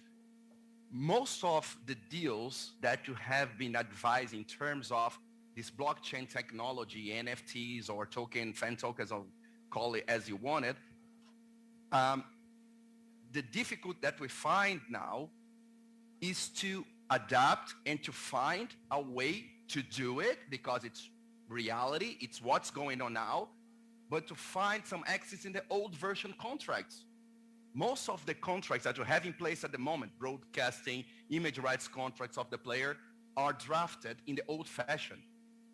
And it's very difficult now to define what we are talking about, and we have like a bull race to find ways not to circumvent or breach contracts, but to find a way to adapt these new products to the old contracts. Yeah, I mean, Marcos, in that, for example, when we were negotiating the CBA in the EuroLeague, in the basketball EuroLeague, one of the problems when we were going to launch the NFTs was that Exactly. They didn't have the rights content, of the nobody players in knows. the contract, you know, so Nobody it could knows. be discussed that you got the image rights, you know, of the players. Who's the right holder? But you didn't have the rights in order to license Yeah. an NFT. So within the collective bargaining agreement, what we reach an agreement is, okay, we're gonna represent all the players and we're gonna license that image, you know, for these concrete purposes. Otherwise, we couldn't launch, you know, the platform, you know, for the selling of NFTs. But if you take Amy said about the challenge of the governing bodies to have FIFA people here, good friends, and no, yes they are. Sometimes. Serious, personal friends. They are friends. Listen, token, blockchain, NFT, again, all this crazy product that we have seen before. It's all about ownership and influence. What about Article 18Bs and 80ter? What are you going to do with Article 18Bs and 80ter of the FIFA regulations of status and transfer of players? Because you are giving 30 parties the possibility to somehow influence in the game, influence in everything of a player, of a club, of a governing body. Even FIFA, sooner or later, have to launch their own token, their own NFTs. Of course they have to. So what are we going to do, again, with Article 18ter and 18Bs? 30-party ownership, 30-party influence. One thing that everybody need to remember is when you try to negotiate a new contract for the NFTs, for all these technologies, is also the NFTs have royalties for second sales, for the secondary market. Normally, it's something that I know some people, very famous players, that they forgot to put their royalties. And the first sales was in $50,000. But the second sale is in the secondary market was 2 million. Okay. So it's a solidarity mechanism with 3.0. At this point, I would like to say thank you to Oscar. He has a train to catch, I guess, to Madrid. Yes, thank you. I'm sorry. It will be a pleasure to stay a little bit longer because the topic is really interesting and probably no one of us will have the answers because we don't know what is coming. But what we are sure, or probably I'm sure, that this is a reality and it's a new economy and it's the virtual economy. And the next step is going to be the virtual world that is metaverse, that I think that we are going to talk about now. Thank you, pleasure, and sorry. Thank you.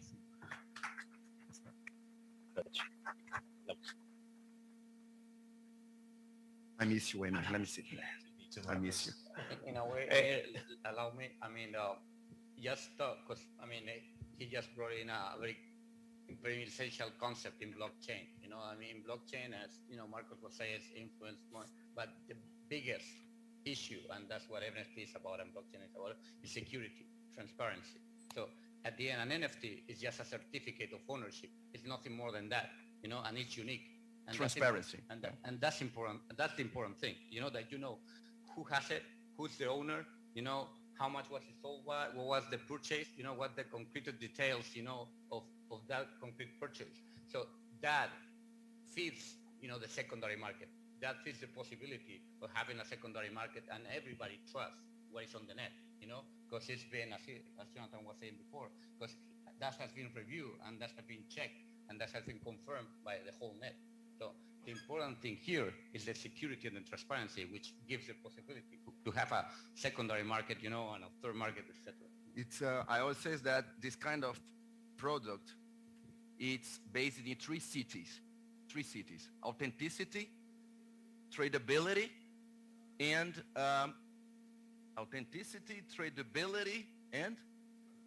scarcity. Someone help me. Scarcity.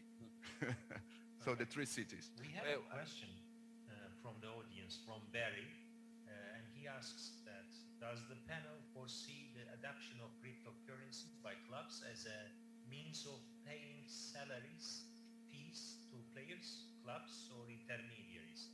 And if so, is the FIFA clearinghouse equipped to deal with such development?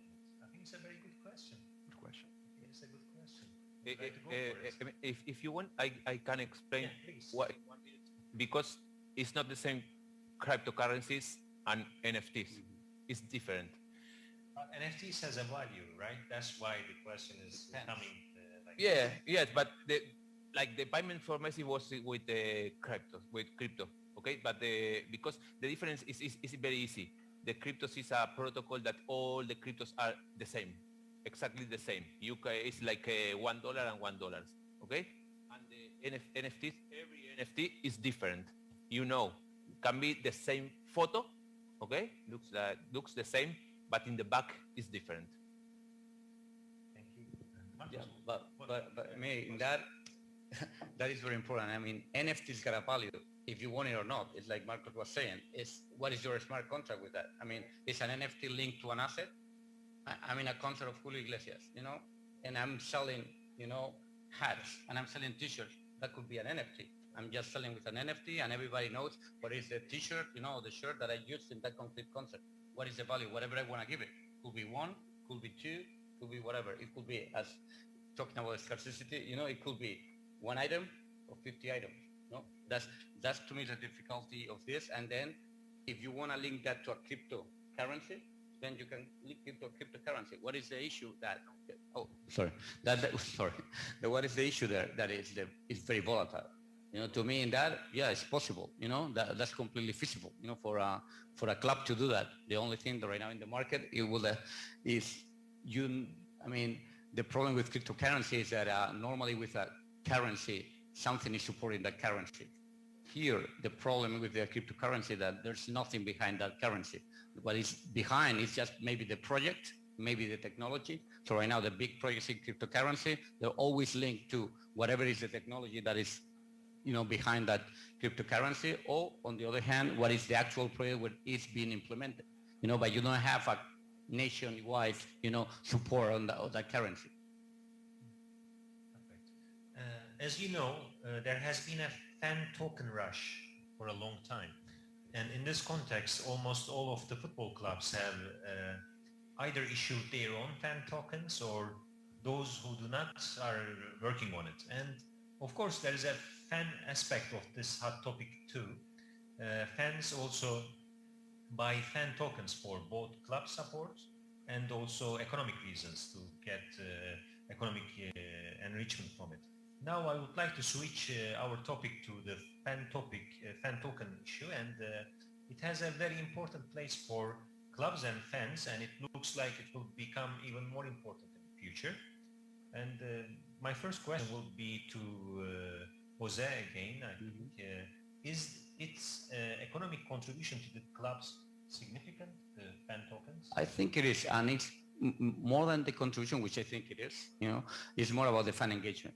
Yeah. To me, basically, those are called utility tokens, and normally they're linked to an asset. What we were saying, t-shirts, whatever activities. If you want to get in meet with the players, what you can do around the club is not. There's no compensation, or it could be value, but it's not much about what is the value. It's what the club is providing, for you to, in order to take that token. You obtaining that token, you got a compensation, you got a reward, within the club. So that, I think, triggers, a fan engagement issue, which can help the club. You value the fan engagement part more than the market value of the fan. Yeah, I think normally, those kind of utility of a token, correct me if I'm wrong, but normally what you try to do is like with the startups, that will be the kind of utility token that you use to Allow me to give an example here on the fan token issue. About a month ago, one of the biggest clubs in Turkey, Fenerbahce, has launched this fan token. And if I'm not mistaken, within the first 15 minutes, all of the fan tokens have been sold, and the club gained around 35 million euro in 15 minutes time. Many people try to get it later on, but then in 2 days time, it increased three times more than the first initial offering. So, John, sorry to interrupt. No, it's okay. I think it has in my opinion, because I know some numbers. Yeah. If you are looking for, if your teams are looking for money, the best idea is to go to the crypto companies. Sure. I know many teams don't have any sponsorship and some companies of fan tokens and give 2 million in advance because they offer them, hey, we will launch your cryptocurrency. They know that right now they launch every club, every cryptocurrency, and it's sold in 20 minutes.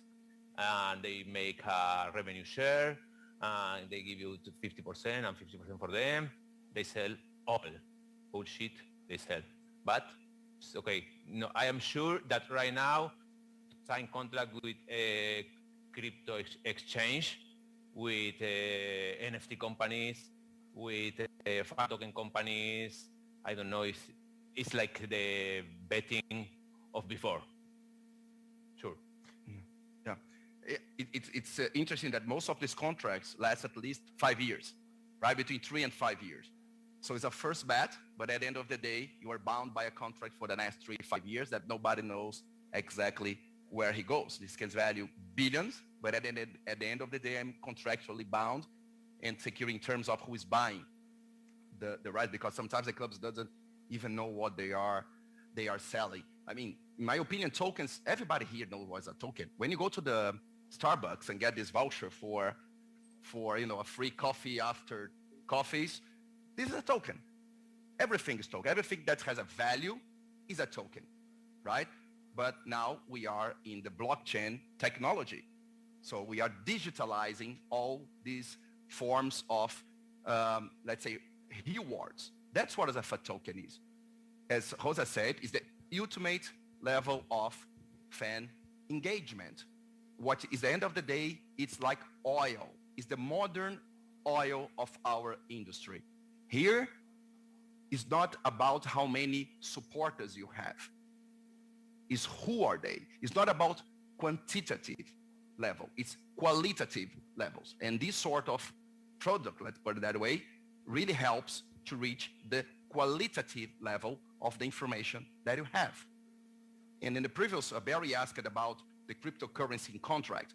Again, don't make the confusion about cryptocurrency. You can buy today a coffee with cryptocurrency if you want, a shirt, whatever. I think what Barry was mentioned, and it's my opinion that we lawyers should focus, and here it goes a tip of advice for those who are not involved yet. We are now drafting a contract that they are giving parting salaries, bonuses, performance bonuses, meaning only the end tokens. So only the first is predictable, the salary, X $1,000, flat fee, that's it. In the old age, if you do not understand the market, this makes no sense, this contract. But for those and agents, lawyers, clubs who understand a little bit the market, how this can be big, these three alternatives of remuneration of the player could be much better than the flat amount. Because the clubs can launch a token related to a specific issue, and you can sell, for example, in 2 hours, like the Fenerbahce case, for millions, 20 minutes. And if you have a knowledge about this market, your client will be remunerated out of this token that's currently in the market. And thirdly, as I said, innovation in sports is not only about token and NFTs. These variables of the contract in terms of performance bonuses, in the past, what I would do, I think this will be reached. And the agents goes, whoa, Marcos, no chance. The player never accept that. I say, now, calm down. Let's borrow a data analytics company, and let's analyze the 3 seasons of the player. Not only that, let's analyze his teammates. Let's analyze the middle field. Let's analyze the striker, the goalkeeper. Let's analyze the coach. Let's analyze the club. Let's analyze the group stage. And then we can decrease the risk that triggers that you have included in the contract will not be reached. That's what technology is for. Nobody here in this room can define what is innovation. There is no book defining what is innovation. Innovation is very simple. It's to aggregate value to something existing. This is the upside of it. Yeah. This is the upside of fan token. But sometimes in this token area, there are manipulations. And it is also a very fragile area. It is very open to manipulations as well. Because I have heard that at one of the club token entrance, again, the club, when they put their token, let's say they put it on at 10 a.m. in the morning, 15 minutes, it's all sold out. But I have a good friend who is a very expert on this token issues in crypto market, and he has the fastest internet connection in Turkey.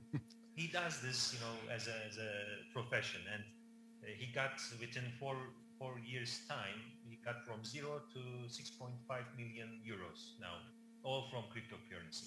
He tried to get this token when it is on sale, and with his very fast internet connection, he could not penetrate.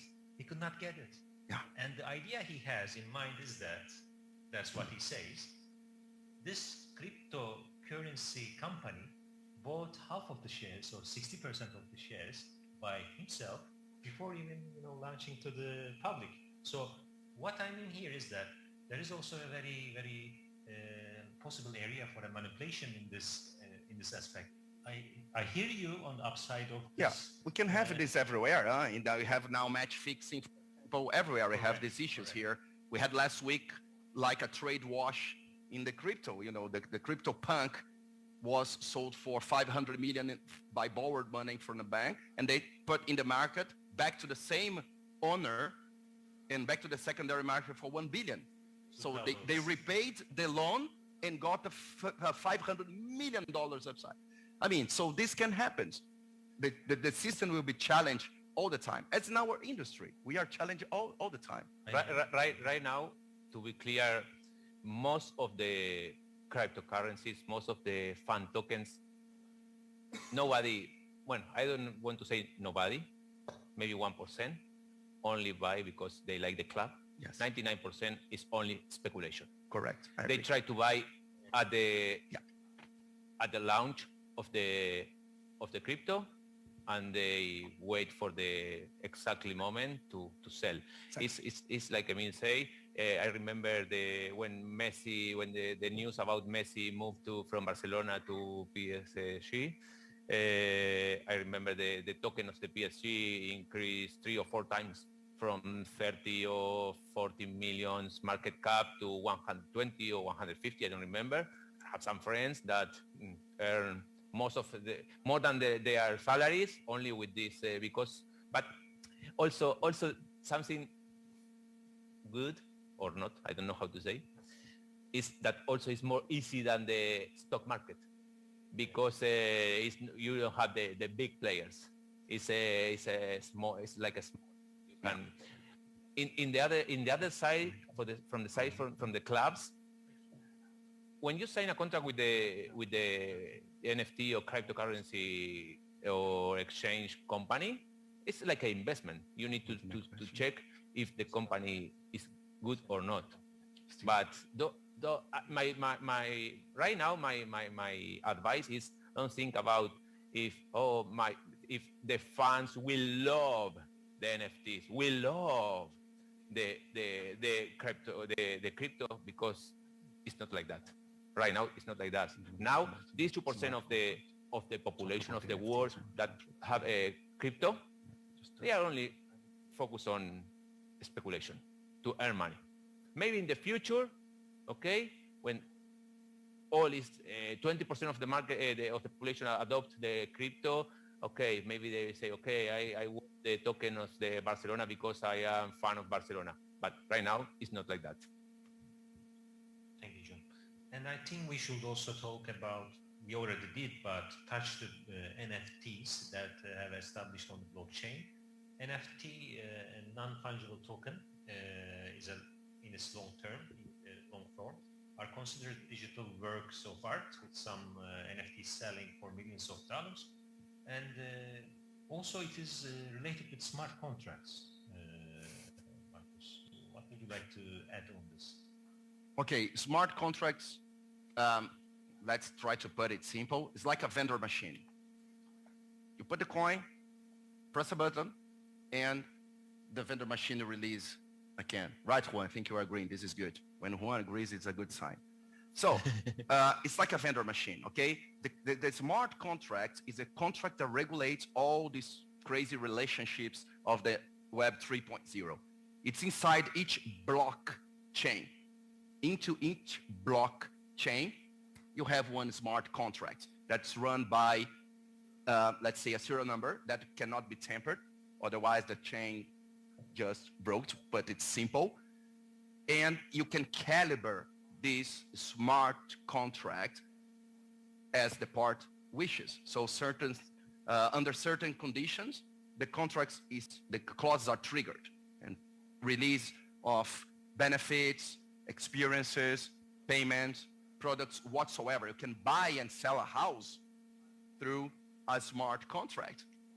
But it's not that easy as it sounds, because as lawyers, we are always challenging somehow the system. Was discussed with Konstantinos, my dear friend that's here, that in 99, we were classmates in Warwick University, and the other day I found my final paper, Jurisdiction in Cyberspace. This was in 1999. I had no clue what I was writing about, and now makes some sense. So definitions of minimum context, stream of business, all these international, transnational, corporation principles of international law applies here, because it's very difficult to define, for example, jurisdiction. We are maybe including the CAS in a smart contract. So my question is CAS ready to deal with a smart contract? Is CAS ready to deal with an athlete NFT smart contract with all these concepts? When I say that when we are talking about this new era that we are facing now, and please believe me, this must evolve from A to Z in our industry. Does not mean like one guy has an idea. No. Everyone, again, from A to Z in our industry, in a club, from the president to the changing room, must be somehow involved and try to understand what's going on. Because at the end of the day, we are here. It's like our metaverse, right? We are in our metaverse, and we have to understand all these principles in order to apply them in our everyday life as professionals. So smart contracts is something very interesting to try to read something, or try to read the articles and try to understand, because these contracts are the contracts that they are ruled and governed the relationships in blockchain. So think in terms of applicable law, jurisdiction, breach of contracts, variation, amendments. How do you applicable all these principles in a smart contract that is nothing but a vendor machine? I am not a lawyer. I want to give you my opinion. The smart contracts are standards, okay? In Ethereum you have ERC 721, ERC 1155, ERC 20. You will not lose your work, because this contract is not for right now for any of the football business. It's like these contracts are very important for tokenization, but this is a layer 2. Yes. This is a layer 2. First, the player and the team need to make an agreement that you will take care. After that, we can create a layer 2 of tokenization and use this smart contract. And with this smart contract, maybe we can say, okay, I have the 100% of this player. I will make and the price is $1 million. I will create, 1,000 tokens of this player, and I will sell to investors in $1,000 each of the 1,000 tokens. I don't know if it's very complicated, but it's like a layer 2. No, basically you play in the analogic world, in the world we are, and the world we used to, and you just gotta play into the digital one. You just gotta. It's for tokenization. It's not right now. But I think there was a question, Amir, on that, and I think it's valid. They were asking if we could have a smart contract where whatever it was sold, and the owner of, and the initial owner could still hold a percentage in the future. And that's basically what the market is doing, for example, in art, or in music, you could sell it, but still always to get a 10%, 5%, whatever, the agreement is on secondary sales, whether this is going to be just one or several one of them. That's one of the keys, and it's always going to be based on the initial agreement and how it's been tokenized somehow in the digital world, and that's going to be automatic. Whenever that amount reaches to that account, there's an algorithm that just is stating, and it's basically framed, within the agreement, and that's going to just, deliver and trigger, what is the amount that is going to go to any of the parties in the contract. Everyone, I think we are going to wrap up our session, but before we finish, I know these topics are very new for many of us, all of us maybe, and it is still evolving. And through the changes in the technology, it will evolve even faster. But I think it's about time for sports lawyers, also traditional sports lawyers, football lawyers, to open their eyes, open our eyes to these kind of developments and what is coming to us. Because there is going to be a big revolution for sure. It has already started. We should not put ourselves back against this. Instead, we should try to embrace it, and try to do our best. And now I will ask the audience if they have any question for us. We have had several questions sent through the web, but if any of you have any questions, there is one and there is another one from there. Two questions we have. Is there anyone helping? I mean, I can say, because this is in the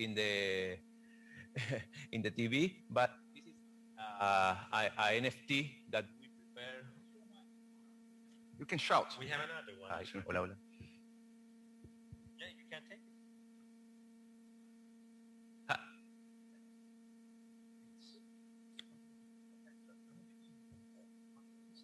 It's okay. Okay. No, this NFT that is in the screen is a NFT that the organization of the event with Stadio Plus prepare for all of you.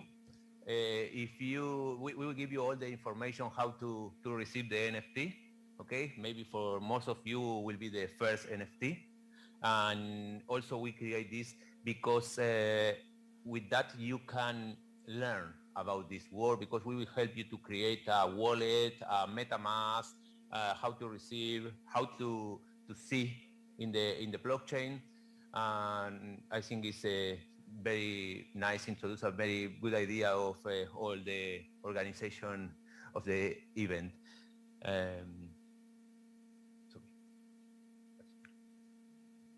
Yeah, I have just a quick comment. Thank you for this panel. Very interesting one. My name is Thibaut Verbis from Belgium. I am a crypto lawyer. I'm not a footballer, but a crypto lawyer, I'm real, I'm not virtual. Not in the metaverse, no? Yeah, not yet. Okay. Not yet. And I'm also an entrepreneur because I founded a startup called PayFoot, the PayPal of football using blockchain. Okay. And I will speak as a crypto lawyer first, is that based on my practice, I deal with a lot of crypto projects relating to sport and football today. And the main issues we have, and I'm speaking for the lawyers here because I guess that there are many lawyers here, is that the real concerns, legal concerns relate mainly to financial law, because everything that relates to smart contract, it's indeed very interesting, but it remains very theoretical. Today, when you have a client which is a club, for instance, issuing a new token or partnering up with a crypto startup issuing tokens, the questions relate to financial law. Is it a security? The so-called utility tokens can be a security. And if that's the case, you are subject to securities laws. You are not necessarily familiar with that as football lawyers, but this is criminally sanctioned. And now this is global and worldwide. So you need to deal with not just your local jurisdiction, if you are in France or Spain, etc., but you need also to deal, for instance, with United States laws, and that's very, very tough, And when you issue something you believe is just a token might be seen as a security by the SEC, especially now with the World Cup in now 5 years from now in the States. More and more citizens in the United States are interested in buying tokens that actually are issued in Europe, and you may have a big clash. And that's the first concern. It's a real point of concern or attention. The second one is NFTs. Sooner or later, it will be seen as digital assets, and which makes sense. And when you have a trading platform of NFTs, you are a so-called VASP, and you have regulations on VASP for any money laundering. So now it's Far West, it's jungle, you know, and in my platform, PayFoot, we have also NFT, so we pay attention to those aspects that you need to be regulated. Sooner or later, you will have to be regulated if you trade NFTs. So it's not just a question of fan engagement. There are lots of regulatory issues involved in that question. Next session, the legal aspect of... Oh, sorry. No, yeah. But it's a good question. I think, Carol, you got your first question in our session already. So thank you, everyone. We have Sally here raising his hand with very good intentions, I guess. Okay. Final comments of each.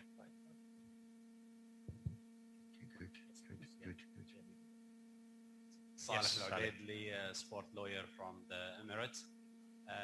Thanks very much for the interesting futuristic session. Quick question and direct question. Crypto and technology disrupting a lot of different industries and market. The question is, do you see that technology is going to disrupt the football and sports market from the control of the international federations? That's a good question. Thank you.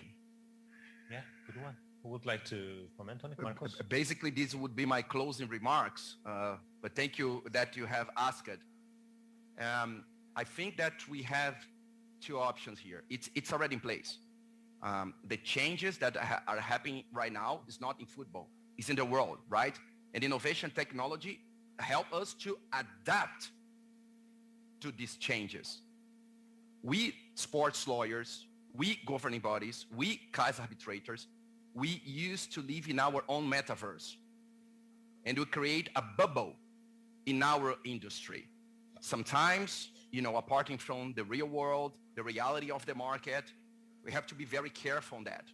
Otherwise, we're gonna be absolutely like in a bubble flowing, you know, outside of the real world. We have to protect, yes. We have to have transparency, yes. We have to have rules, yes. We have to have minimum rules, maybe. You see the US, how many amendments they have in their constitution? How old is their constitution? It's not about, you know, over-regulating. So our tendency is to create like, you know, the iPhone. My wife asked me, Michael, why are you buying iPhone 13? It's the same. No, it's not, I told her. It's not maybe for you that only take pictures, but for those that are maybe downloading, OTT, gambling, gaming, everything is here because what is inside is about innovation, right? So this is exactly like the iPhone.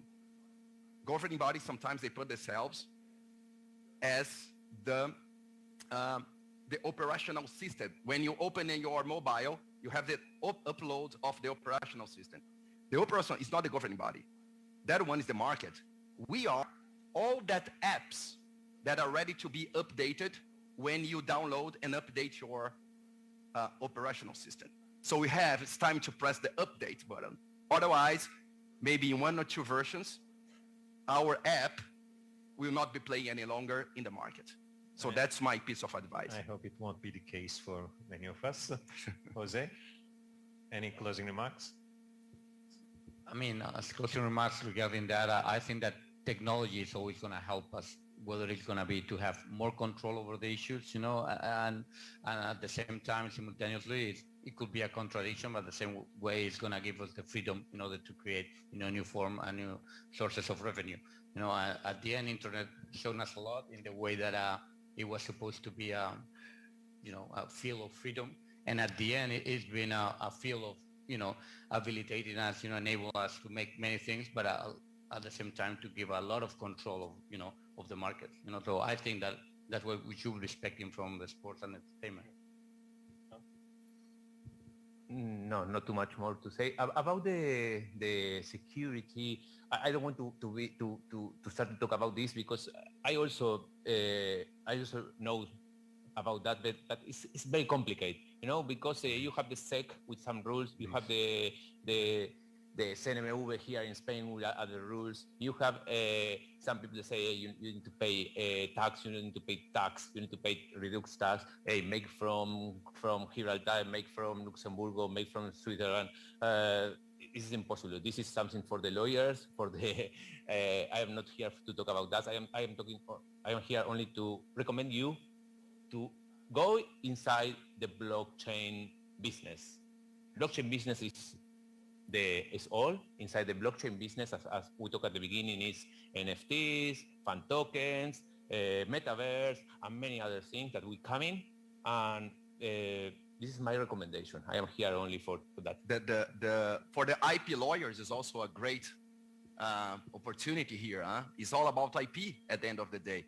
We had decisions from the US courts, for example, in which someone tried to register a trademark, for example, or a creation or a patent, and they rejected because this was created by an avatar. And only natural persons can request registration of patents. And the courts rejected because it was created in the metaverse and was created because listen, Mr. Zuckerberg didn't invent nothing. He's only trying to attract all of us to their own metaverse because everything will be connected. So he has to democratize this technology in order to bring and drag us to his beyond universe. That's what metaverse is about. So IP lawyers, good times for you. One. I'm not going to say anything, but this is only the first shot. We're just starting. The future is waiting for you. And those who have not understood what's going on, this gift by Stadio Plus by John will be sent to you in a massive email.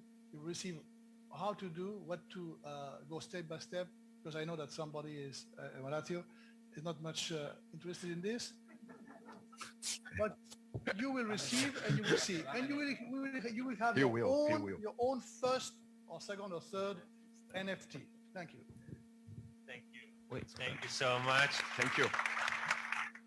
Everyone, thank you for your participation to this interesting topic, and we hope to see you in the next session with Carol.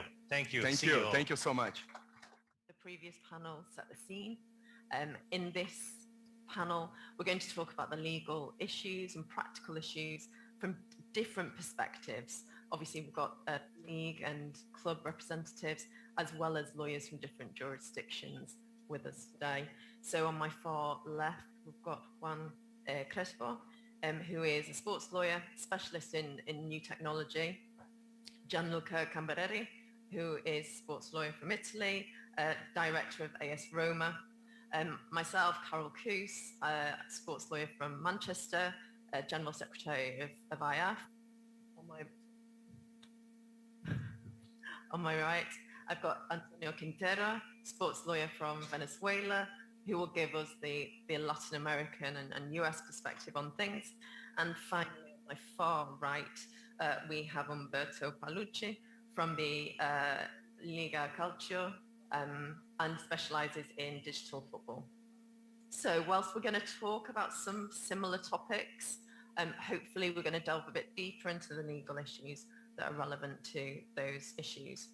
So first of all, with regard to cryptocurrency, I'm going to turn to Antonio, because obviously with the insecurities relevant to sort of the national fiat currency in a number of Latin American countries, is cryptocurrency seen as the panacea to these problems,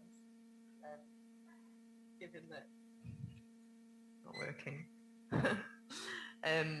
And how widely used is crypto in Latin America and secondly, where do you see its use in football now and in the future? I think I need a different microphone. Yeah. Well, on cryptocurrency, huh? Who will have thought about it? Now, the first thing is that in Americas we have friendly countries of cryptocurrency. So when you're making a deal involving cryptocurrency, the first thing you have to check is the validity in the country you're working with.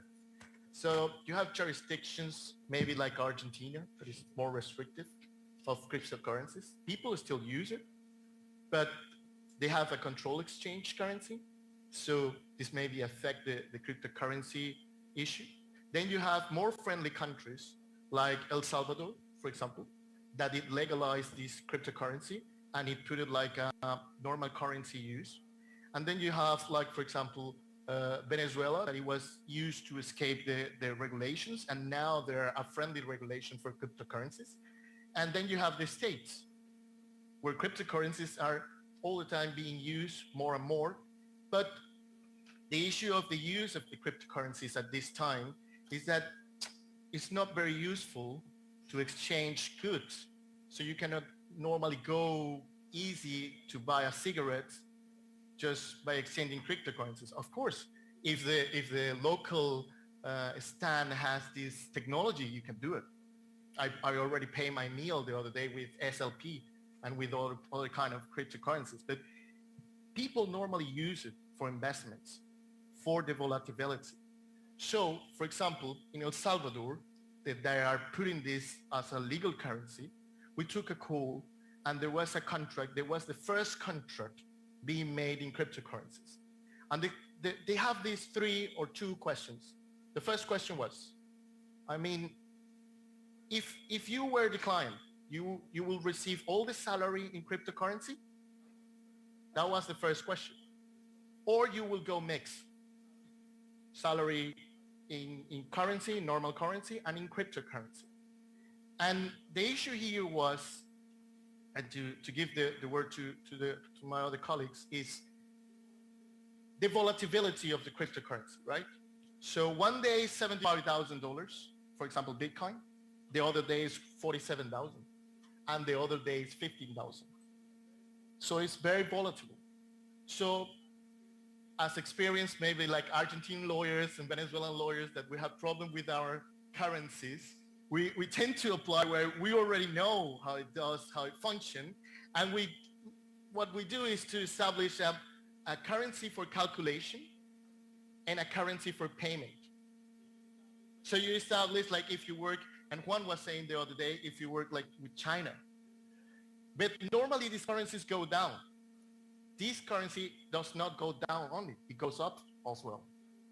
So this is very important to establish in the contracts the money of currency and the money of payment, money for calculation. The example is, I'm going to pay you $1,000, $300 in crypto, or $300, $150 in crypto, $150 in dollars. This is more or less a way to protect yourself, because these cryptocurrencies is mostly used for speculation markets. This is the first thing.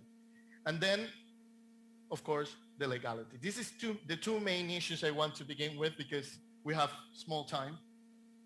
So. And do you see a different use of cryptocurrency going forward within football?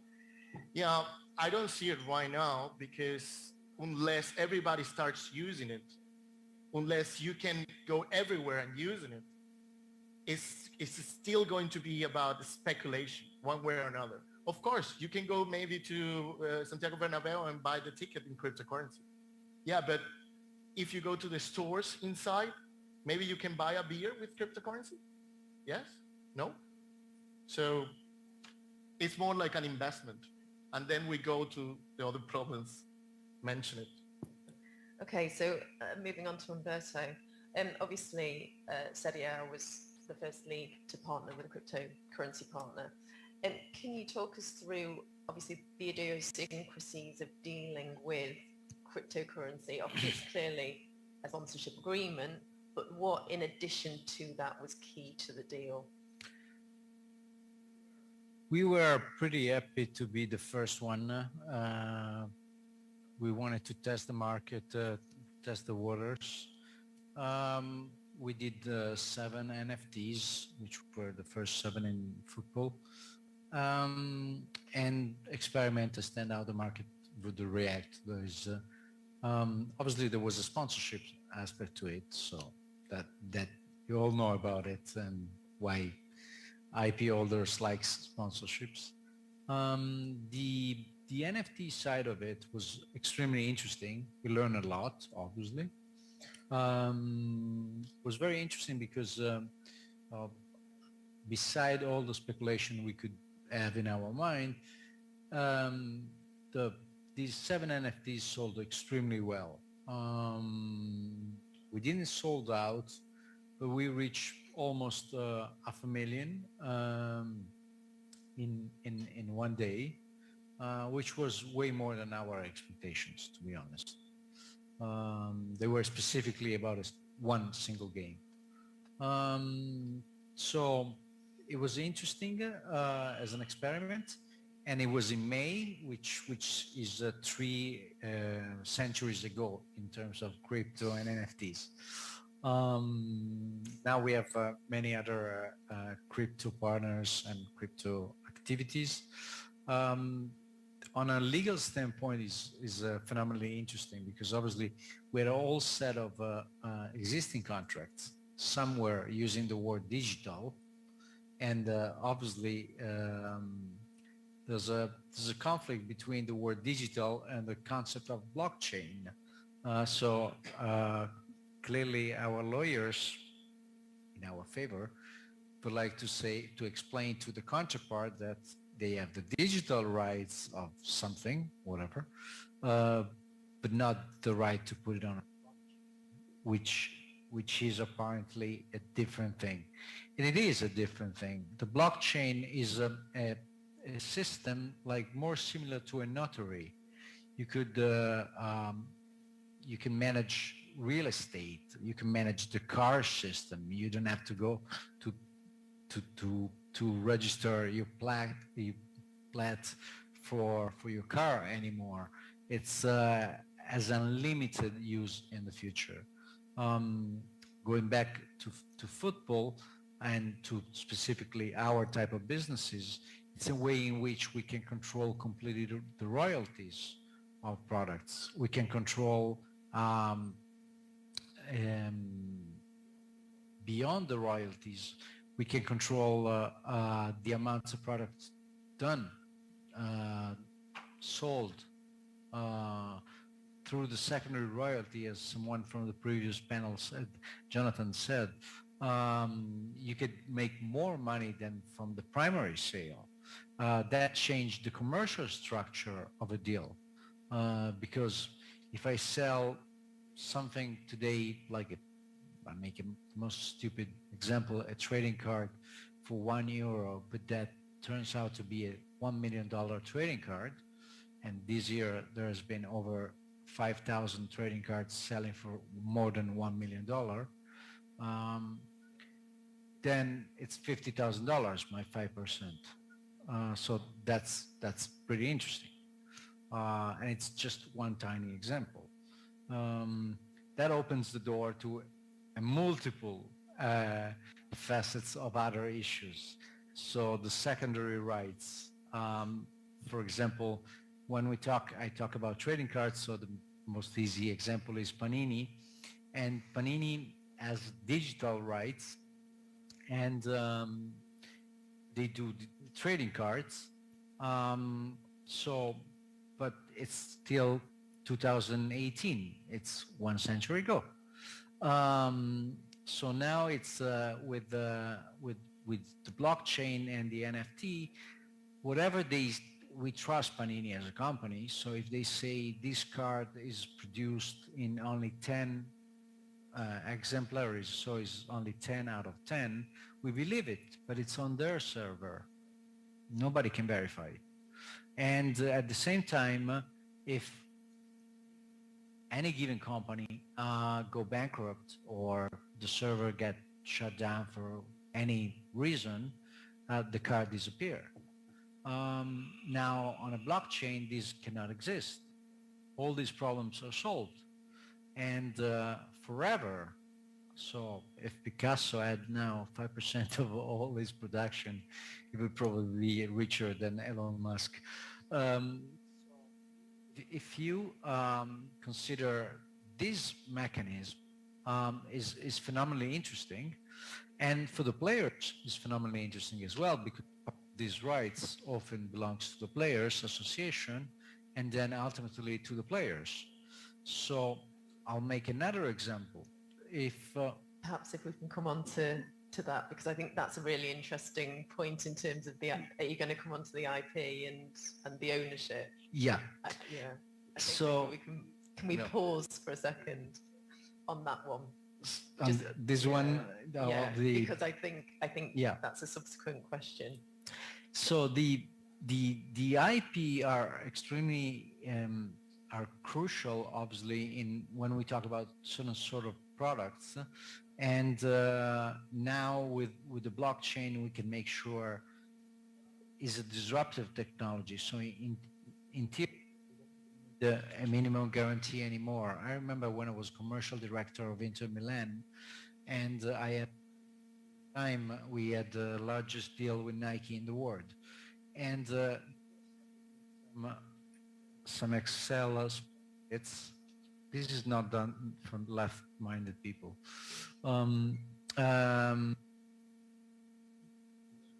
So with their sales, and it would probably cost me, if I were going to use one of the big four to check their sales, more than I was getting from them. So now with the blockchain, you can know exactly how many shirts they sell. Tags that you add much. There's little tags that you add to the items. Those can go on blockchain. So it's not only for digital products, it's also for physical products. So from a right holder's perspective, you think the transparency is a huge benefit in that you can track the sales, you can see the secondary market because of the transparency of the blockchain? The secondary market is cherry on the cake. And obviously, like, you all hope to be Picasso and then, or Van Gogh, So that, but secondary market carries with it a little bit of more an added layer of complication, because, for example, now when we do stickers, we do an agreement with the player association, and assuming that, I take an example last year to make it simple for you to understand. So we had Lukaku and Cristiano Ronaldo with Juventus and Inter, and what would have happened if we had an NFT Panini collection on the market? Their percentage is not belonging anymore to the Italian Player Association. They're not part of that anymore. One is part of they're both part of the PFA. So is that portion of their royalties going to Cristiano directly and Lukaku directly? This is something that on a legal standpoint is very challenging. We're looking into this, we're discussing with the Player Association. We're trying to figure out how to manage this bit. And so you accept as a league that the players do have a stake in these NFTs. So it's not a player-specific NFT, it's a league NFT, or the clubs from Sevilla, it's their NFT, but the players then have a royalty to take from the performance of the NFT. It depends on the product you develop. I mean, Man City, for example, develop with Boss Logic their own NFTs, very graphic and artistic. But if I do a collection or even a drop of a single NFT today of Maradona with a Naples shirt, there's rights of both Maradona and Naples. And if I do it with Maradona and Argentina, there's AFA and Maradona. So yes, the IP are central, and there's going to be there has to be, if we want to maximize the football industry, the value of these, we need to be able to gather groups that represents certain things. So the history of Real Madrid, or the history of La Liga, or the history of the Champions League, the history of the World Cup, or the greatest strikers, the guys who did the records, whatever else you want to fantasize. But we have to create these sorts of group of properties because otherwise we will be chasing individual by individual for the rest of our life. And I think if I can turn to Gianluca on this one, obviously AS Roma has the sponsorship deal with an NFT company as well. So when you look to do an NFT series, what would your considerations be in terms of the use of current players, former players, those iconic moments in your history, and what are the issues then related to that with regard to, say, the royalty payments for the secondary sales? Yeah, thank you, Carol. First of all, it's important to understand the background of why the cryptocurrencies companies and fund token companies are important in the market. As someone previously said, this is because the betting companies in Italy received a ban a couple of years ago, and as in many other countries, the system received a lack of money because bet companies give a lot of money to football. And so these new technologies, new companies are covering this situation, especially after the COVID. They enter into the market with a massive amount of money, and in this season, for the main clubs in Italy, as Roma, Lazio, Inter Milan, has the main jersey sponsor, a betting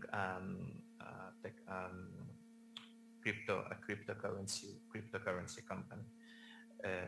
Beside this, when we approach this new system, this new world, and these new companies, we are very conservative, obviously, from a legal point of view, because we know, and everybody knows, that it could be a big blow in this system. And being a lawyer, we need to be conservative and to protect the interest of our clients, even if there are many money in this market, and we have to achieve the benefit of this. For this purpose, for example, when you enter into the sponsorship agreement, you try to cover the payment of these companies that does not have any underlying assets beyond them, because the evaluation, and many articles on the press talk about it, the balance sheet of these companies increased tremendously from one year to another. The companies that sponsorizing Inter Milan balance sheet last year was revenues 4 million, which is less than the salary of one player, and now is able to pay 20 million sponsorship fee to Inter Milan.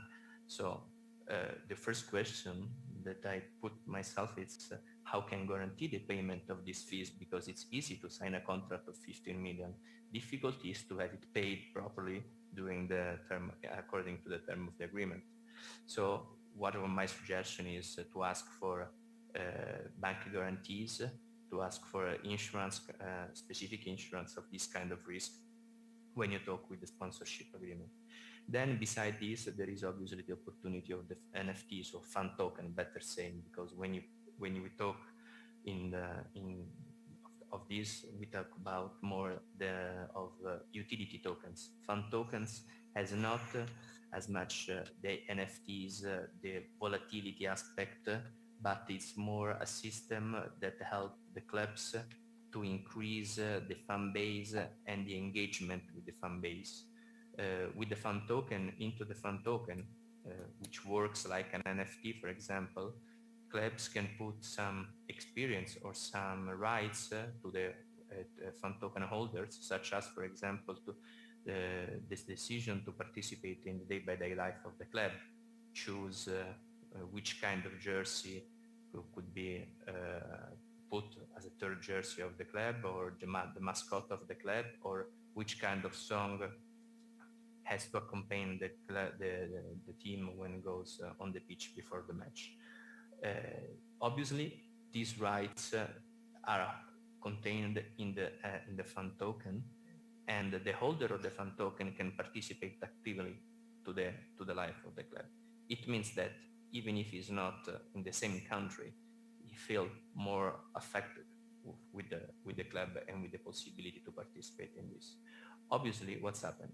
In the fan token, the rights can be modified. The club can change time by time the content on the fan token. And obviously it can put up some specific IP rights, for example, about the main goals or the most important goals of a player, of an iconic player of the club, for example. For AS Roma, we talk about Totti's fan token, which obviously could be one of the most important fan token on the market, and I'm sure that when it will be put on the market, the value of such fan token can increase tremendously. And considering this, I think that in the next years, most clubs has to focus more on the image rights of the players. Now, image rights of the players are basically included in the agreement, but are not exploited too much.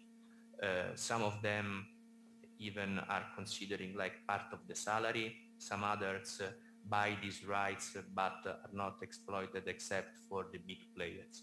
In the future, with these new technologies, I think that the image rights of the player will be used and exploited massively. So as it stands, if you were to do a Totti NFT or token, you would need to acquire his rights directly. So he would have to be a party to the agreement.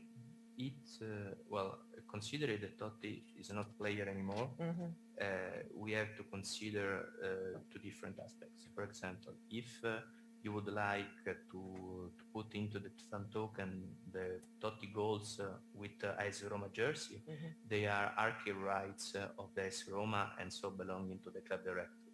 If you have to use some goals that he scored during the World Cup, obviously you have to go to FIFA or the others that hold those rights. So you have to go directly to different EP rights holders. But if the focus of the token was a Totti token, is there an argument to say that actually he should be benefiting from this directly financially?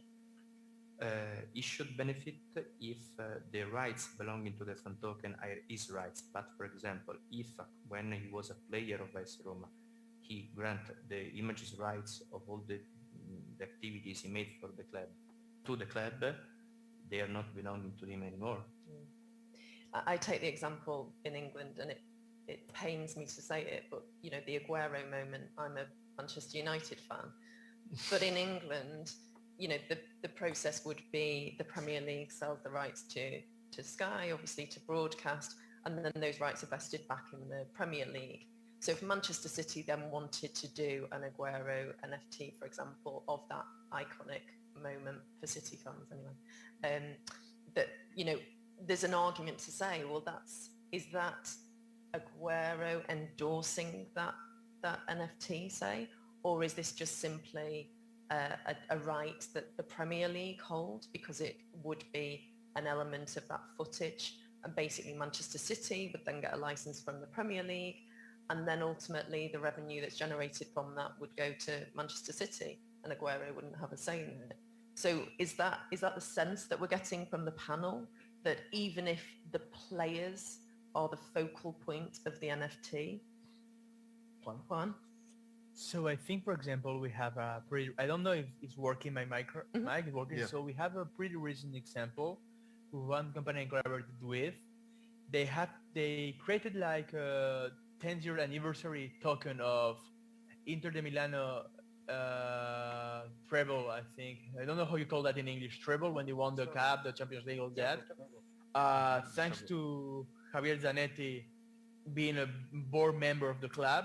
So he got both the images and the rights of the club, his own images, so we could create that, but it was only thanks to this collaboration between all stakeholders, player, club's board, and then the owners of the club. So what you were saying about Totti reminds me of this situation we have. It was pretty successful, and I think some of the NFTs are still on audition, so I invite members of the audience, if they are interested in that, to buy some of them because I think it's a really, really nice piece of art. Yeah, I wanted to add something because Marco said when he was here that we really have to be careful of what we're doing in contracts. So before coming here, I read some contracts from Argentina, Brazil, Turkey, Italy, Portugal, and Scotland. And I found out that if we go to these contracts maybe from 1-2 years ago, and we look for the image rights, you will have different scenarios. So there are some contracts saying, yeah, the image is part of the club as a group. Other contract says, yeah, your image is mine completely for whatever use I want during the contract, right? And this contract also added merchandise, but some contracts don't put merchandise. So when we are arriving to the NFT, the question is the NFT a merchandise? Do we have the rights? When we are reviewing the old contracts, do we have these rights? How can we interpret it, the digital part? Or is it for this purpose? Because sometimes the writing in the contract says directly, like this is for promotion of the club. I even review one from this digital football Konami company, and the Konami company was more complete and even said, yeah, your image is mine for products and everything. I was kind of astonished with that authorization. And you go and you have to see, because today, the sporting activity of the player is maybe the main thing that we acquire from the player. But in the future, it's maybe his image. Maybe in the future, we will like more Pogba because of his image more than his football. And this is the road we're working on. So clauses on image rights become more and more important, especially in the drafting of this. And I know you want to say something, right? No, I mean, what the gentleman that was sitting there before me was saying is very interesting. I agree. It's a bubble. Now it's only 2% of the people in the world, and then it's going to go down. But exactly like the internet, after it became 100 times bigger than it was before the bubble. So this is not just here to stay, unless the governments of the world, like China did, decide to block the crypto. This is here to stay and disrupt a lot of different industries, just outside football as well. And in our field, it's going to disrupt many ways in which we do things. For example, when I was talking about IP and these kind of things, it was more related to collectibles, products, and so on. In Spain, I believe players keep their rights for the time being in which they are the club. So can Barcelona really deliver like an NBA Top Shot product about Messi in the future with all his 7 million goals or how many he scored? Probably not. And first. Second, what about all the other players which are in these images? How are they covered? So this is going to be the time. I know European community is studying a law about all of these, but it is probably also the time to review the IP convention of Berna at a certain point, and also it's time to look at the contracts in a new way in which we encapsulate all of this, because otherwise we're going to have a zillion traps and we will not be able to do 90% of what we can do. So as sports lawyers, we've got to future-proof our contracts to envisage what's going to happen in the years to come. Yeah, and you will have a lot of work. Yeah. So I guess if we're taking NFTs to the next level and we're sort of contextualizing them, or sort of the gamification of the NFTs. And I guess we're getting into the metasphere, which I know was mentioned on the last panel. But perhaps, Juan, you can give us a better steer as to what the metaverse is. Obviously, Facebook has been in the press of late talking about... I mean, it was just on time. For this, I have like some examples of what Mark Zuckerberg is doing right now. So I better all of you switch your phone to flight mode. So Mark Zuckerberg is going to spy you and close your... Because I'm going to be a little bit... to criticize a little bit what he's trying to do. The first thing also, happy to be here, happy for IAF to invite me, and I'm really honored to be with this excellent panel. We have been discussing for quite a few days already and weeks about that. So first of all, I am going to read like a definition of metaverse, which was produced by one of the biggest metaverse that exist nowadays, which is Wikipedia. We can call that some kind of metaverse because the way the authors interact. And they say a metaverse is a shared virtual environment that people across access via the internet.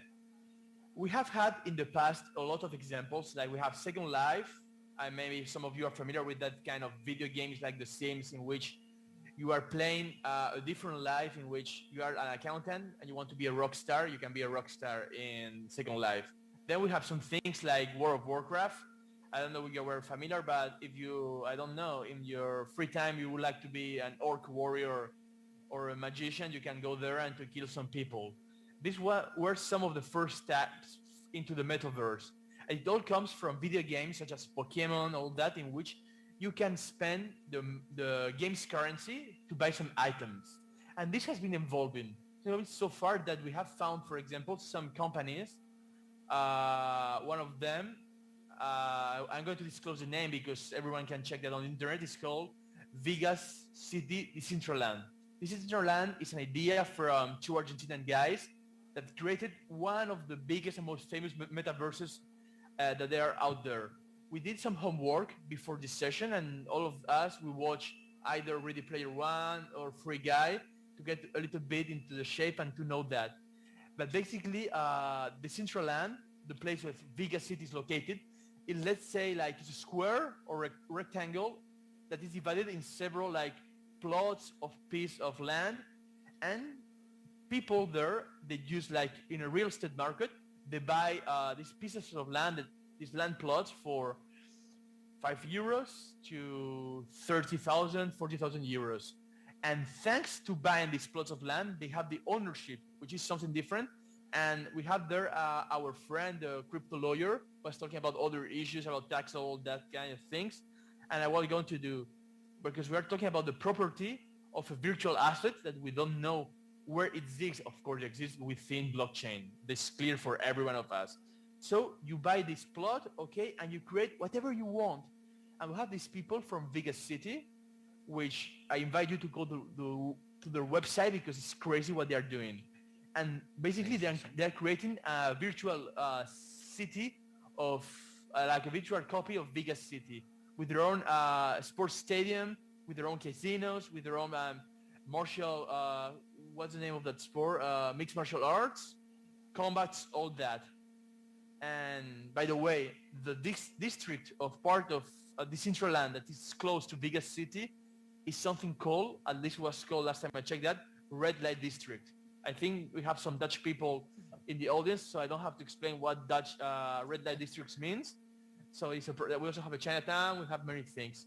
So the point is, these people from Vegas City, they want to go one step forward. They don't only want to have to broadcast, to have some events, or the people in the metaverse, like dress up like, I don't know, Aragorn from the Lord of the Rings, like Star Wars, or like Dragon Ball.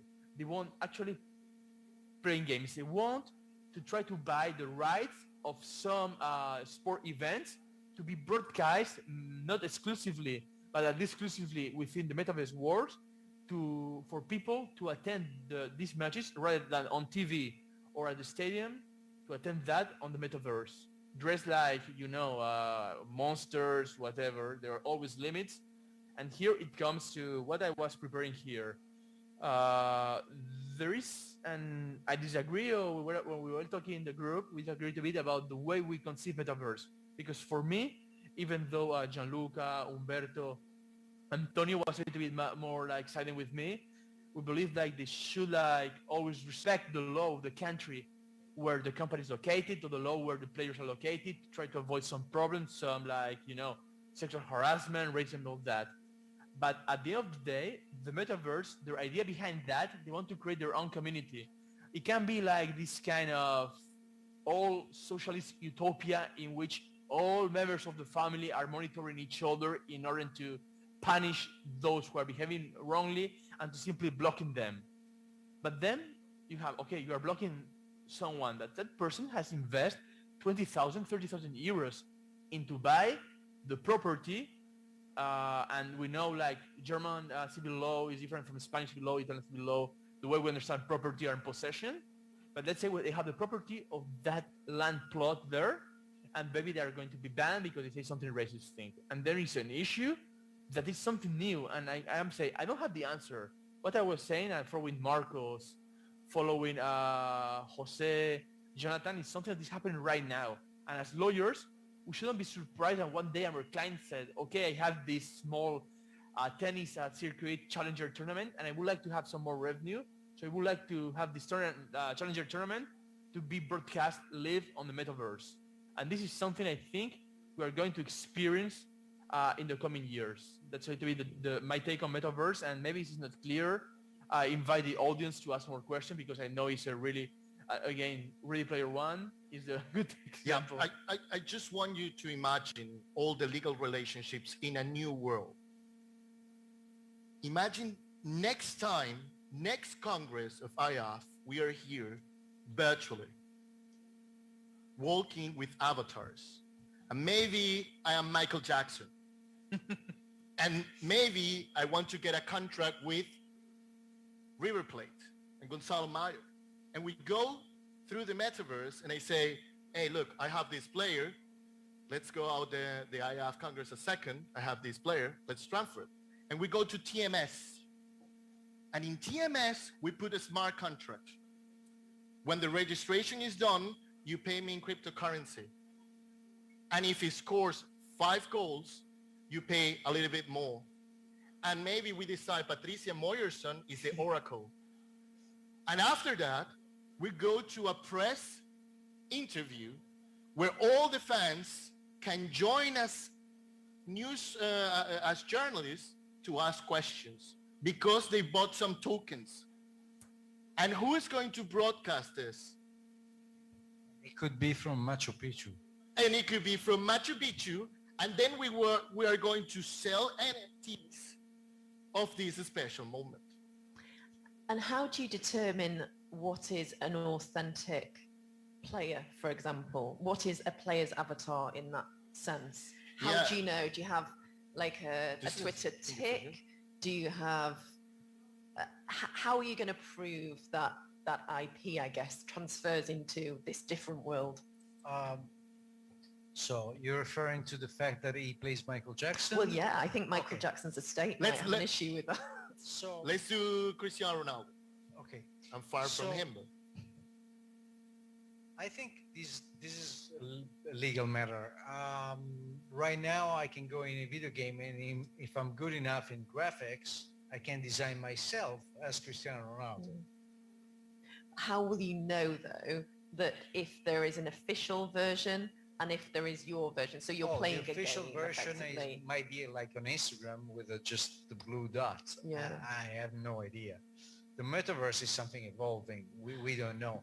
But it's fancy to think that maybe in 2026 World Cup, we're going to be able, whoever is not going to US is going to be able to be at the stadium virtually, dressed like an orc, dressed like Michael Jackson and so on, and be at the stadium virtually, but you really feel like being at the stadium. You have the exact vibe and you see the video exactly as with the same feed you would have on TV, probably paying a subscription. So it's a different TV right sold to In this case, it would be this metaverse. So in a sense, this is just a different platform. You know, we've moved from, I guess, television, radio, internet. We're moving on. Sorry, please, Humberto. It's not a video game. No, maybe I'm saying, it's is a this a different psychedelic word, platform, but it's not a video game. It's a psychedelic word or our subconscious word, but it's not a video game, okay? But so if this is real content, because I guess we need to distinguish between the two, don't we? We've got content in this make-believe world and we're playing games, or we've got real live content that we have in our world, and yet we can visit it and see it as our avatars in a, virtual stadium, for example. Surely that's just a different platform. The future goes in this way, to identify metaverse as a parallel world where you are with your avatar and you do things with your avatar completely different from those that you're doing in your really life.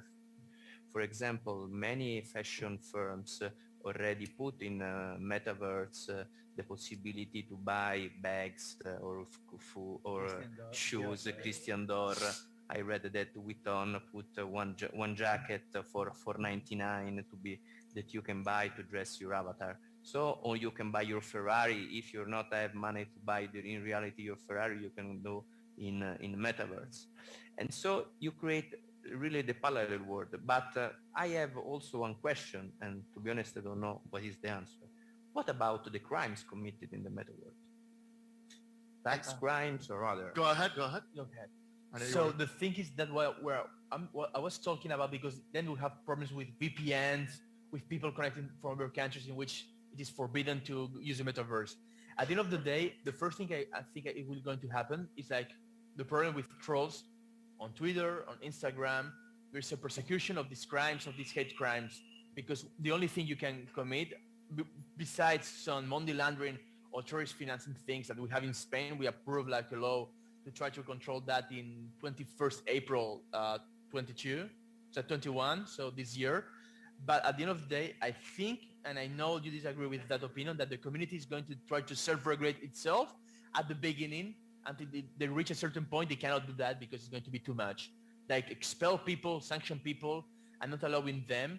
And then we will have, of course, legal problems like, okay, I spent 30,000 euros to buy a piece of land in the metaverse, and now I cannot go there because I say some insults, or I was, I don't know, dressed with the Ku Klux Klan, staff, which is totally not permitted. But I want to have an idea, and I want to know what do you think about that, because it's metaverse, but it's a different, because we all know Matt Zuckerberg.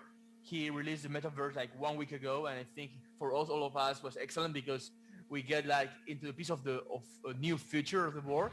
But for me, it's not important, this video of Mark Zuckerberg going there and saying, oh, look, this is my avatar. For me, this is nothing. This is, okay, Second Life, seems, it's pretty old. It's any video game, you can play like the soldier in Call of Duty, and you put the soldier, customize the soldier, or Grand Theft Auto, and you are that.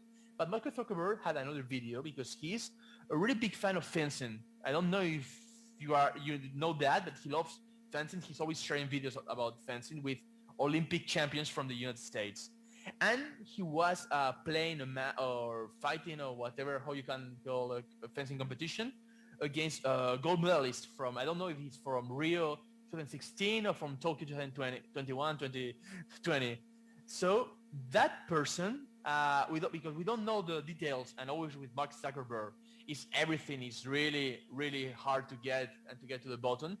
He had like a virtual copy, and we know that artificial intelligence, even if it's growing, is nothing close from the 3 rules of Isaac Asimov about how artificial intelligence should behave.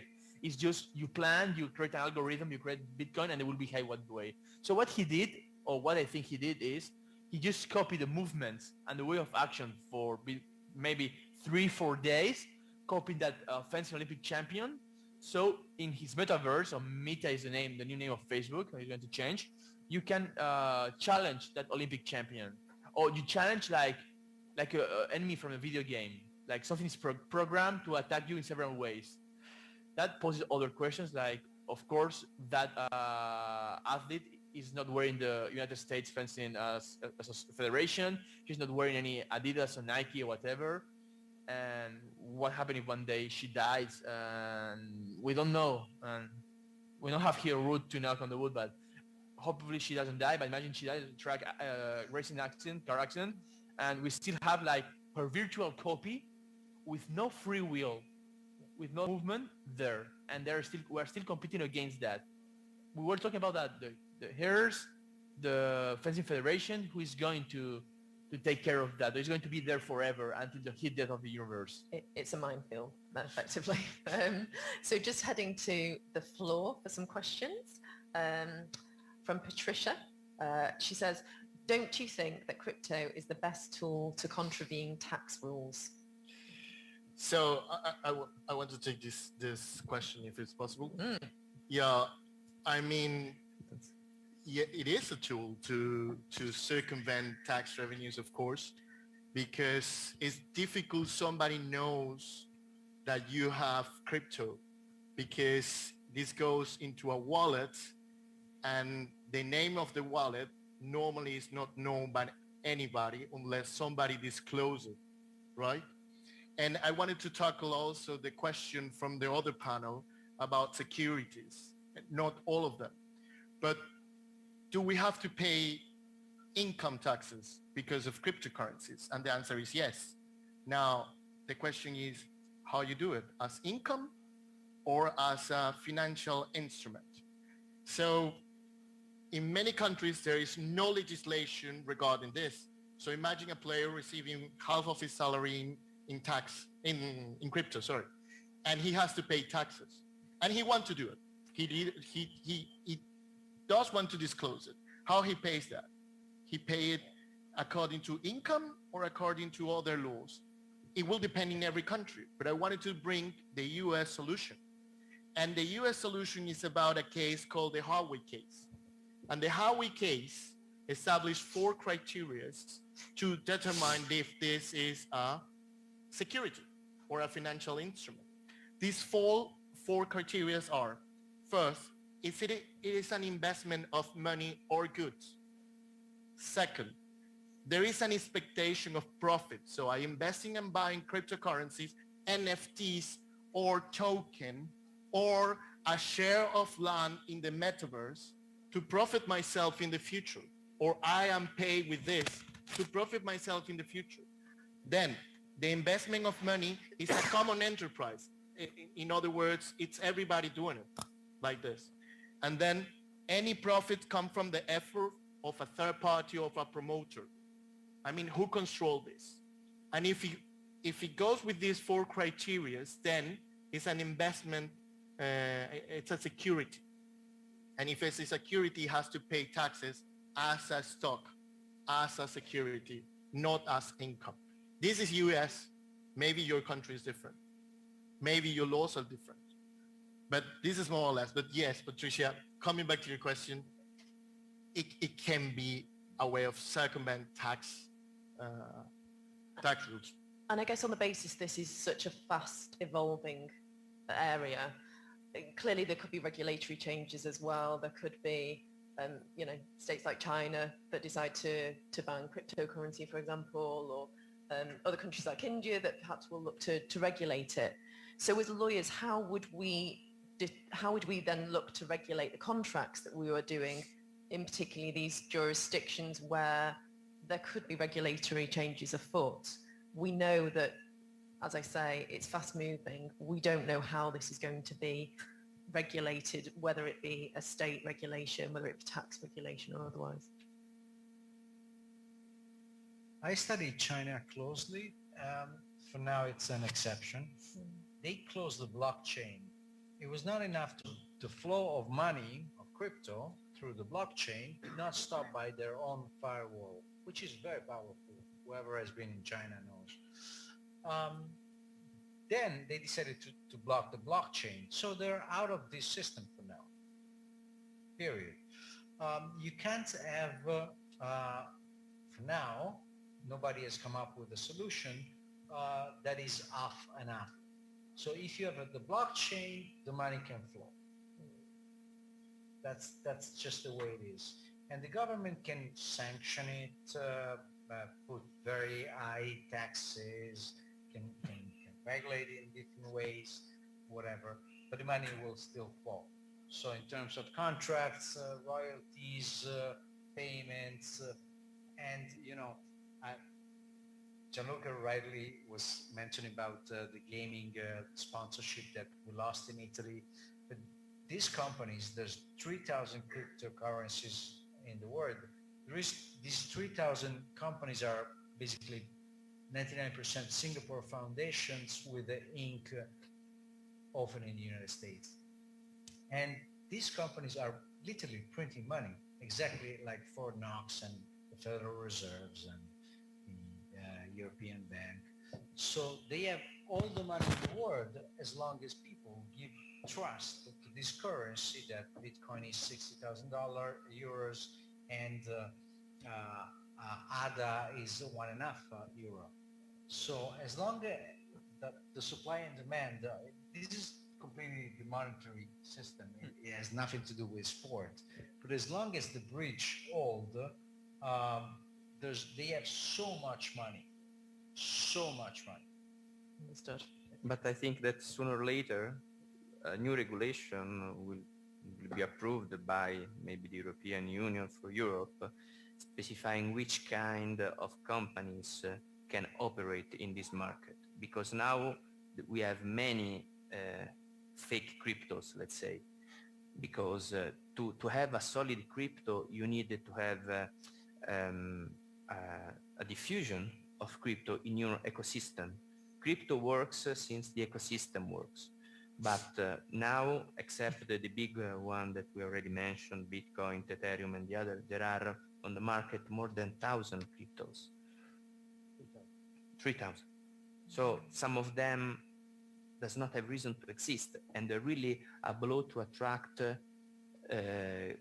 money of some people that would like to invest in this sector, but that's very risky. And for this reason, I think that the NFTs in this aspect, we should be considered like a financial instrument to be issued only by authorized entities.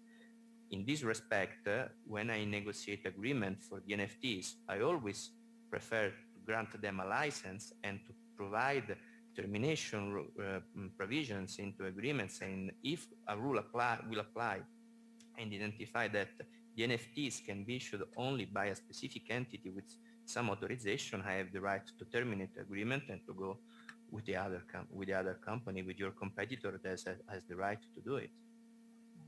Understood. So we're reaching the end of our session. We're conscious that it's been a long day, but are there any questions from the audience? Maybe this one.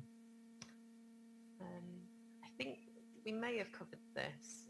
In most cases, No, please read the... In most cases, players already allow clubs to use their IP, for instance, to broadcast matches in which the players appear via their employment agreements. Don't you think that the use of players' IP to issue NFTs is already covered in their employment relationships? If I may answer to this question, it's an interesting question because it addressed a topic that is always discussed, and there is no specific rule, but let's say the jurisprudence specify when the IP is held by a player or by a club.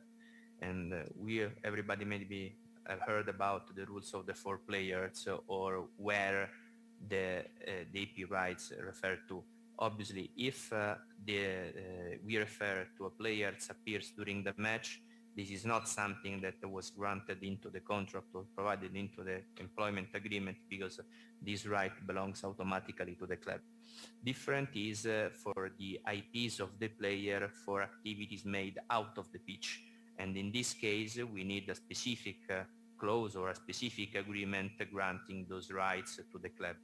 Obviously, now, as far as my experience, except for the really big players, these clauses has not been monetized separately of the salary, or where they were monetized separately, were monetized for not higher amounts. With the new technologies, I think that it will become a really relevant part of the salary of the agreement, let's say, and could be considered different of the salary, because we know that many times the courts consider the image rights agreements as part of the salaries and taxate them as salaries, not as separate revenues. But in this case, considering the relevancy that these rights could have, I think that we will out of this in misleading interpretation. Yeah, I was going to say, presumably this could give a renewed focus to the structure of image rights companies, and potentially, is there an argument to say that the exploitation of NFTs is something that you do offshore, and therefore that, you know, some of these image rights payments can therefore be paid offshore, and there's, you know, tax advantages there as well. It's a complicated area. And Juan? So I just want to conclude with a problem I have always been facing when drafting this kind, because all the time what I draft are contract between the artists. It's different kind of NFTs. Artistic NFTs have different, like, we are not going to explain that because we lack the time, but I always invite you, for example, to check the work of a really famous Spanish artist called Javier Ares. You can send me a LinkedIn message or whatever. I will show you the art to show how he works. And what I'm explaining that because I think we are talking about many issues, and just to finish the session after also Carol summarized everything, that we're talking about the football sphere, we're talking about lawyer sphere, our representative fund, but also that regulators, our national regulators, are not really taking seriously these issues. And answering to our colleague, I don't see him from before, the crypto lawyer, who was pointing like, what is the main issue with these kind of new technologies? And for me, and always when I receive the same question, from a taxation point of view, is there any problem? And I say, I am not a tax lawyer. You should have some tax lawyer, some expert taking care of that, because there are many VAT issues that need to be controlled. And I think as lawyers, we should be pay attention to these issues and to address that, and to not say, okay, you can do that, we can start working on crypto, creating something. At least in Spain, which is like a really heavily taxed country, with a lot of the politicians that we try to get money from that, and people can get into trouble. So that's just like a last recommendation, because not because I think I'm clever of anyone, because I have been suffering that and trying to evangelize people saying, go to tax lawyer, go to tax expert, go to tax consultant, because I think there is always something rotten in Denmark, if you allow me to use that phrase from Shakespeare, and I think it's pretty important to consider that. No, absolutely. There's an extra layer of complication, isn't there, when we then think about the tax implications. So I think we have one final question. So this new world is perpetual. What about the players' rights in 100 years, for example? No. We're all dead. Yeah, no. We don't care. As I said before, we really need, sooner or later, they will change the law, the convention. For now, the rights are 75 years after the death. So I don't know if the guy is 26 and he's going to live, so he's going to die tomorrow. The rights are still covered. If Greta Thunberg is right, then it's not a problem. None of us will be here. Antonio, you just had final word. And Umberto, one day the sun is going to become a red star, is going to like eat in the earth, and all of this will be forgotten. But no, like what I tears wanted in the rain. to say is that what we touched today is only the top of the iceberg. I mean, the word of NFTs, artificial intelligence, and all the whatever has been created underneath in the blockchain already now is mind-blowing. There's intelligent NFTs. They sold last week 100 historical characters at a huge success, and they have a self-developing brain. There's Sigmund Freud, Napoleon, and people and characters like those. It's just an example of things that, you know, when I saw it, I didn't even understand exactly what it was. And now they are a big thing. They sold $75 million in 3 days. So, I mean, 1 week ago, if someone was going to come to me and say intelligent NFTs, I was going to say, what are you talking about? So this is really the top of the iceberg. Yeah, just to finalize my view, I was researching a lot of Latin America, and I found out that 2 clubs are selling tokens to people, and in exchange, they receive solidarity contribution. So I buy tokens from this club, and when you get solidarity contribution from 300 players, you give me a piece of this solidarity contribution to me that I have your token. And the question is for all of you. Is this legal according to FIFA regulations or not? Horacio already has the answer. I still need to think about it. That is my final remark for you. Maybe we chat in the gala dinner. I think we all need a drink now. So thank you very much to the panel for the debate.